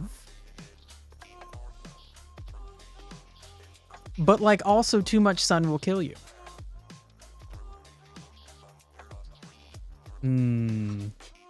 Radiant is both light and radiation. Yeah, I don't know if radiation should be included in it.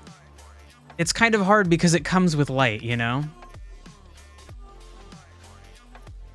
Wizards have a spell called Sickening Radiance in D&D. Bro, that sounds so fucking cool. Source, Xanathar's Guide to Everything. That book's cool. Dim greenish light spreads within a 30-foot radius sphere centered on a point you choose within range. The light spreads around corners and lasts until the spell ends. When a creature moves into the spell's area for the first time on a turn or starts its turn there, that creature must succeed on a Constitution saving throw or take 4d10 radiant damage. And it suffers 1 level of exhaustion and emits a dim greenish light in a 5-foot radius. Cool. The light makes it impossible for the creature to benefit from being invisible. Cool. The light and any levels of exhaustion caused by this spell go away when the spell ends. Oh, that's a cool spell.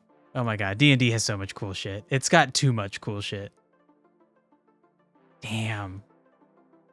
Actually, playing Baldur's Gate and not having played Dungeons and Dragons before, for me is overwhelming, and I love video games. I devour RPGs, but then for the 2 people I'm playing it with, Crazy Pants and then Twitch is so sick, formerly named Booski, in Twitch chat. Both of them are just like, when they have to level up, they're like, there's so much stuff. I don't just what? Oh my god, this sounds kind of cool. Maybe I'll go with this. I don't want to read 50 other options. Oh, and then right. I don't actually understand exhaustion. 6 levels of exhaustion and you're dead. And each level causes additional debuffs. Cool. Interesting. Yeah, Baldur's Gate doesn't really interact with that system. They just excluded it. Probably because D&D is too complicated to translate to a nice video game. Damn. Okay, so it's gonna be hard to choose a concordant force or a concordant element. What about phasing?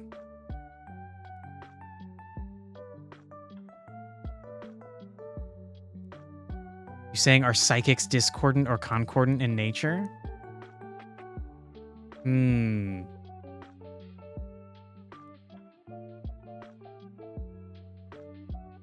I feel like you can make the argument either way.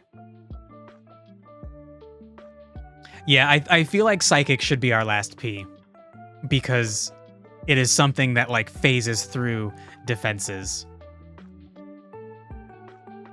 Whereas like force is gonna slam right up against your defenses. It is primal and clear, so I think it should be discordant.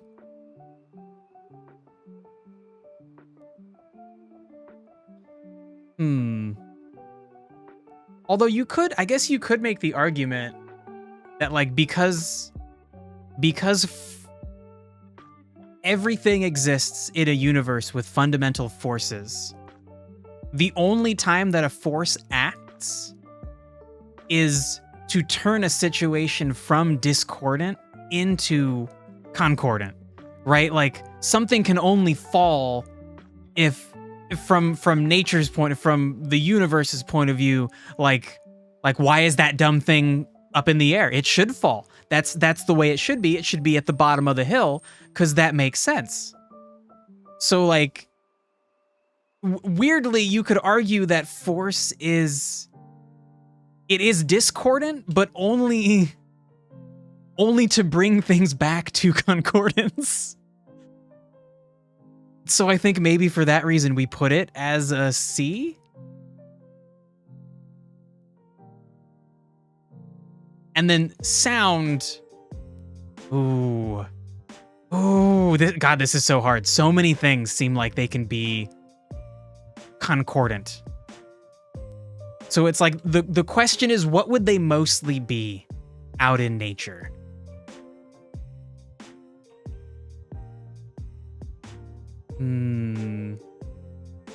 Sound barren. I feel like actually, shit, maybe sound should be our last phasing, and psychic should just be like straight up discordant. Oh.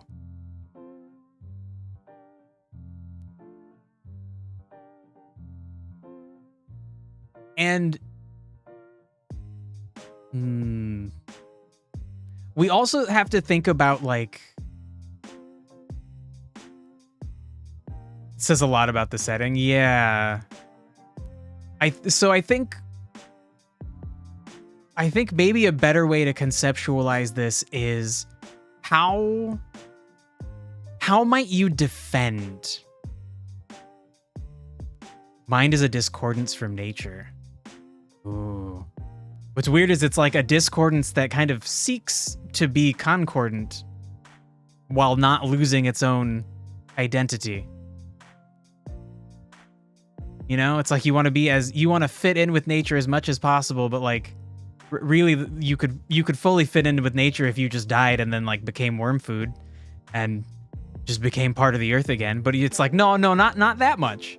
Like I just want to not destroy the earth. I want that little tiny sliver of discordance. The tiny sliver that is myself. Okay, so what if we try to conceptualize how you would defend against these things? So, like all of the things that are phasing, like you have to take, like if you wanted to make armor, or you wanted to come up with a spell that defended against these things.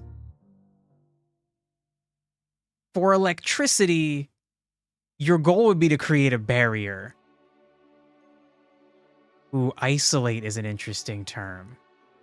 So, what's frustrating about that is, honestly, I feel like maybe water should actually be our last C, because that's like an essential part of life.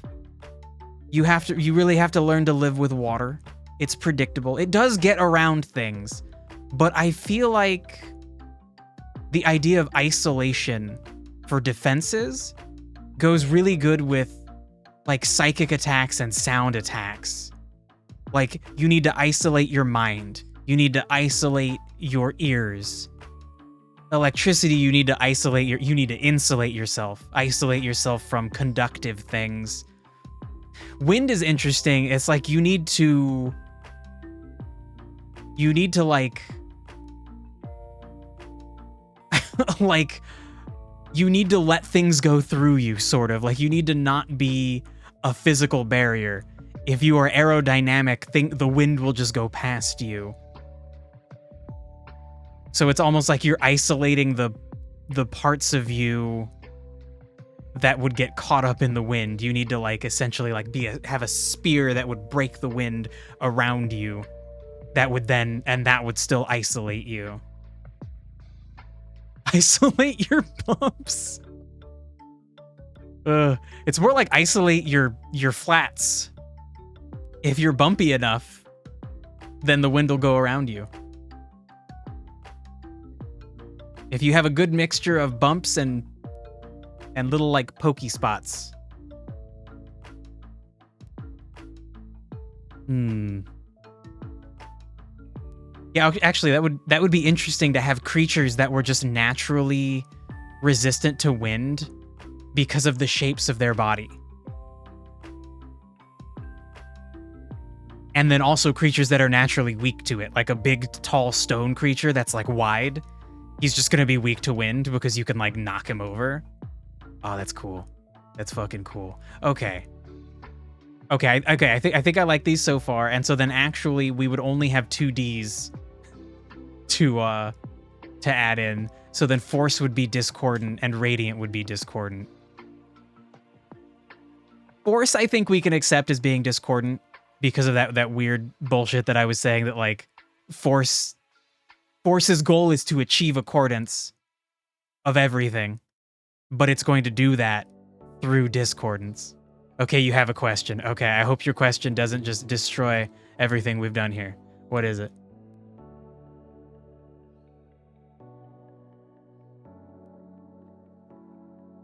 Do we really need to lock elemental types in? As in lock them into a kind of school? Into a greater family? I guess we could call them families. And honestly, I think red for Discord's good, blue for Concord's good, yellow for phasing is fine. Why? So, okay, so you were saying have that be a completely separate aspect. Like you could have radiant spells that are discordant, radiant spells that are concordant. I think...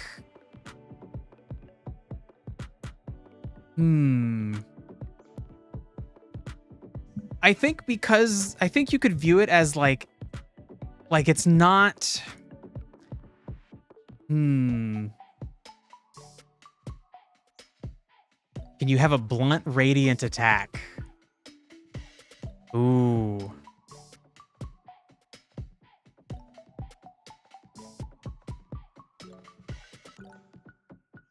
Now, I would feel like only in one case. Who's that guy? The Green Lantern can like make objects out of light. If the Green Lantern smacked you with a hammer made out of light, that would be a blunt radiant attack.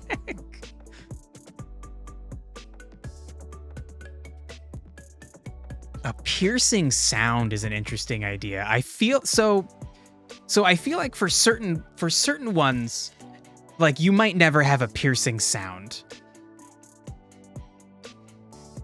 Although, God, that does sound cool. And that does sound like something that could exist. Slashing wind, I feel like you could have. If through magical means you concentrated a burst of wind to be like very thin, like a thing called like a wind slash, sounds like it could exist.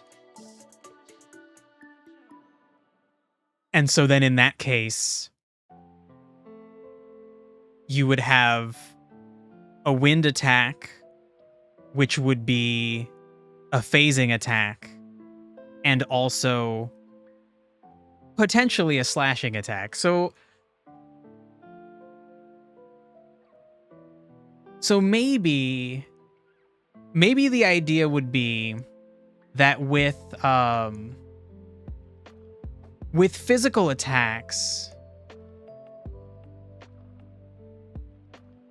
like if you try to format the wind to be a physical attack, you're like giving it a really solid form, and then you're gonna try to hit someone with it, and so then their physical armor would be able to block it.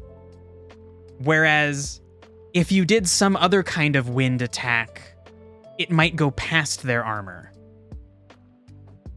So then maybe for that reason, a wind slash would be a wind attack, and it would be physical, and it would do slashing damage. And maybe we would decide, because of the way that wind works, there will never be a piercing wind attack. But then maybe a different wind attack would be like a like just a like gust of air that would be a special attack, and then that would do phasing damage.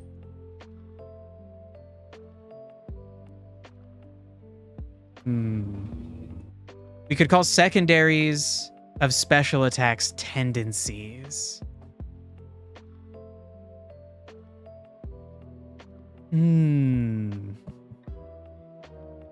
So we have a note of the main tendency for each element, but we shouldn't lock them in. Yeah, that is an interesting idea. So, like, if you were going up against a wind dragon, most of its wind attacks that are special type would be phasing. But some of them might not be. Some of them could be concordant or discordant. That is an interesting idea. And so essentially you could have like wind would still belong to like the phasing category of magic, because most wind attacks involve phasing, but some of them wouldn't.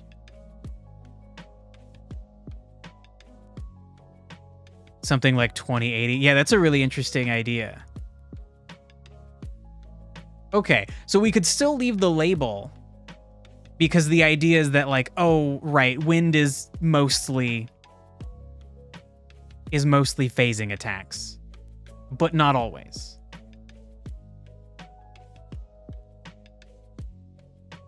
Okay, yeah, I kind of like that.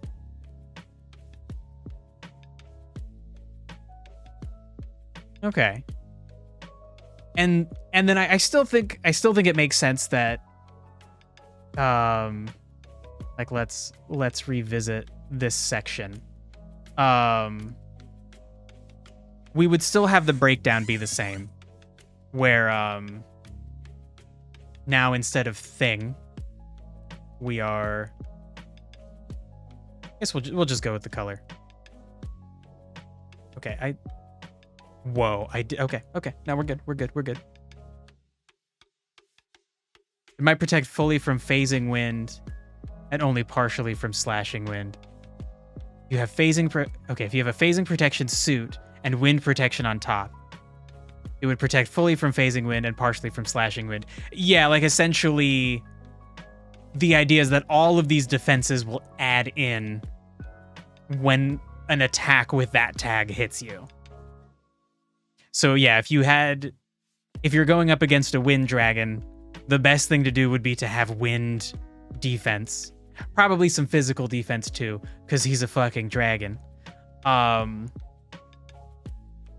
then those will be rarer though, right? Because wind defense is a broader category than like phasing defense. Ooh, actually maybe not. Now hold on.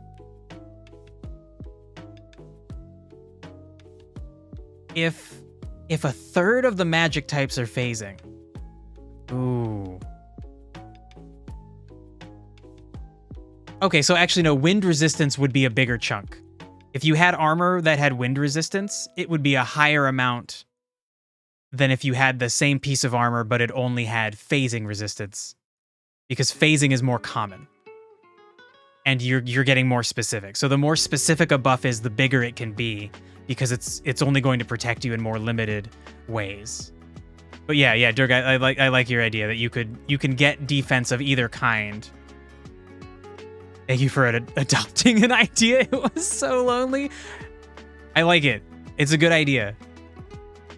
Also, if you don't want me to use your ideas, you better tell me, because if you tell me an idea, I will, and I think it works, I will run with it. At first, I couldn't see it working, but I think this can work.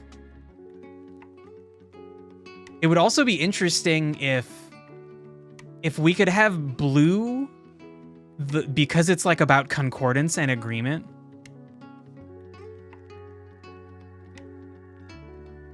If you want me to not use an idea, you won't tell me the idea. Okay, okay. You can take it back though. You could be like, actually, I want that, and I don't want you to have it, and I would be okay with it. So what I was gonna say is, if we associate certain elements with most likely being concordant, it would be interesting to have them be more focused on buffs than other elements. Like water might be, you might be most likely to find healing in like water and earth because they are both, because they're concordant. Oh, I get nature, honestly. Like nature and water. Because water has all sorts of association with being healing. You clean wounds with it. Nature is about growth and restoration, so like you would get healing from that. Maybe like earth and ice would be like armor buffs. And so there's still lots of attacks of these elements, but part of why they are concordant is that there is a lot of synergistic ideas that come to mind about buffing and defending. Status effects is an entirely other soup. Ooh, temporary hit points. Temporary hit points is so cool. My fucking barbarian in Baldur's Gate gets temporary hit points whenever she sprints. It's fucking stupid. Dashing? I think it's called dashing. It's like cheating. Oh my god, I want to play Baldur's Gate. Holy shit. Fucking Booski's got a new lady friend, so he's fucking busy all the time. He may be one of the people watching. Booski, let's play Baldur's Gate tonight. I will text you. You're probably not here. I will text you. Okay, so I think we can go ahead and just fully get rid of... I just want you gone. Yeah, okay. Because we took the idea I wanted from Destiny, which was some kind of organizational paradigm. There's a spell in Last Books that allows you to damage people just running around it. Chardalon Stride. Booski is playing Shadowheart, and she has this like aura that does radiant damage to shit. I think just to like undead. And in the second chapter of Baldur's Gate, there are so many of them. And like when we were in Act 1, Booski was like, man, like I have all these spells, but like I can't like hit anything really hard. Like we would have a guy that's like almost dead, and he'd be like, I could do like 5 damage to it. And like everyone else in the party is doing like 15, 20 damage on the regular with like basic attacks. And then we get into Act 2, and fucking he just walks around things and just destroys them. It's ridiculous. Also, when they come to him, same thing. It's, oh my god, it's fucking crazy. It was a fun flip. It's literally Flash running with electricity. A Chardalon Stride is. That's fucking cool. That sounds fun. Man, D&D fucking nails power fantasy. It's fucking cool. Okay, so we have kind of whittled this down, but now we come to a complicated thing. And maybe we don't need to do it.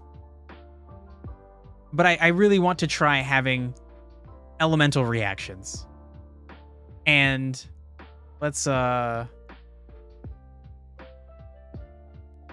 me find that fucking chart that Durg sent. Because we currently... Reactions are based on status effects mostly. Ooh, that might be a way to get around the fact that what we have. Oh my god, don't show me explore posts. I hate Imgur advertising stuff to me. We have over 10 elements, so we would have so many interactions. So what we could do is only have specific interactions And I think what you just said might be the way to make it understandable is have it be based around status effects. So, like, for example, water can get things wet. And then we could have each of these things, if there is some kind of natural reaction that can occur, like water and then ice, you're probably going to freeze someone. You gave me a table where everything interacts with everything. Yeah.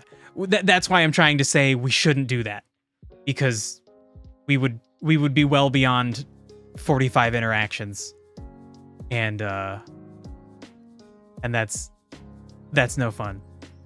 So one thing about Genshin that I really like is wind.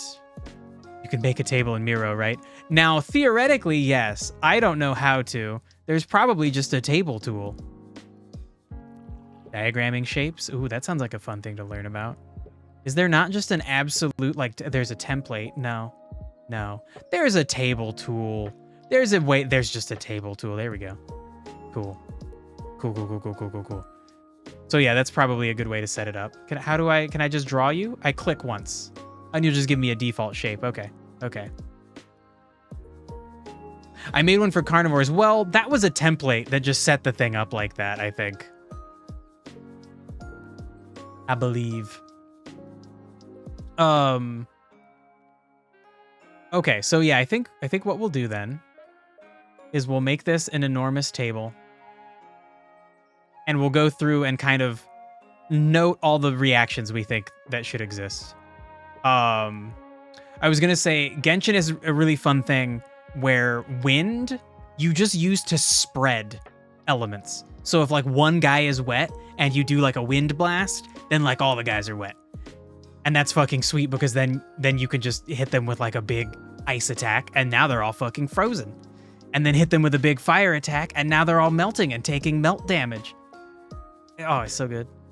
Or hit them with a big heavy sword and like shatter them. Oh my god.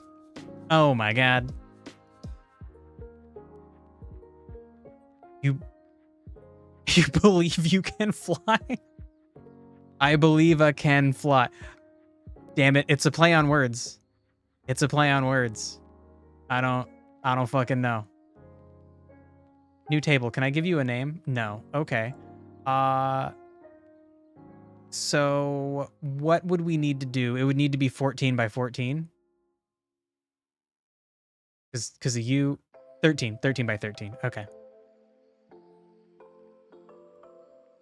Imagine flying damage in Pokemon. Bug damage.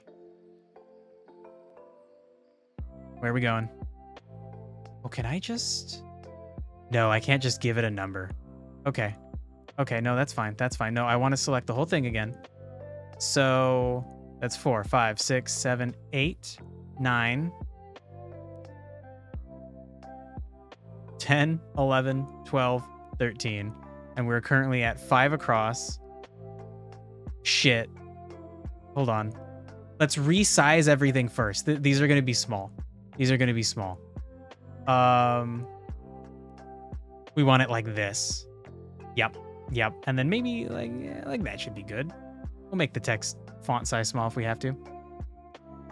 Actually, sometimes you receive bug damage while coding. Oh my god. All right. 4, 5, 6, 7, 8, 9, 10, 11, 12, 13. And 4, 5, 6, 7, 8, 9, 10, 11, 12, 13. Okay, so obviously it's got to be wider than it is tall because we write from left to right. So then go over here. I think we can go ahead and delete this since we're about to do it. And then actually know what we should do. Put this down here. And we're going to copy them one by one. Shoot. The top corner. We need an extra.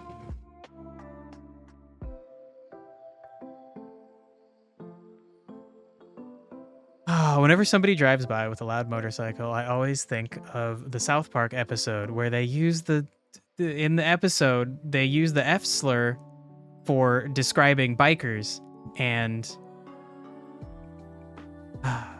it would be so cool to have like good hurtful words. It sucks that the people who come up with hurtful words are just like assholes, like bigots and racists come up with the hurtful words. Like, I need a really good word to call an asshole guy who rides by on his bike and likes the fact that it's like stupidly loud. And South Park decided to just co-opt a different slur. And it's funny, but it's also offensive because that slur has been used to be mean to people, and that sucks. And I feel like it's just the nature of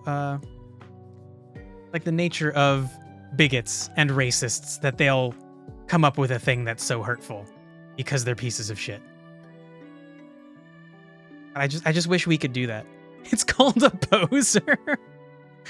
It doesn't hurt the same. 36. We could do 36. All right. Oh no. Are you not? No, bro. I need all of you. Hold on. I need the whole table. Yeah. We're 36 boys now. Thank you. Or buffoon. Yeah, buffoon's good.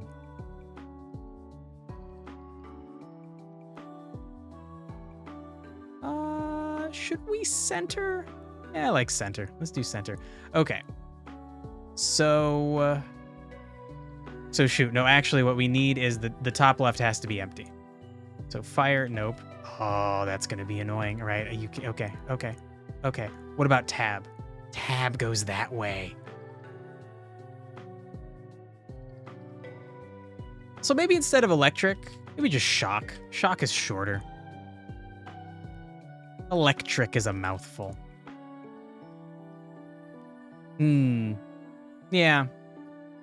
That does suck because shock would be a nice name for an attack. Whereas electric is not really a name for an attack. No, it's okay. We can not have that. That's fine. Shock is nice and short. Water. We got ice. We got earth. Okay, let's not go too fast. Our arms are still recovering. Let's be nice. We can type a lot of words per minute, but we don't need to.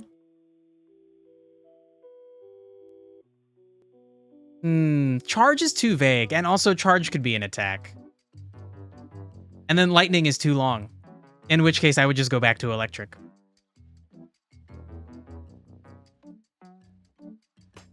I forgot to put kinetic on here. Shoot. All right, we'll just put it at the bottom. Okay, and so then now we're going to repeat this same exact thing, but we can hit tab. I misspelled psychic. I did. Piss chick. Ugh.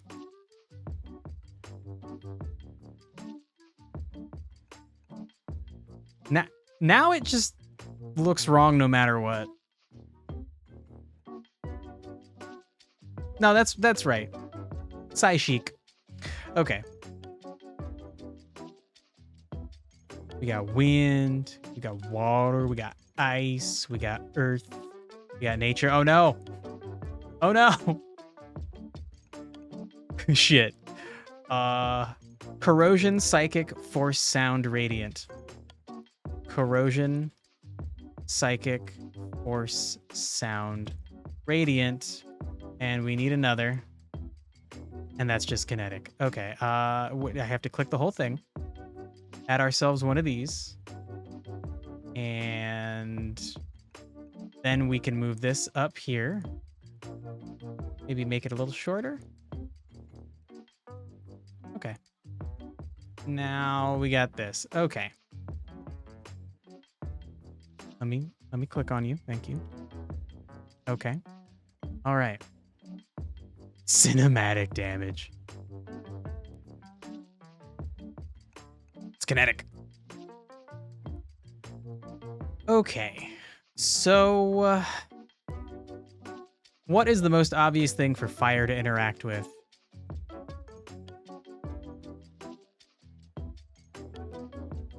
Oh, actually, you know what? No, we'll just go through in order. I was going to say we should do wind because wind is just going to be like, it interacts with almost everything you can imagine spreading. But that'll only be things that end up with a, with some kind of status ailment. So, oh, and I guess we could write what the status ailment would be in this spot that's like fire on fire. We could just note that like fire will burn things. And so if you get burnt by fire, not all fire attacks will burn you, but some will.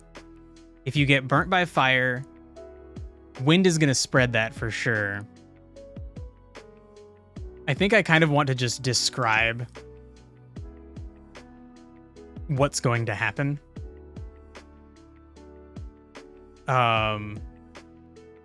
Do we just do like spread fire? No, spread should be fine. Fire with water.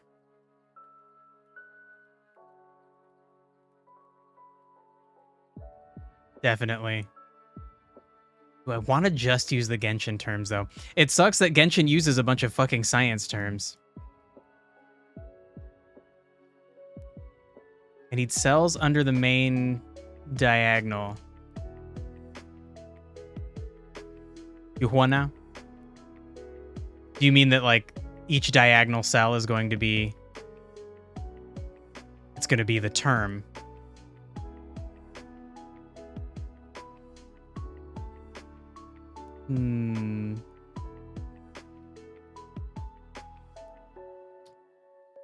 Oh, it will copy them.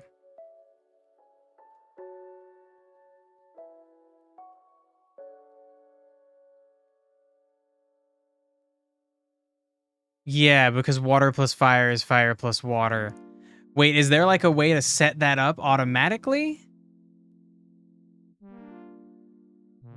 Because like otherwise I can just control C, control V.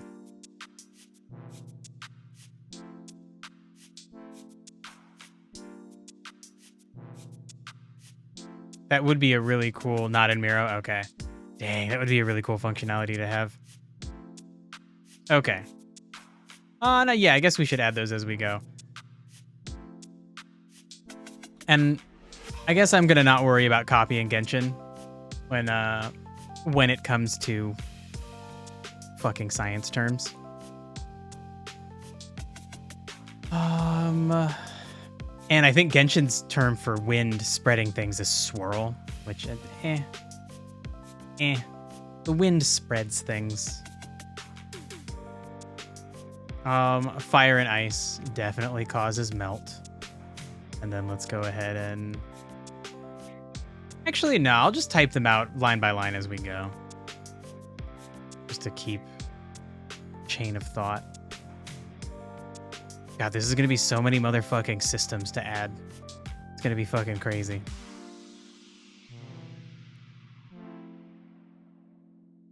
But I think a lot of these down here won't have interactions.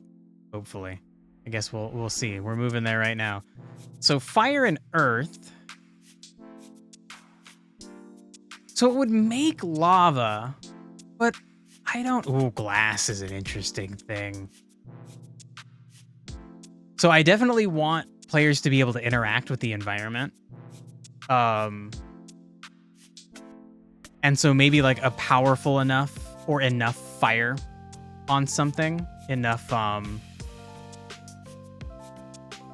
stacks of the status ailment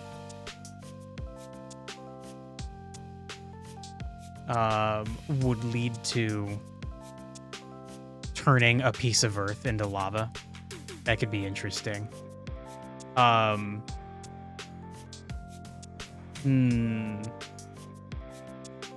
Do I want... I don't think I want the... Ooh. Causing your armor to be weakened is very interesting. That is a cool idea.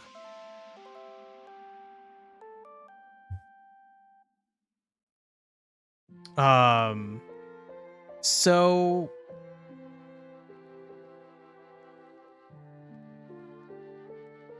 ooh, how do we keep track of this? So I think what we would need to do, we're gonna need a different spot where we explain what each one of these things is.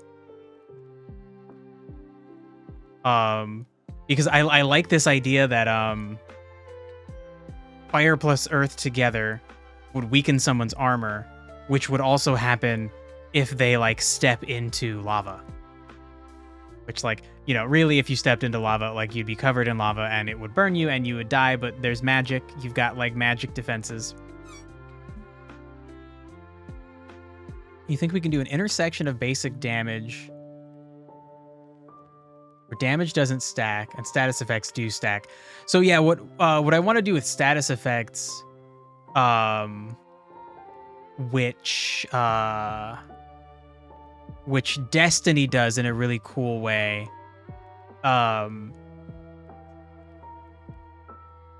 Like a good example is that in Destiny, your solar, if you're, you not only have weapons that do solar damage, but like you choose a subclass like warlocks.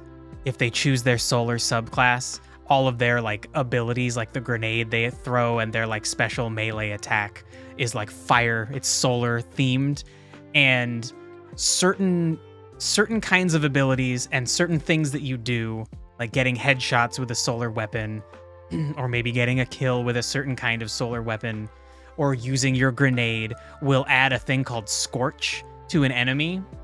And some things add a lot of Scorch, some things add a small amount. It's a status that the enemy can get stacks of, and once they get to like 20 of them, there's like an explosion.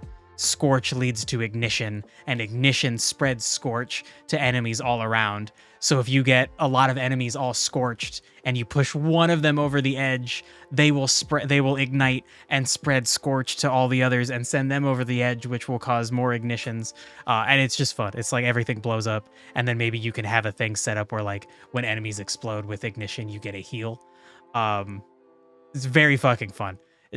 Destiny's gameplay loops are fucking incredible, and they have only recently given you the tools to really make a complicated build and then be able to switch from one build to another.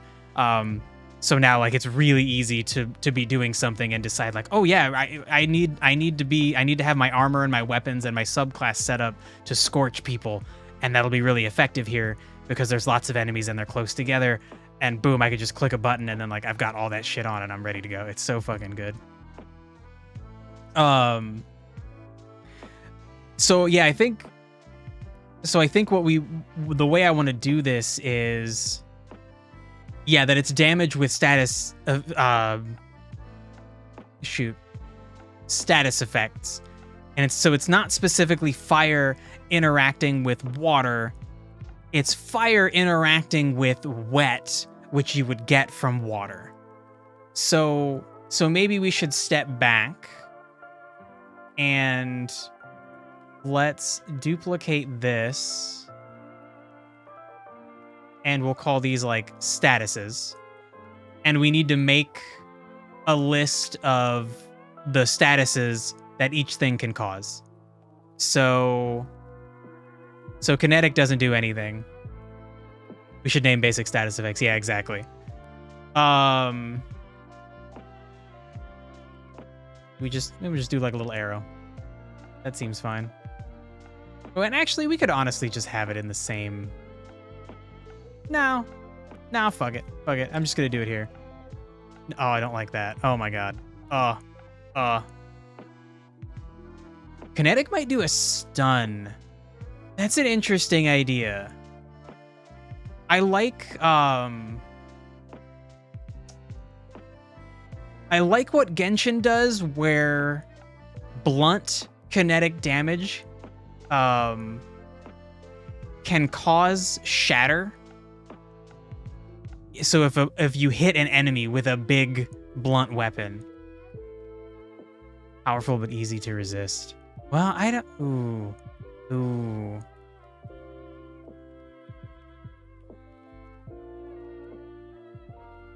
I almost think any attack that hits really hard should be able to stun as like a separate thing. And so I think I'm gonna copy Genshin in this respect. And do Shatter. And I think we'll have stuns occur as a separate thing. Like an attack like oh my god. Bite in Pokemon says that it can make the enemy flinch. We'll just have that be baked into certain attacks. Because especially like electric attacks, I absolutely want to be able to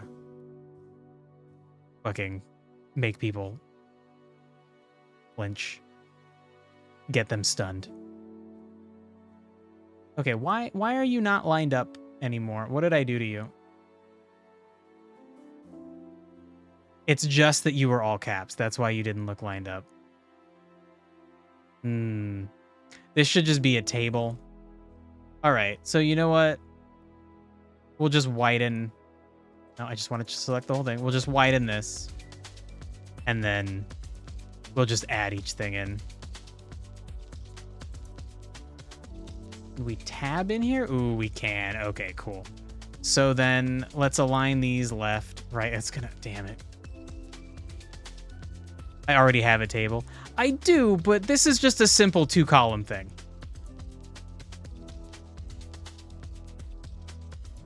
I don't want to like... you're right. You're right. I do, literally, I have all the types typed out. Okay. Can I just paste just that? I can. Okay. All right. Derguin, you're correct. And then actually, hold on. I want to undo that. And then I want to paste this. And then we'll make everything smaller. Good fucking point, my dude. Good point. You're sorry. It's fine. You're correct. It's fine. Nothing to be sorry about. Oh. Okay, so we already have the extra room here because of... Nope, it's kinetic. You are absolute best guy. Nah. I am in pursuit of absolute best guy version of me, but I'm not there yet. Okay, and you know what? I do want to put these all in caps. So, kinetic, I'm going to write that it can cause shatter, but it can only do that on, like, frozen targets. But otherwise, kinetic doesn't do anything. So, I think rather than saying that fire would cause a burn, I like the way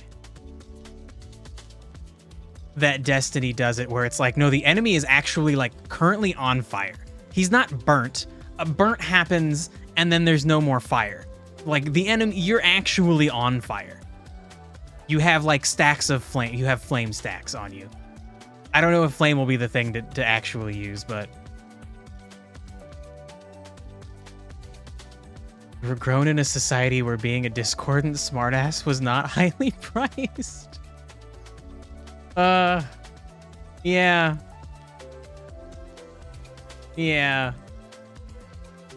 I think a good society would make use of a discordant smartass, as long as that smartass is, you know, if they're trying to do good. If they're not trying to be an asshole, then it's fine. Which you clearly weren't. You were obviously right about what we should do, and there was a very easy way to do it. Your discordance is constructive. Ooh, now we run into a problem because honestly, maybe we go back to calling this electric so we can cause having like electricity running through you, like being shocked. Shit. Okay. All right. Damn.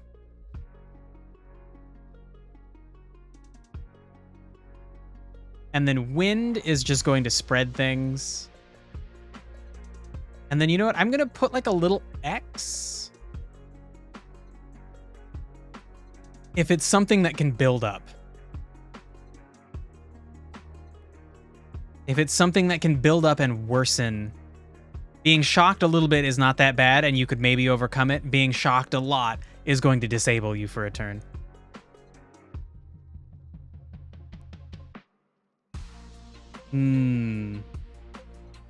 Charge to shock. Don't read chat, please.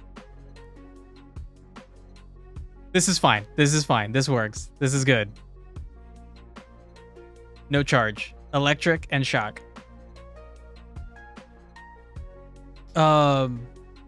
Water is going to get things wet.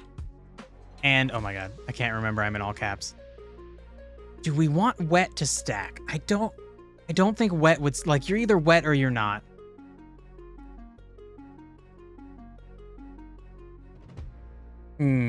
Wet.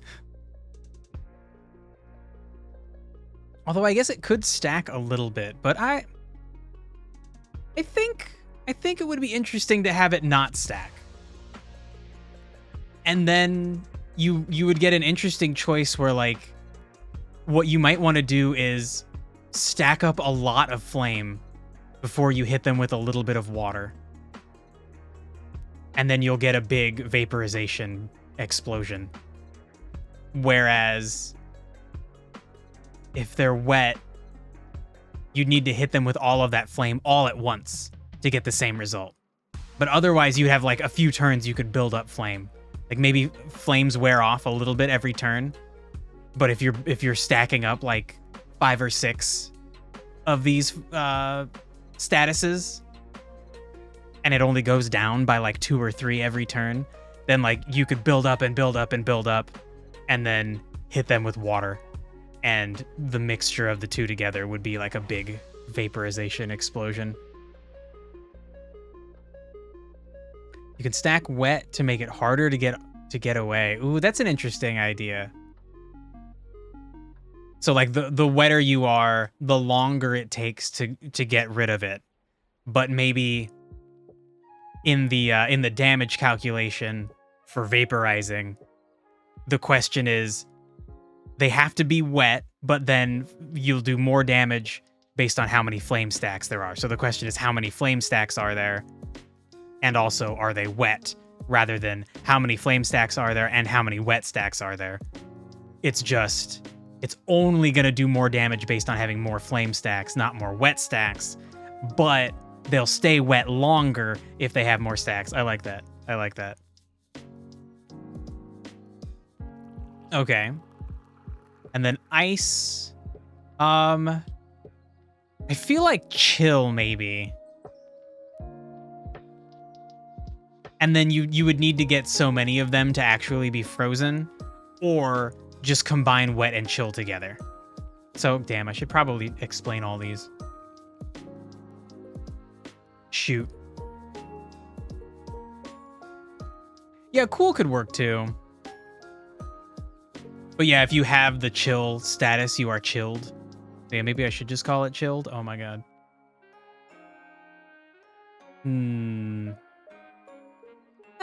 Nah, chill is fine. Short conveys the idea. Okay, so Earth is interesting. I don't know how many interactions we're going to have. Like, what would the idea with Earth be? That you get hit by, like, a glob of mud, and you're, like, covered in fucking mud? Anchored. Ooh, that's cool. Okay. That's a cool idea.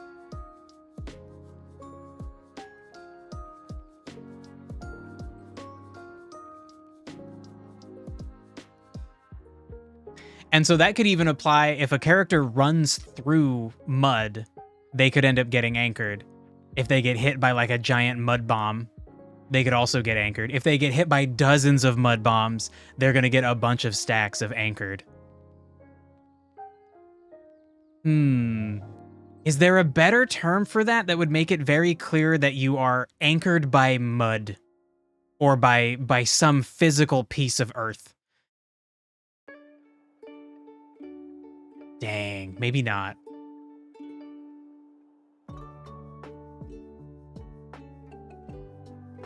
You're globbed. You're stoned. If mud had a descriptive term, like if people that were covered in mud were described as mudded. Dang. Stoned is just silly because of fucking people smoking weed. But also, if someone is stoned to death, that's where you like throw stones at them a bunch. So that's already a thing. So definitely not. Ooh, bogged. Dang. Bogged kind of gets you there, but it's a weird term to have in a game. If I saw anchored, I would be like, okay.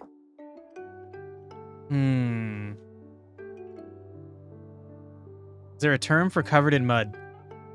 Oh my god, we could just do muddy.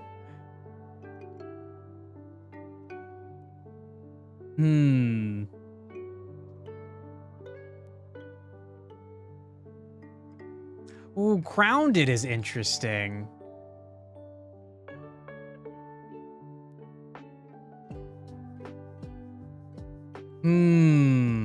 That's a bit lengthy. But that gets at other interactions. Like potentially knocking a creature down that's flying. Well, no, anchored would still do that too. If there's a creature flying too high for you to get to, and you hit him with an attack, and that attack anchors them, you would expect them to fall to the ground. The same thing with grounded. Grounded conveys the idea much better. But grounded is kind of a fucking mouthful. But so is anchored.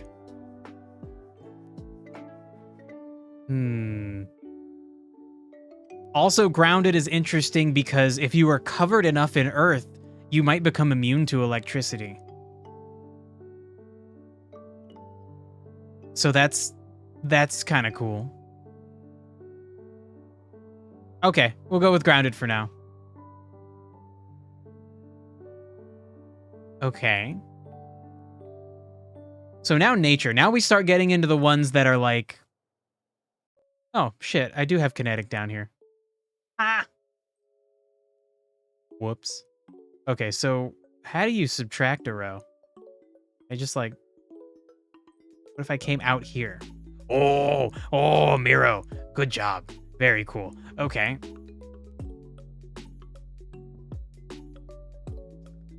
Okay, so nature is like growth, life, even potentially like venom. It is all the things that living creatures can do or embody or represent. So...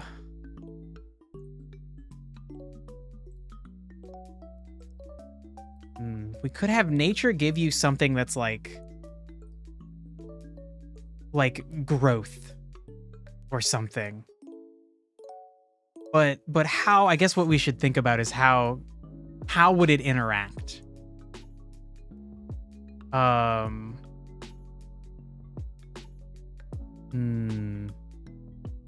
Marked as in to hunt.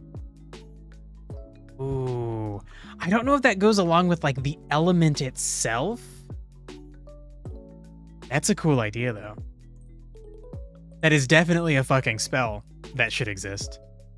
A nature element spell that marks enemies.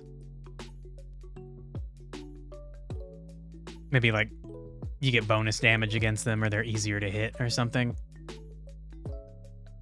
Ooh, and definitely NPCs should have one that if like an enemy, let's say you're fighting like 5 of the same enemy and one of them marks one of your characters, like that character is going to be attacked. Maybe by every other enemy. Maybe it's just a little more likely. But I feel like that's too narrow of an idea for nature.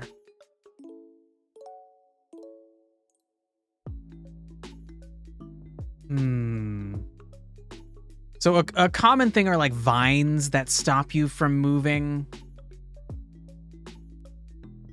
That's like a very typical nature ability.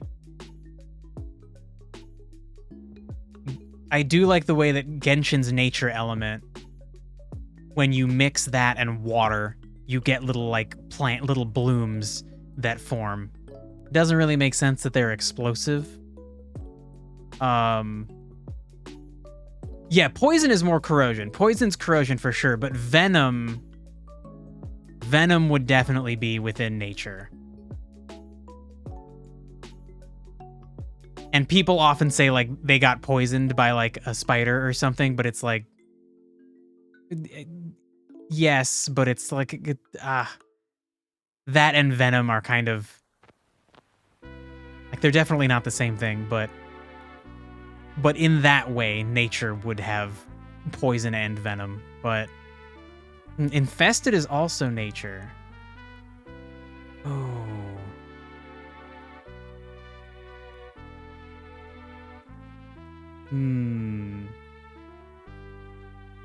Oh, bleed is interesting. Honestly, bleed might be a kinetic thing. And maybe we need to have multiple keywords. Interesting. Can keep making this one bigger, but it does try to kind of make everything move. Weird. Miro, you're weird. Okay, so maybe for kinetic,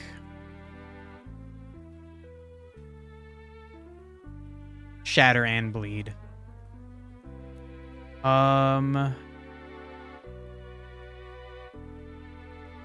Dang.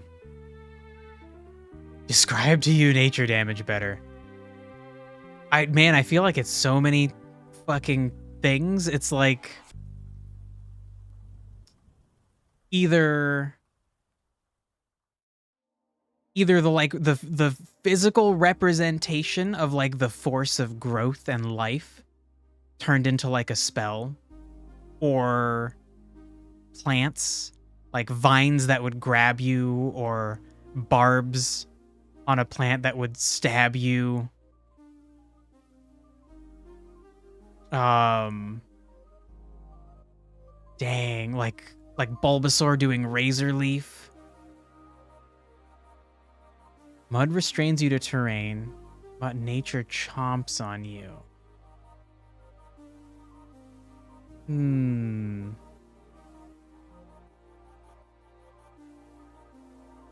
Honestly, it seems like maybe nature should have all sorts of things that it can do, which might be a problem. We should maybe just choose the most interesting one, but it honestly sounds like nature could restrain you in a similar way to being grounded, but not necessarily exactly the same. Nature could poison you. Nature could end up making you bleed.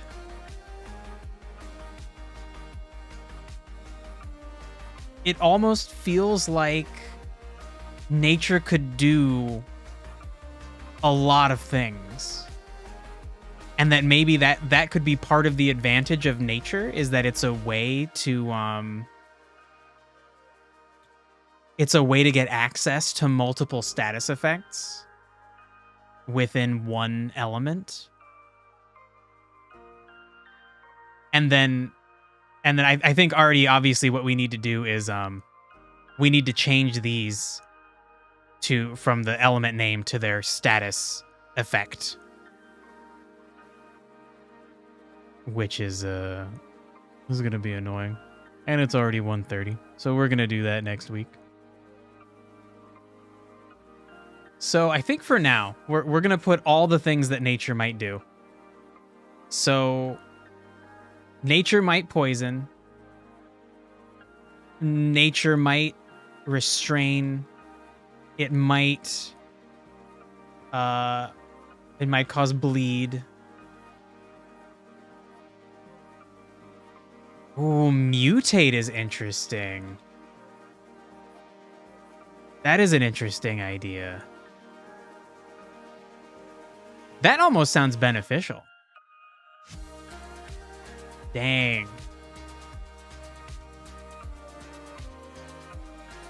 Okay. So, oh boy. So maybe we need to move out once more. And first, we need to come up with all the different like status effects or things that might exist. But right now, really, what we're concerned with is the ones that are going to interact with each other, right? Like all the ones we've created so far are going to interact with each other.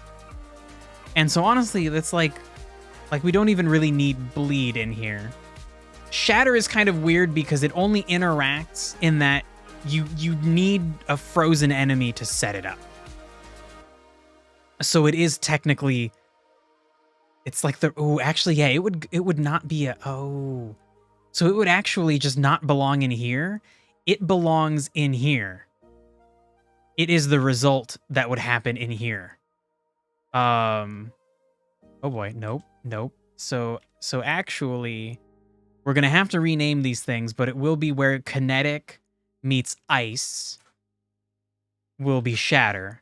And so actually it's gonna be where kinetic meets frozen, or I guess freeze. What did I? Ooh, chill. Right, but we want chill to lead to freeze. No, okay, no, we'll still just call it chill here. But this will be a good reminder. Can I just like delete all of you? Great. Okay. So yeah, we're gonna just empty these all out so we don't forget we need to change them. Okay. Nature doesn't have a strong core to it for you. Yeah. Yeah, it is kind of too much of a catch-all. And it's frustrating because I don't think there's a good term for this kind of magic. I think a good way to think of it is in Magic the Gathering, it is basically green magic. It is the green color.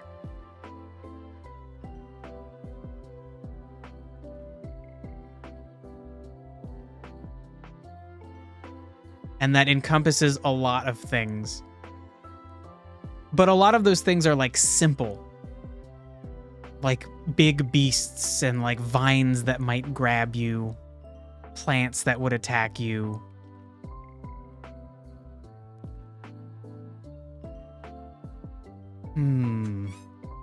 Okay, so none of these things seem like they would interact necessarily. Turn to something feral. Oh, that's an interesting idea. Ooh. Okay. Hold on. I think that's going to be another thing that doesn't really interact. That's kind of like, it's kind of like madness in not in Elden Ring, but in other games. Going mad is like you have to attack. You can't be defensive or buff your teammates. You're just going to attack whoever's close to you. But I honestly think we should move like all of these over here. Because I don't think any of these... Ooh, maybe restrain. Okay, a lot of these don't seem like they're going to interact. And our specific goal right now is interactions. Whether bad or good.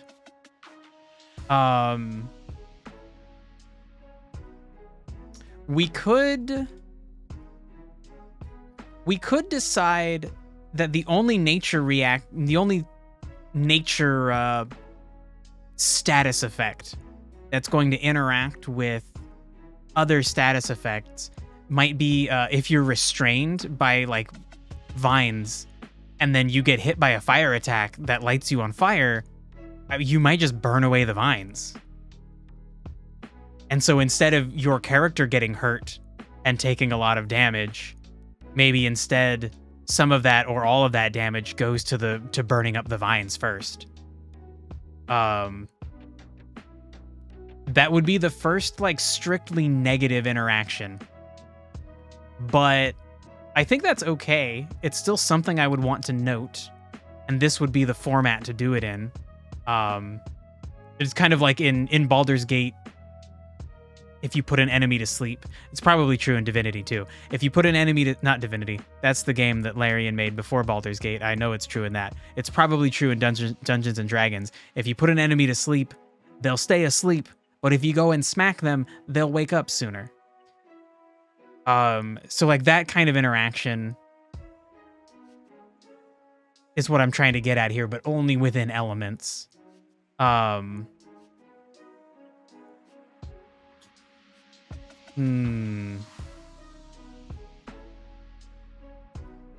then maybe we would need to name this something specific, like vines. If you're restrained by vines. Like planted. If you get planted in the ground by vines holding you. Let's move forward. Yeah, for sure. I think honestly for now, I don't think we necessarily need anything there. Okay, so corrosion is just like gonna be all kinds of like damage over time and weakening effects. Like acid can corrode your armor. Acid can hurt you over time. Radiation would hurt you over time. But how would anything interact? I honestly feel like... sickened too, right? Like as radiation sickness. But again, we're looking for how they interact. And in fact, you know what? Let's turn it to poison with wet. Ooh. Like you would be spreading it. I feel like that should be like wind. Because if you're just getting them wet, then like they're covered in water. But if you used wind, you might be like spreading their sickness. But wind won't really spread radiation sickness. It would spread the source of radiation. Okay, I'm gonna keep adding in other things over here. So, sickened, poisoned. I honestly feel like if, and then even just like covered in acid, which is a weird term.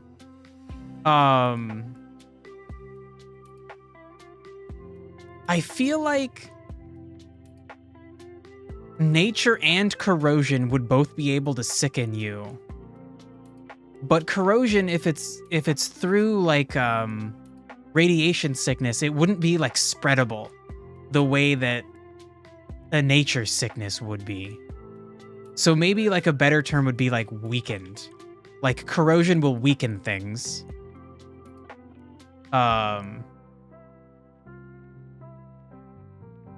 Either it can weaken your armor from acid or it can weaken the player. But then... Ooh, exposed is an interesting term. I feel like weakened is a better broad thing. So, okay, hold on. Actually, I'm just gonna write like acid weakens armor. Radiation weakens player. Add poisons. I think I'm gonna need to make this into another column of this table. So that we can have all the effects that corrosion might cause. But again, this first column is only gonna be things that interact with other effects. And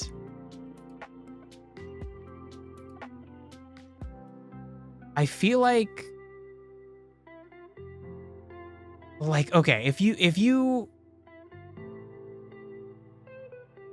corrosion is the death part of life, and okay, where nature is the life part.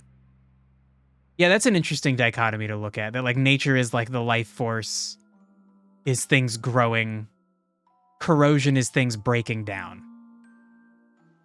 Nature is like a reduction in entropy, and corrosion is the inevitable, eventual increase in that entropy. Corrosion is like the failing of nature in some way. I think maybe the thing we want to note here is that corrosion can give you like stacks of acid, and then you could get rid of that acid. Like let's say an enemy hits you with like a big ball of acid, but then if you hit the player with like a water spell that's healing, that gets them wet, it might remove the acid instead. You're like washing it away, so you're gonna remove the like damage over time.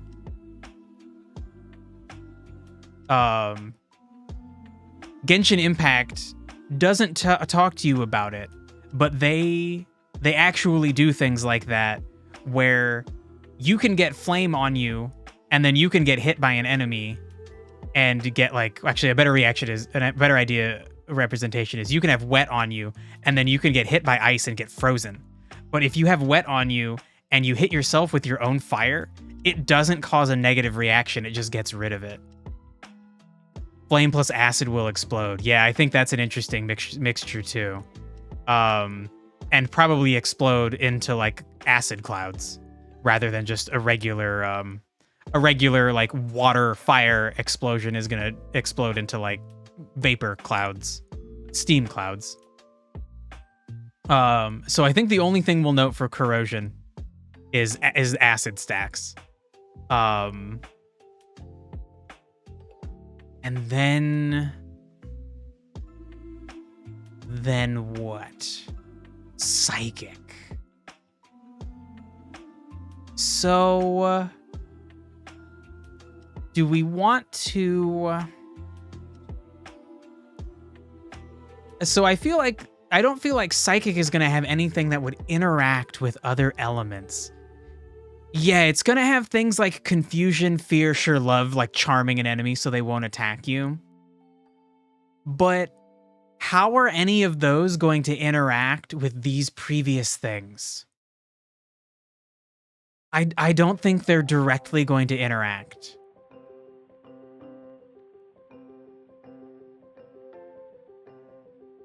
So I think maybe Psychic doesn't get to take part in this interaction chain of things.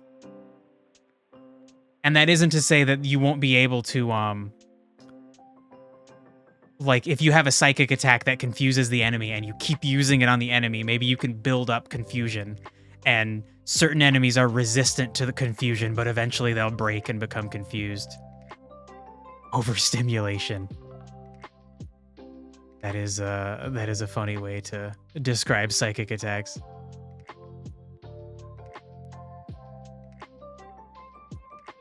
Actually, yeah, that would be a really interesting, like, characters that have like low intelligence. You could like overstimulate them and make them like freak out and not know what to do. They would want to like, they'd want to run, they'd want to hide, they'd want to defend themselves. Just hitting them with a little bit of everything makes them like unable to act. That would be a really interesting attack. Rather than like a more intelligent creature you need to hit really hard with lots of fear or with lots of love. Ooh, Psychic would interact with sound and light. Ooh, that's an interesting idea. Like if they're confused and then they see like a blinding like light attack, that would potentially confuse them more. Ooh. Ooh, that's an interesting idea. Okay, let's go with it. God, confusion is way too long of a thing.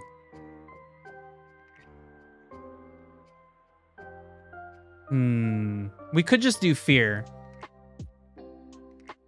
And so, like...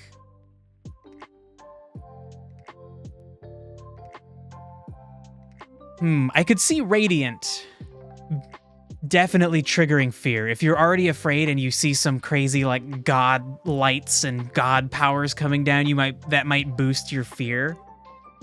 I guess sound could too, because you wouldn't know where it was coming from. necessarily. Yeah, I don't know. That one doesn't feel like as strong of a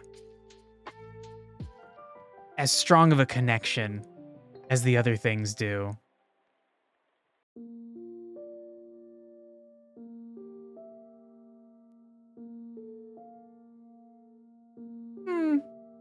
I don't know. It's interesting, though. Let's leave it in for now.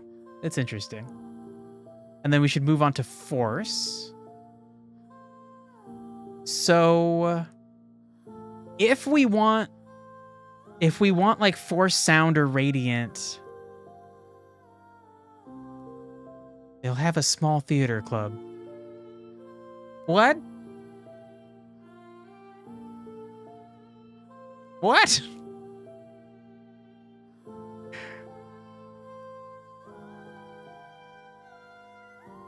Damn. Oh, the last 4 types. Okay, like because they're like theatrical, mental, visual stimulus. The first types play baseball. Oh my god. So like they would be their own little set of interactions. Okay. So then we need to come up with terms. Like what would force do? Like not all force spells should raise somebody's fear. Would force do anything that would interact with these other things? I feel like in some cases, force could spread. It could spread these other things. Like a pure magical shockwave. If you were like blasting enemies back with it.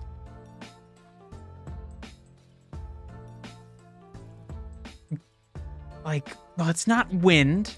Wind would definitely, like, if you were covered in acid and you got hit by a burst of wind, some of the acid on your skin might come off and hit other enemies. But I don't know about, like, a magic shockwave. Oh, it won't spread but charge them up? That's an interesting idea. So, like, force could, like, amplify things.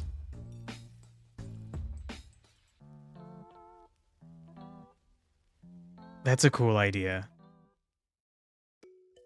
The idea, since this is just, like, all of these things are magic, but this is, like, the pure force, magic as a force. So it would, like, affect all of these other things that really... The way to look at it is that, like, all of these things, like fire magic, electric magic, wind, water magic, they're all in some way related to this pure primal force. That's a cool idea. All right. Fine, let's go with it. That gives force something interesting and special about it. Okay, so sound is interesting. But on its own, it amplifies nothing. Like, yeah, sure, it can only take what's there and make it worse or bigger.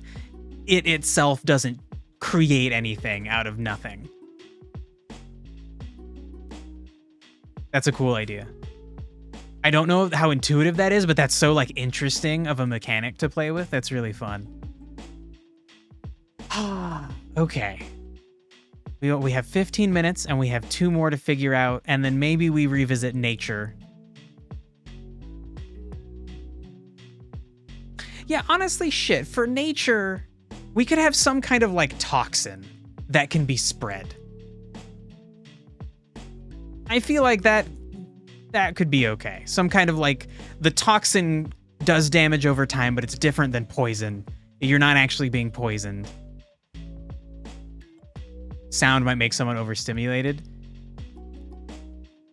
So what do we do with that? Like, maybe we go back to psychic and we say that it can cause confusion, because fear is like a kind of confusion, maybe, and that sound can also cause confusion.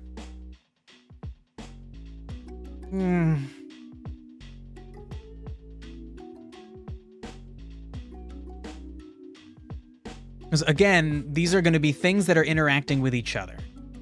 Like, what else might sound do?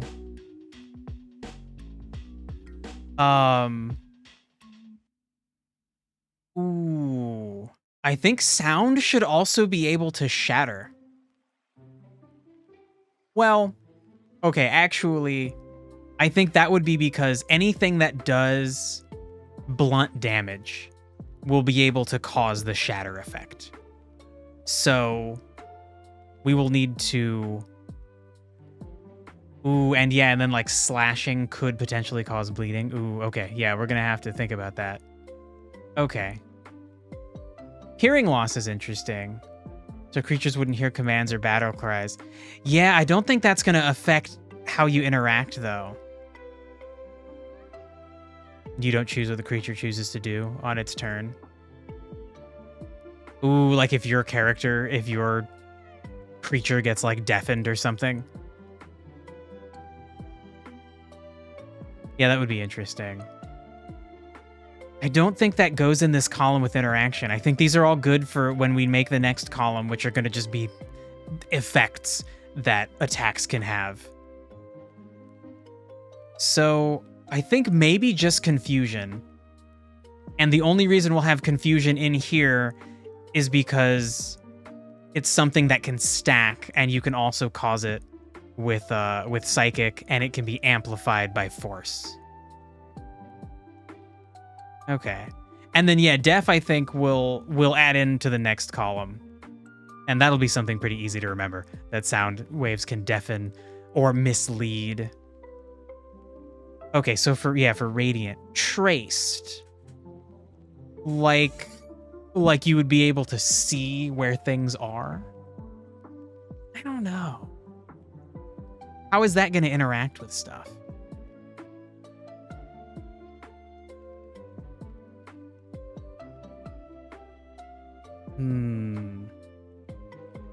It makes it easier to hit. Okay, so it's like illuminating that thing. Okay.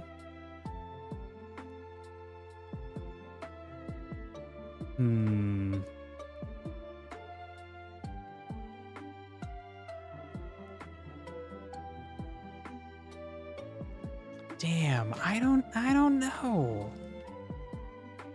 I don't know if I don't think that belongs in this column necessarily. That seems like its own separate thing.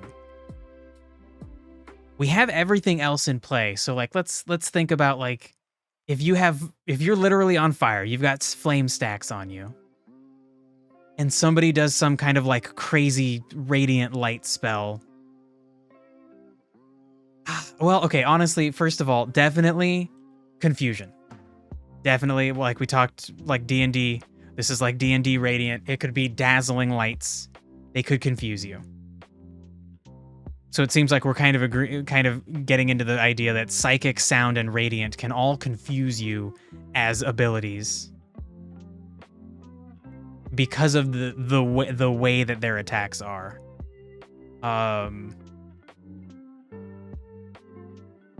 But is there anything else that Radiant would do?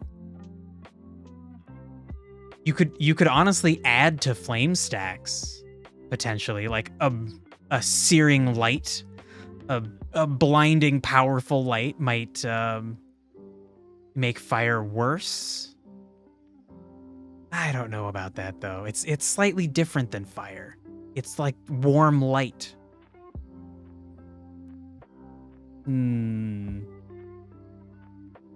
It could remove wetness without triggering anything.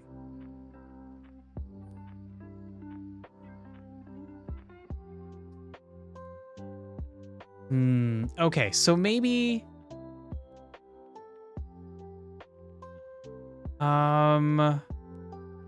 So maybe for now we call this thing light, and that this, if an enemy has light on them, they're easier to hit in the dark. The more light that's on them, the easier and easier they are to hit in the dark. But then also, dang, I want something that conveys the idea that if someone is wet and you hit them with light, you're like drying them out. You're not gonna burn them necessarily. The water isn't gonna vaporize quickly. It's going to like evaporate away. Well, I don't know if the radiant light is searing light, it would also burn them. It would also potentially like vaporize. It's just like a different form. It's like you're causing like vaporization through pure heat rather than the heat of combustion. And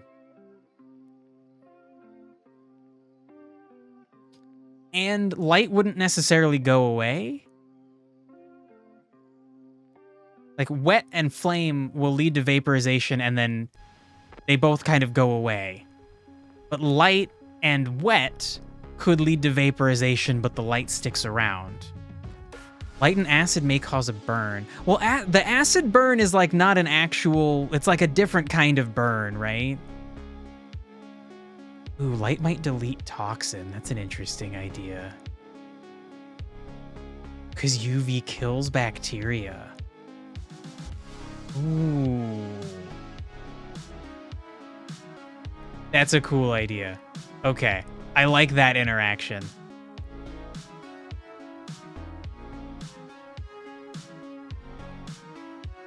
Okay. All right. I think for now these will be the things. And then we need to I'm just gonna set it up for next time. Let's add, hold on. You're just gonna float over here in nothingness. I'm sorry, my dude. Your fate is to be deleted. Nope, it was down here. I just didn't see it. Okay, so we're gonna need another column. And this column is gonna get real chunky with different kinds of effects. Like right now, I'm just gonna add, you really don't want to highlight that last letter. Like nature can do these things. Nope, it's corrosion. And then these were ideas for nature. So now we have the, we have a little reminder.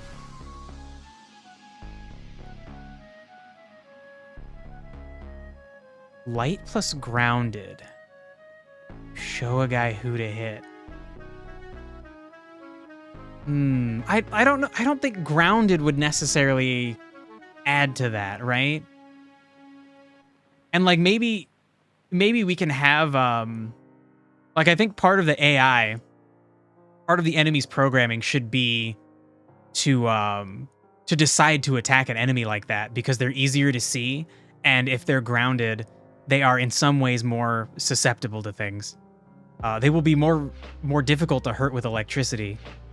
Maybe even impossible to hurt with electricity. So maybe that, aside from that, if there's an enemy and he sees the player get struck with light and also grounded, then he will think to attack that player with anything other than electricity, potentially. Or even like light plus acid. He'll know that the player's armor is being weakened. And they're taking damage over time, so he's gonna like be an opportunist and try to attack them while they have acid weakening their armor. But I don't know. I don't think those two would go together to like create like a hunter's mark essentially. But turn toxin into spores. Yeah, I think that's a better idea for sure. It's a good term.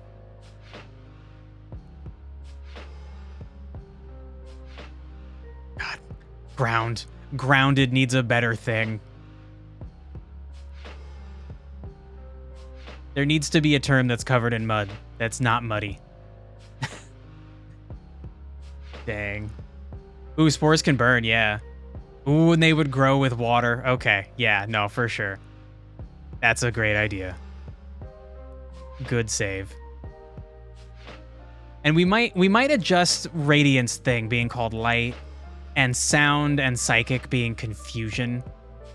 And then again, always remember, this isn't the only thing they can do. It's the only thing they can do that will interact with these other things. Not necessarily all of them, just some of them.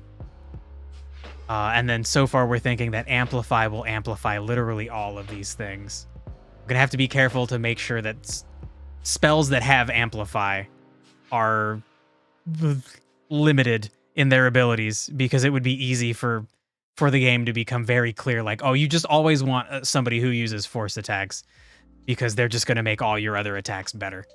We need to make sure that amplify doesn't work as well as a more focused setup, so that amplify is like jack of all trades, master of none kind of a thing. Earth can just terrain change mainly. I think that's definitely a good ability to have with Earth. And I don't think it needs to interact with a whole lot of things. Maybe mostly just being wet. But potentially, honestly, potentially being covered in mud would be like, you can't move as well, but you might get some extra damage resistance to things. Especially electricity, but potentially other things too. So that might be that might be something that you don't want to just spread to other enemies. You want to be careful with how many enemies you cover in mud, especially if you're trying to do electric attacks. 5 amplify stacks and you explode. That is an interesting idea. I like the idea of enough flame stacks making you explode, and that amplify doesn't do anything on its own. It only worsens or increases things. Resistance to acid from mud. Yeah, I feel like the grounded should actually give you a lot of resistances. It should be kind of shitty because you can't move and you can't fly. But it should also be good in that while you're covered in it, it should give you some extra resistance to things. Shit. Okay, so actually we probably need another column where we explain each of these things. All right. Explain. And then I actually want to like move. Could we like move this whole column? Okay, what if we come from outside? No. Okay, so then you know what? We're just gonna, nope. We can do, nope. Oh boy, I copied the whole fucking thing. Control X, click into there, Control V. And then we're just gonna, yep. Got a nice rhythm to it. Okay, there we go. So this column, we're gonna explain what each of these does. This column, we're gonna add in all the other abilities that each of these elements might provide. And then up here should just be like element status. Oh, you meant that amplify would hurt the caster. Ooh. Like sending shockwaves to everyone but the target. Ooh, that's an interesting idea.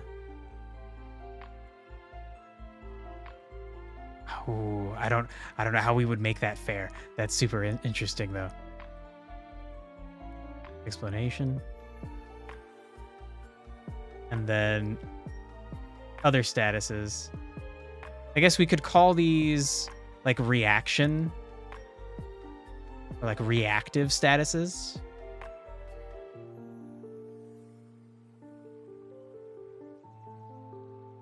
Okay. All right, let's fucking move everybody over. I don't know. You guys can sit down there. You can come sit over here. You're gonna be a giant ass table by the end of this. Do I need to, oh boy. I just like grab you like this? No. What if I just without, okay, I'm not in you. I've clicked out of you. Can I just, nope. Can I click you up here? Nope, I'm clicking on that. Oh, okay. There we go. There we go. We got it. And then could we go a little, we could go a tiny bit shorter. Okay. All right. And a shockwave to everyone but the target, so you don't want to overcharge before. Main status and aux status. Ooh. No, I like reactive because there might be other things that are even more common that might be more considered main, but these are the ones that are like part of this matrix of reactions. Of actions and reactions. All right. So then next time we still have more work to do. We're going to fill out the rest of this table, then the rest of this table. And then we have our magic system. We'll probably decide on like maybe like making a world map next, having some regions, deciding like what elements of magic are more likely or more powerful there. Probably like a few in each region, and then coming up with like some gods that exist within certain regions, maybe gods that exist within multiple regions.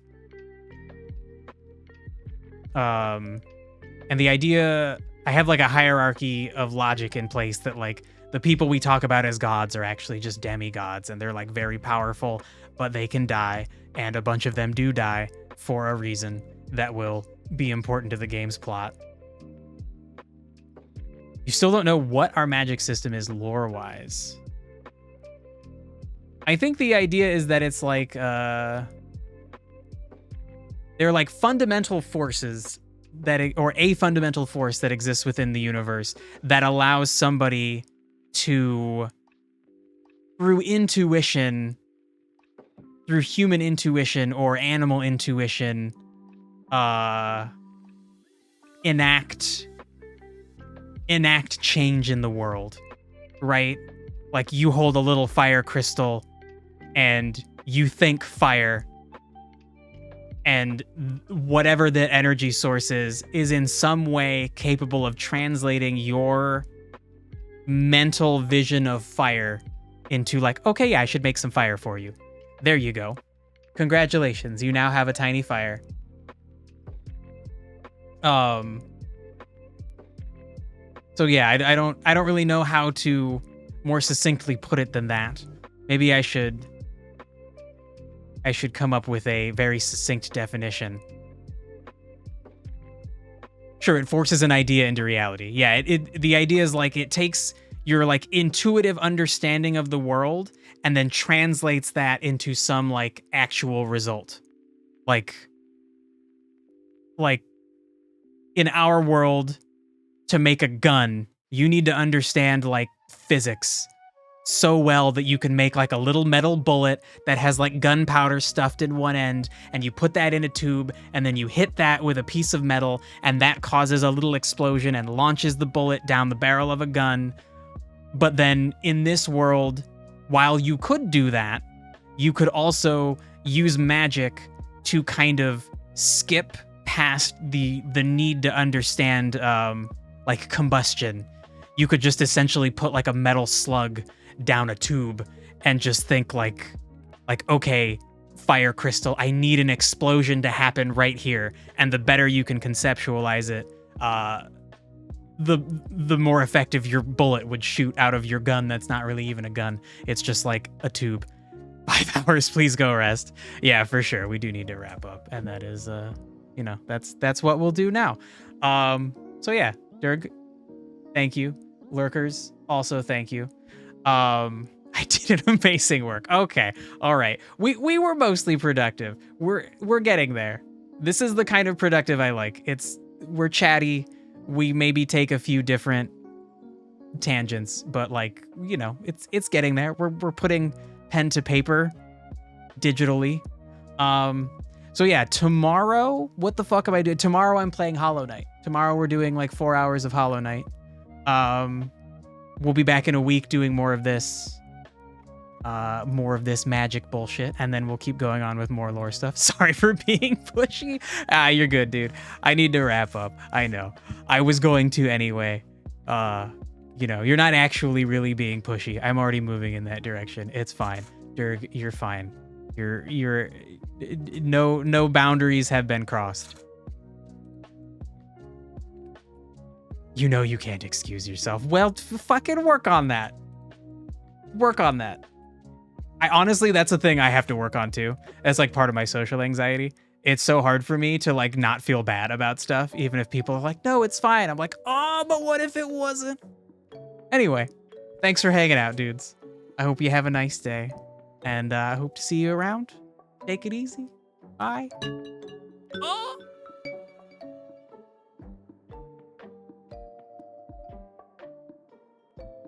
No random fact. You can have a random fact tomorrow.